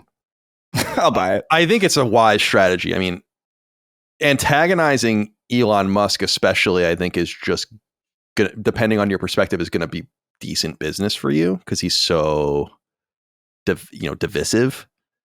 Grums is the more important character, I think, that needs to be. I mean, I feel like this has taken him down a peg or two. Yeah, but I also feel like his whole shtick has kind of been devolving anyway, because they're just so fixated on games' performances, but don't seem to play them themselves. Like, wouldn't you rather contribute something meaningful to the industry, put people onto things, ward them off of things, see how things play? And when a game doesn't do well, as is the case with us sometimes that makes me curious. That's why I played Forspoken, for instance, back in the day. I was like, what is this game all about? Like, these guys lack a certain curiosity, especially Grums, I think, that bothers me. Elon is interesting in the sense that you were saying, Dustin, he went off the deep end. It's like, we've never gotten insight into how deeply flawed power players are that can't get offline. I am online fairly often, but I don't need to like speak on it or express myself on it. Right. I don't understand people that take stances on things that can so easily blow up in their faces. There's no level of safety in that. I don't really get it. So I think they kind of got what was coming to them. And that's what social media is all about, unfortunately. And it's the ultimate decay. It's the like I said, the live stream, the feed of consciousness in the world, and yet also this inherently negative thing that thrives on negativity and then thrives on the negativity that's garnered by negativity, which is what you've kind of gotten with this Assassin's Creed thing. But there's no doubt that they scored like a coup de grace.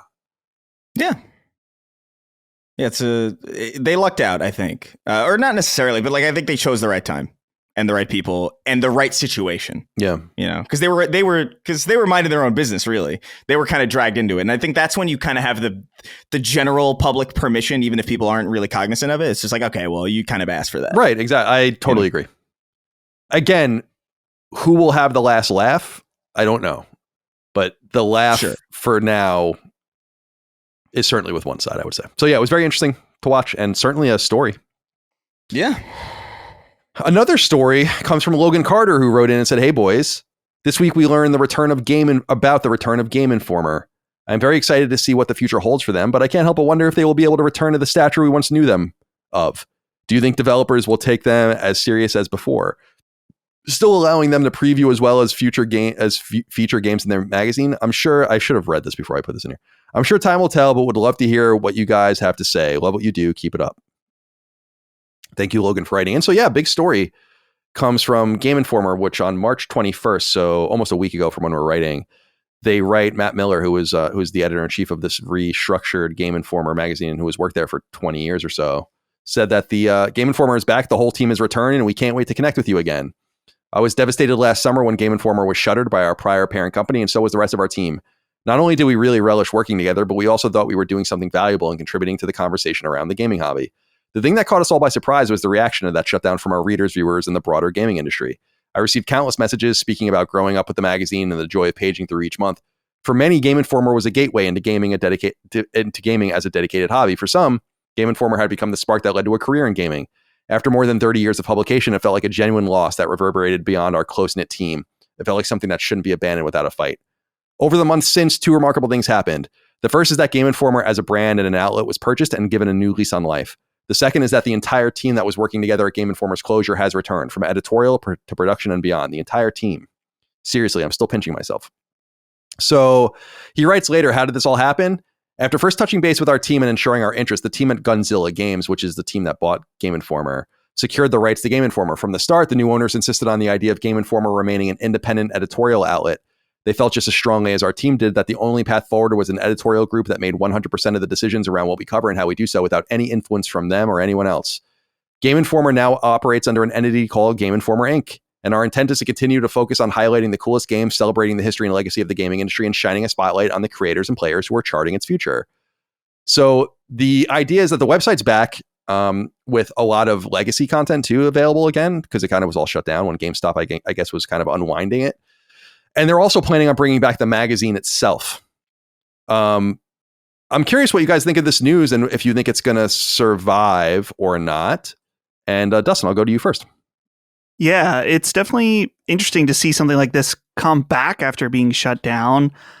I am curious just in that they brought everybody back. And to my understanding, a lot of people received raises and promotions as well, which probably is well deserved. But at the same time, my question is just the viability of a gaming outlet now when so many are either shutting down completely or at the very least downsizing in a lot of different ways.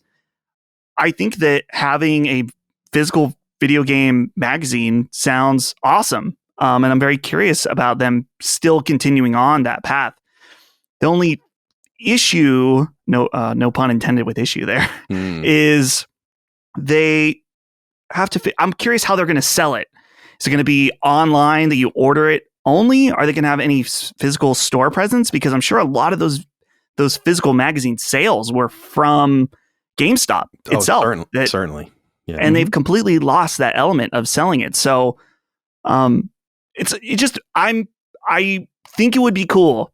I'm very skeptical in this landscape about an outlet that has, not a significant, but, a lot of people employed that apparently have been gotten raises, what the actual viability of that is. And, I don't want anyone to take that as me wishing them to not succeed. I hope they do. But the realist in me is like, ugh. And also I was curious what you thought about this, Colin, the fact that they're owned by a video game developer or publisher is strange. I mean, they're saying that they're going to be editorially independent. It's just an odd pairing when I first saw that. Yeah, like I don't know much about Gunzilla. They're doing that game off the grid, or have done, or it might already be out. And I know they're also invested in NFT stuff. So my answer, well, let's get you on the record first, Chris. I don't know if you were a fan of Game Informer or anything like that, but what do you think about their return and how do you read it? Oh, no, yeah, massively. Like I have so many Game Informers at home. It's crazy. I actually subscribed to their, when they did like a kind of like a resurgence earlier, I think last year, I got all of those issues when they came back and just before they got shut down. So I have those issues, and I really love Game Informer, man. Like I think Game Informer probably was my gateway into caring a little bit more about like this thing, this hobby, because like I'd played video games my entire life before, but it kind of began and ended at the game. Like I didn't really care to read about them or do research about like stuff that was coming. It just kind of was like if I go to a GameStop and there's something on the shelf that looks interesting to me, I'll buy it or I'll ask my parents for it, and that'll be it until the next time I'm at a GameStop and maybe I'll see something. And Game Informer was like the first time that I remember getting like excited about things that were coming up when I realized like, oh, this comes out this time, and oh sick, this is interesting. And so like I have a lot of history with Game Informer and I really love it. I'm very nostalgic for it. And this strikes me as just very good news. I'm very happy to hear it. I like a magazine, like I like a physical magazine. There's something about it. I do have similar concerns and curiosities about like what the viability is, like what changes are going to be made there to maybe ensure that they can continue without being interrupted again. Like maybe move to a smaller space. Like I really don't know. I don't know what they're planning, but I'm happy to see them back. It's a feel good story. I do think the ownership thing is a little strange, although I guess you'll be able to see how much of a problem that is when inevitably one of their games is covered on it. And how fair or unfair it is and how in keeping it is with the rest of the public consensus of it is. And if it's like a little bit more glowing than otherwise would be, it's like, it's a little concerning. But overall, I'm happy to see the team back and I'm happy to see Game Informer back. I'm day one for this. I love this shit. Yeah, Gunzilla did release. I was right. So Off the Grid came out last fall, and is a free-to-play battle royale video game, but it's in early access now. The big thing I think about this Gunzilla game, and then maybe this company, is that Neil Blomkamp is somehow involved. Oh yeah, that's right. And so he obviously has some video game bona fides and nerd bona fides. There's no doubt about that.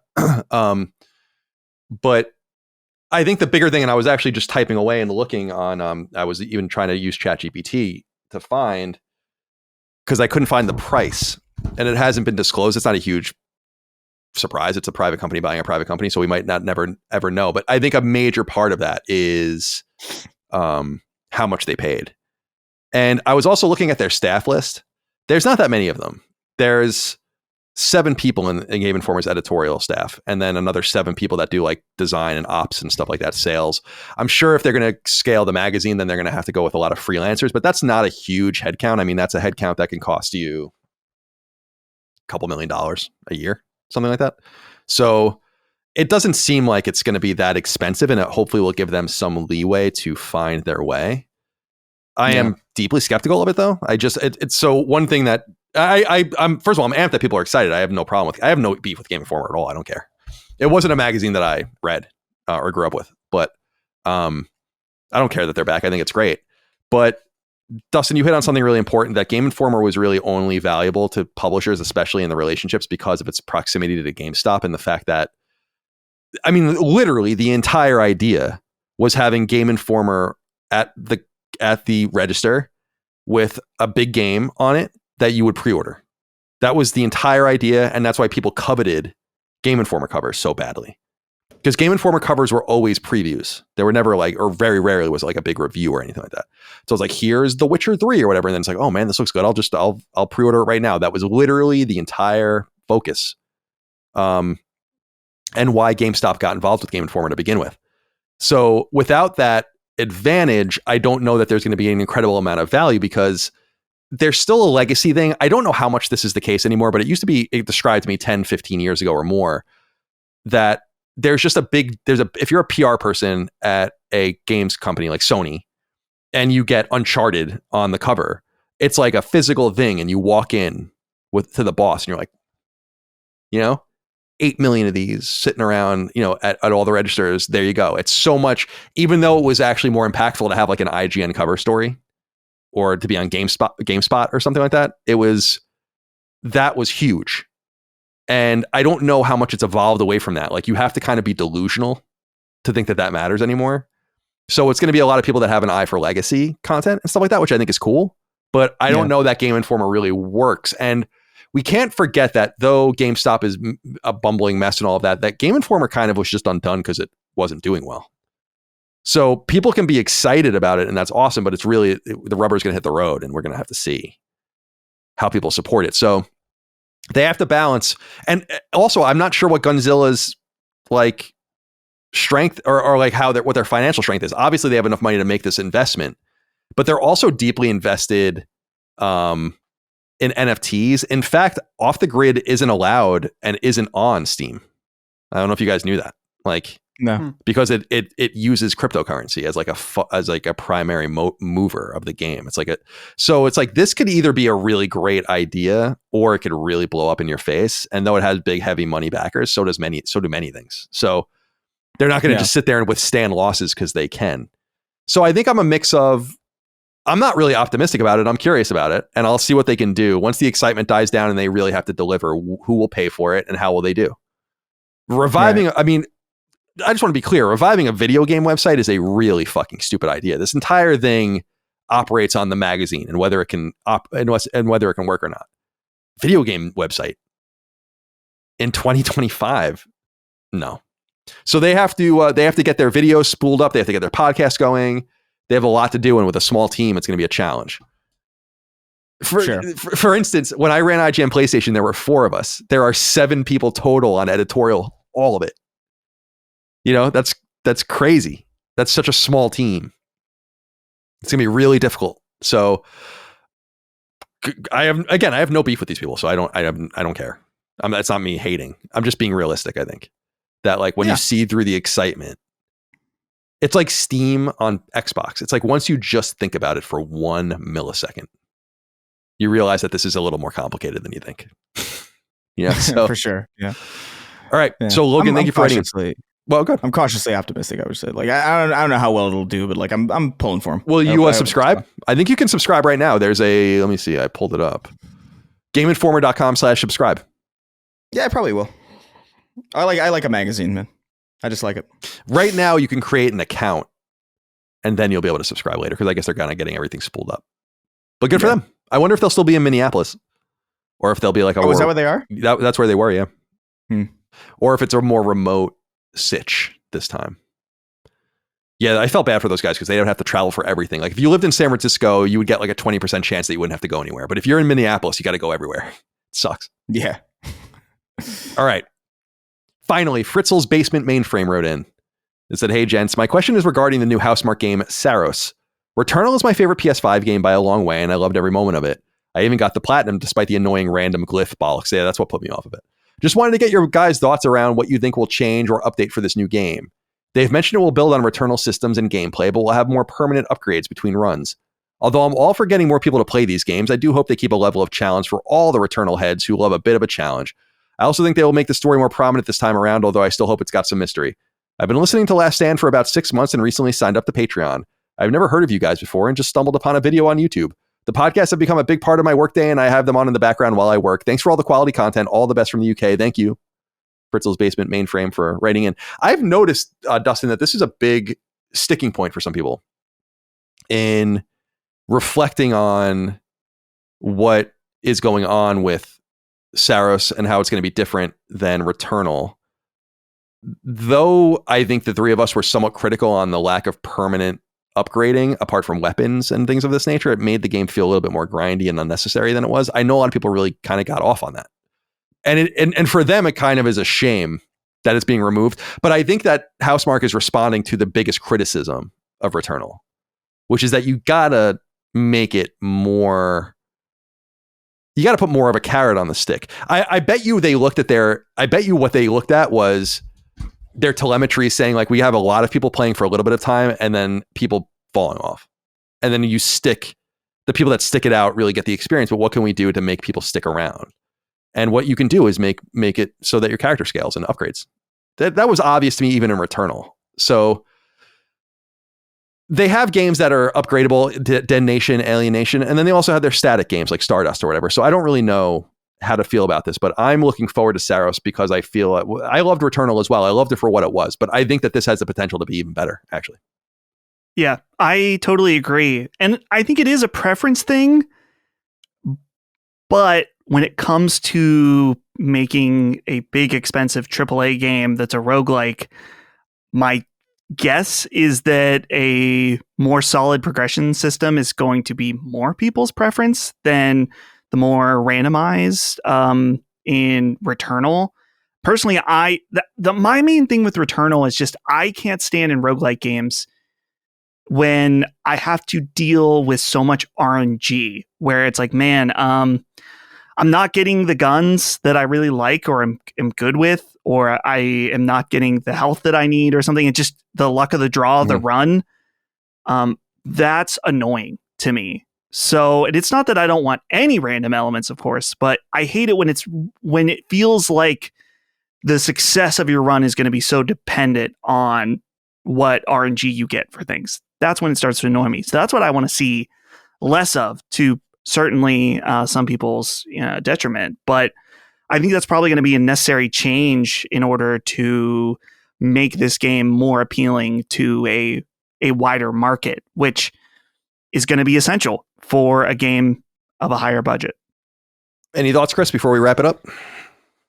I feel mostly the same way. I was actually I remember I was kind of looking forward to Saros more before I knew that it was going to be it's going to be a roguelike again, or it's going to have runs or whatever. I was like, man, I was kind of hoping they would take that gameplay and maybe go more linear with it. But I'm okay with it as long as they learn some lessons, and it seems like they have. That was my biggest issue with it too, was that it felt like I was starting from scratch every single time, even if literally I wasn't, it felt that way.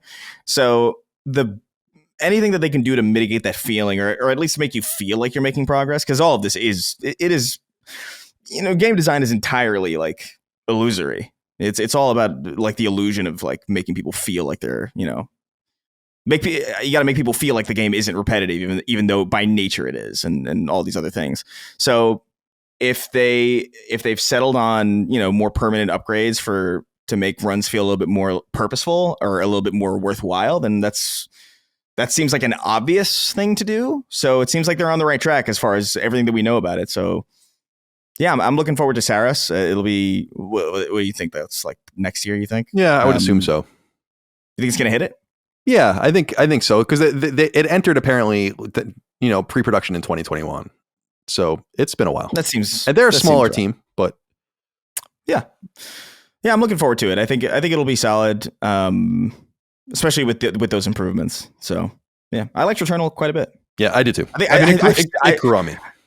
I still feel like it's the best pure gameplay experience that exists in first party. Quite frankly, I just think it's fantastic the way it plays. Yeah. The one thing I'll disagree with you on is that I'm glad that they're doing another. This is the kind of stuff they do.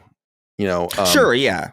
I guess Dead Nation and Matterfall and stuff are a little different, but typically it's an arcade experience that's replicable, and I think that they've really leaned into it. They figured out a way to balance the AAA expectations of PlayStation's audience with the kinds of games they make, and it was a needle they had to thread, and they did it because as you recall, when we first started the show, they were on death's door. Right. And now Sony bought them and they're on top of the world. So yeah, I do want to clarify. It's not it wasn't a deal breaker or anything. It's just kind of roguelikes are generally not my preferred game of choice anyway. Me too. So so I was kind of hoping that maybe there was a chance that it would be slightly different, but the fact that it isn't, it's not it's not a huge deal or whatever. They're good at it. And of the ones that I've played, Returnal is definitely one of the ones that I really liked a lot more than some others. But yeah, looking forward to Saros. Yeah, me too. All right, my friends, that's it. It's time to go. That was a fun episode. Good to be here with you guys today. Let's go around the horn and say goodbye to everyone. Chris, let's stick with you. Goodbye to you. Any big plans today? No, I'm trying to lay low this week. We had that weekend was a lot, so I'm just trying to recoup. Yeah. I think I'll probably just play Assassin's Creed, make some dinner, keep it low key. Cool. Yeah, sounds good. Dustin, goodbye to you. Any plans? What's going on? Any plans? Well, let's see. I got a box in the mail. I brought it in. I bought a game from a listener. Oh, See if I can open this. It's Hey, from, there you go. he Is owns that a game ASMR? store. His game store is Spanky's Loot Stash. Now, what PS1 game do you think I got here? PS1. Vib Ribbon. Lunar Eternal Blue. Lunar Eternal Blue. Well, I already have that, Oh, I okay. think. I'm just destroying this box. Here we Beyond go. the Beyond. It's Incredible Crisis. Oh, cool. Oh, I had it upside down. Nice. Oh. I've been looking for this for a while. I think it's one of those games that's very, very low print, but I've never even heard of that. incredible. Dude, this game is wild. You're playing as like a businessman in Japan who is having the worst day of his life, where all these different crises are happening to him. There's a part that involves like wooing a woman on a Ferris wheel. It's crazy. But yeah, I've been looking for this one for a while. So maybe I'll pop this in. And I'm also curious, I saw the Hitman VR mode is out for PSVR 2. So that sounds pretty interesting. So I might check that out. Cool, man. Sounds good. I'm so tired. I'm probably gonna. Well, I gotta do some writing, and then I gotta do an ad. I gotta work out. Gotta eat dinner, and then after that, I'll probably zonk out for a few hours. Because I just didn't get good sleep last night, which is unfortunate. Gotta get good sleep. Gotta do it. It's foundational. But in the meantime, let's say goodbye and do our usual rigmarole here. Appreciate you. Thank you so much for your love, kindness, and support. Couldn't do it without you over on Patreon. Patreon.com/LastStandMedia for early ad-free access and a bunch of other perks. Your support there is essential. Sacred Symbols would disappear without it. Merch, laststandmedia.store if you want to support us that way. T-shirts, stickers, hats, sweatshirts, and so on and so forth. We'll see you next time for more. We'll see you on Sacred Symbols Plus and the other shows as well. Until then, goodbye. See ya. Take care, guys. Sacred Symbols, a PlayStation podcast, is a product and trademark of Last Stand Media and Colin's Last Stand LLC, and is proudly recorded in the USA. The show is conceived by, is written by, and is directed by me, Colin Moriarty. My co-hosts are Chris Raygun Maldonado and Dustin Furman. The show is produced by executive producer Dustin Furman. All of Last Stand's theme music is by my best friend, Ramon Narvaez. As you know, all of Last Stand's shows, including Sacred Symbols, are fan-funded on Patreon at patreon.com/laststandmedia. The following names are at the producer level on Patreon, our highest tier, and we're grateful for your thoughtful and kind contributions to our independent endeavor. Thank you.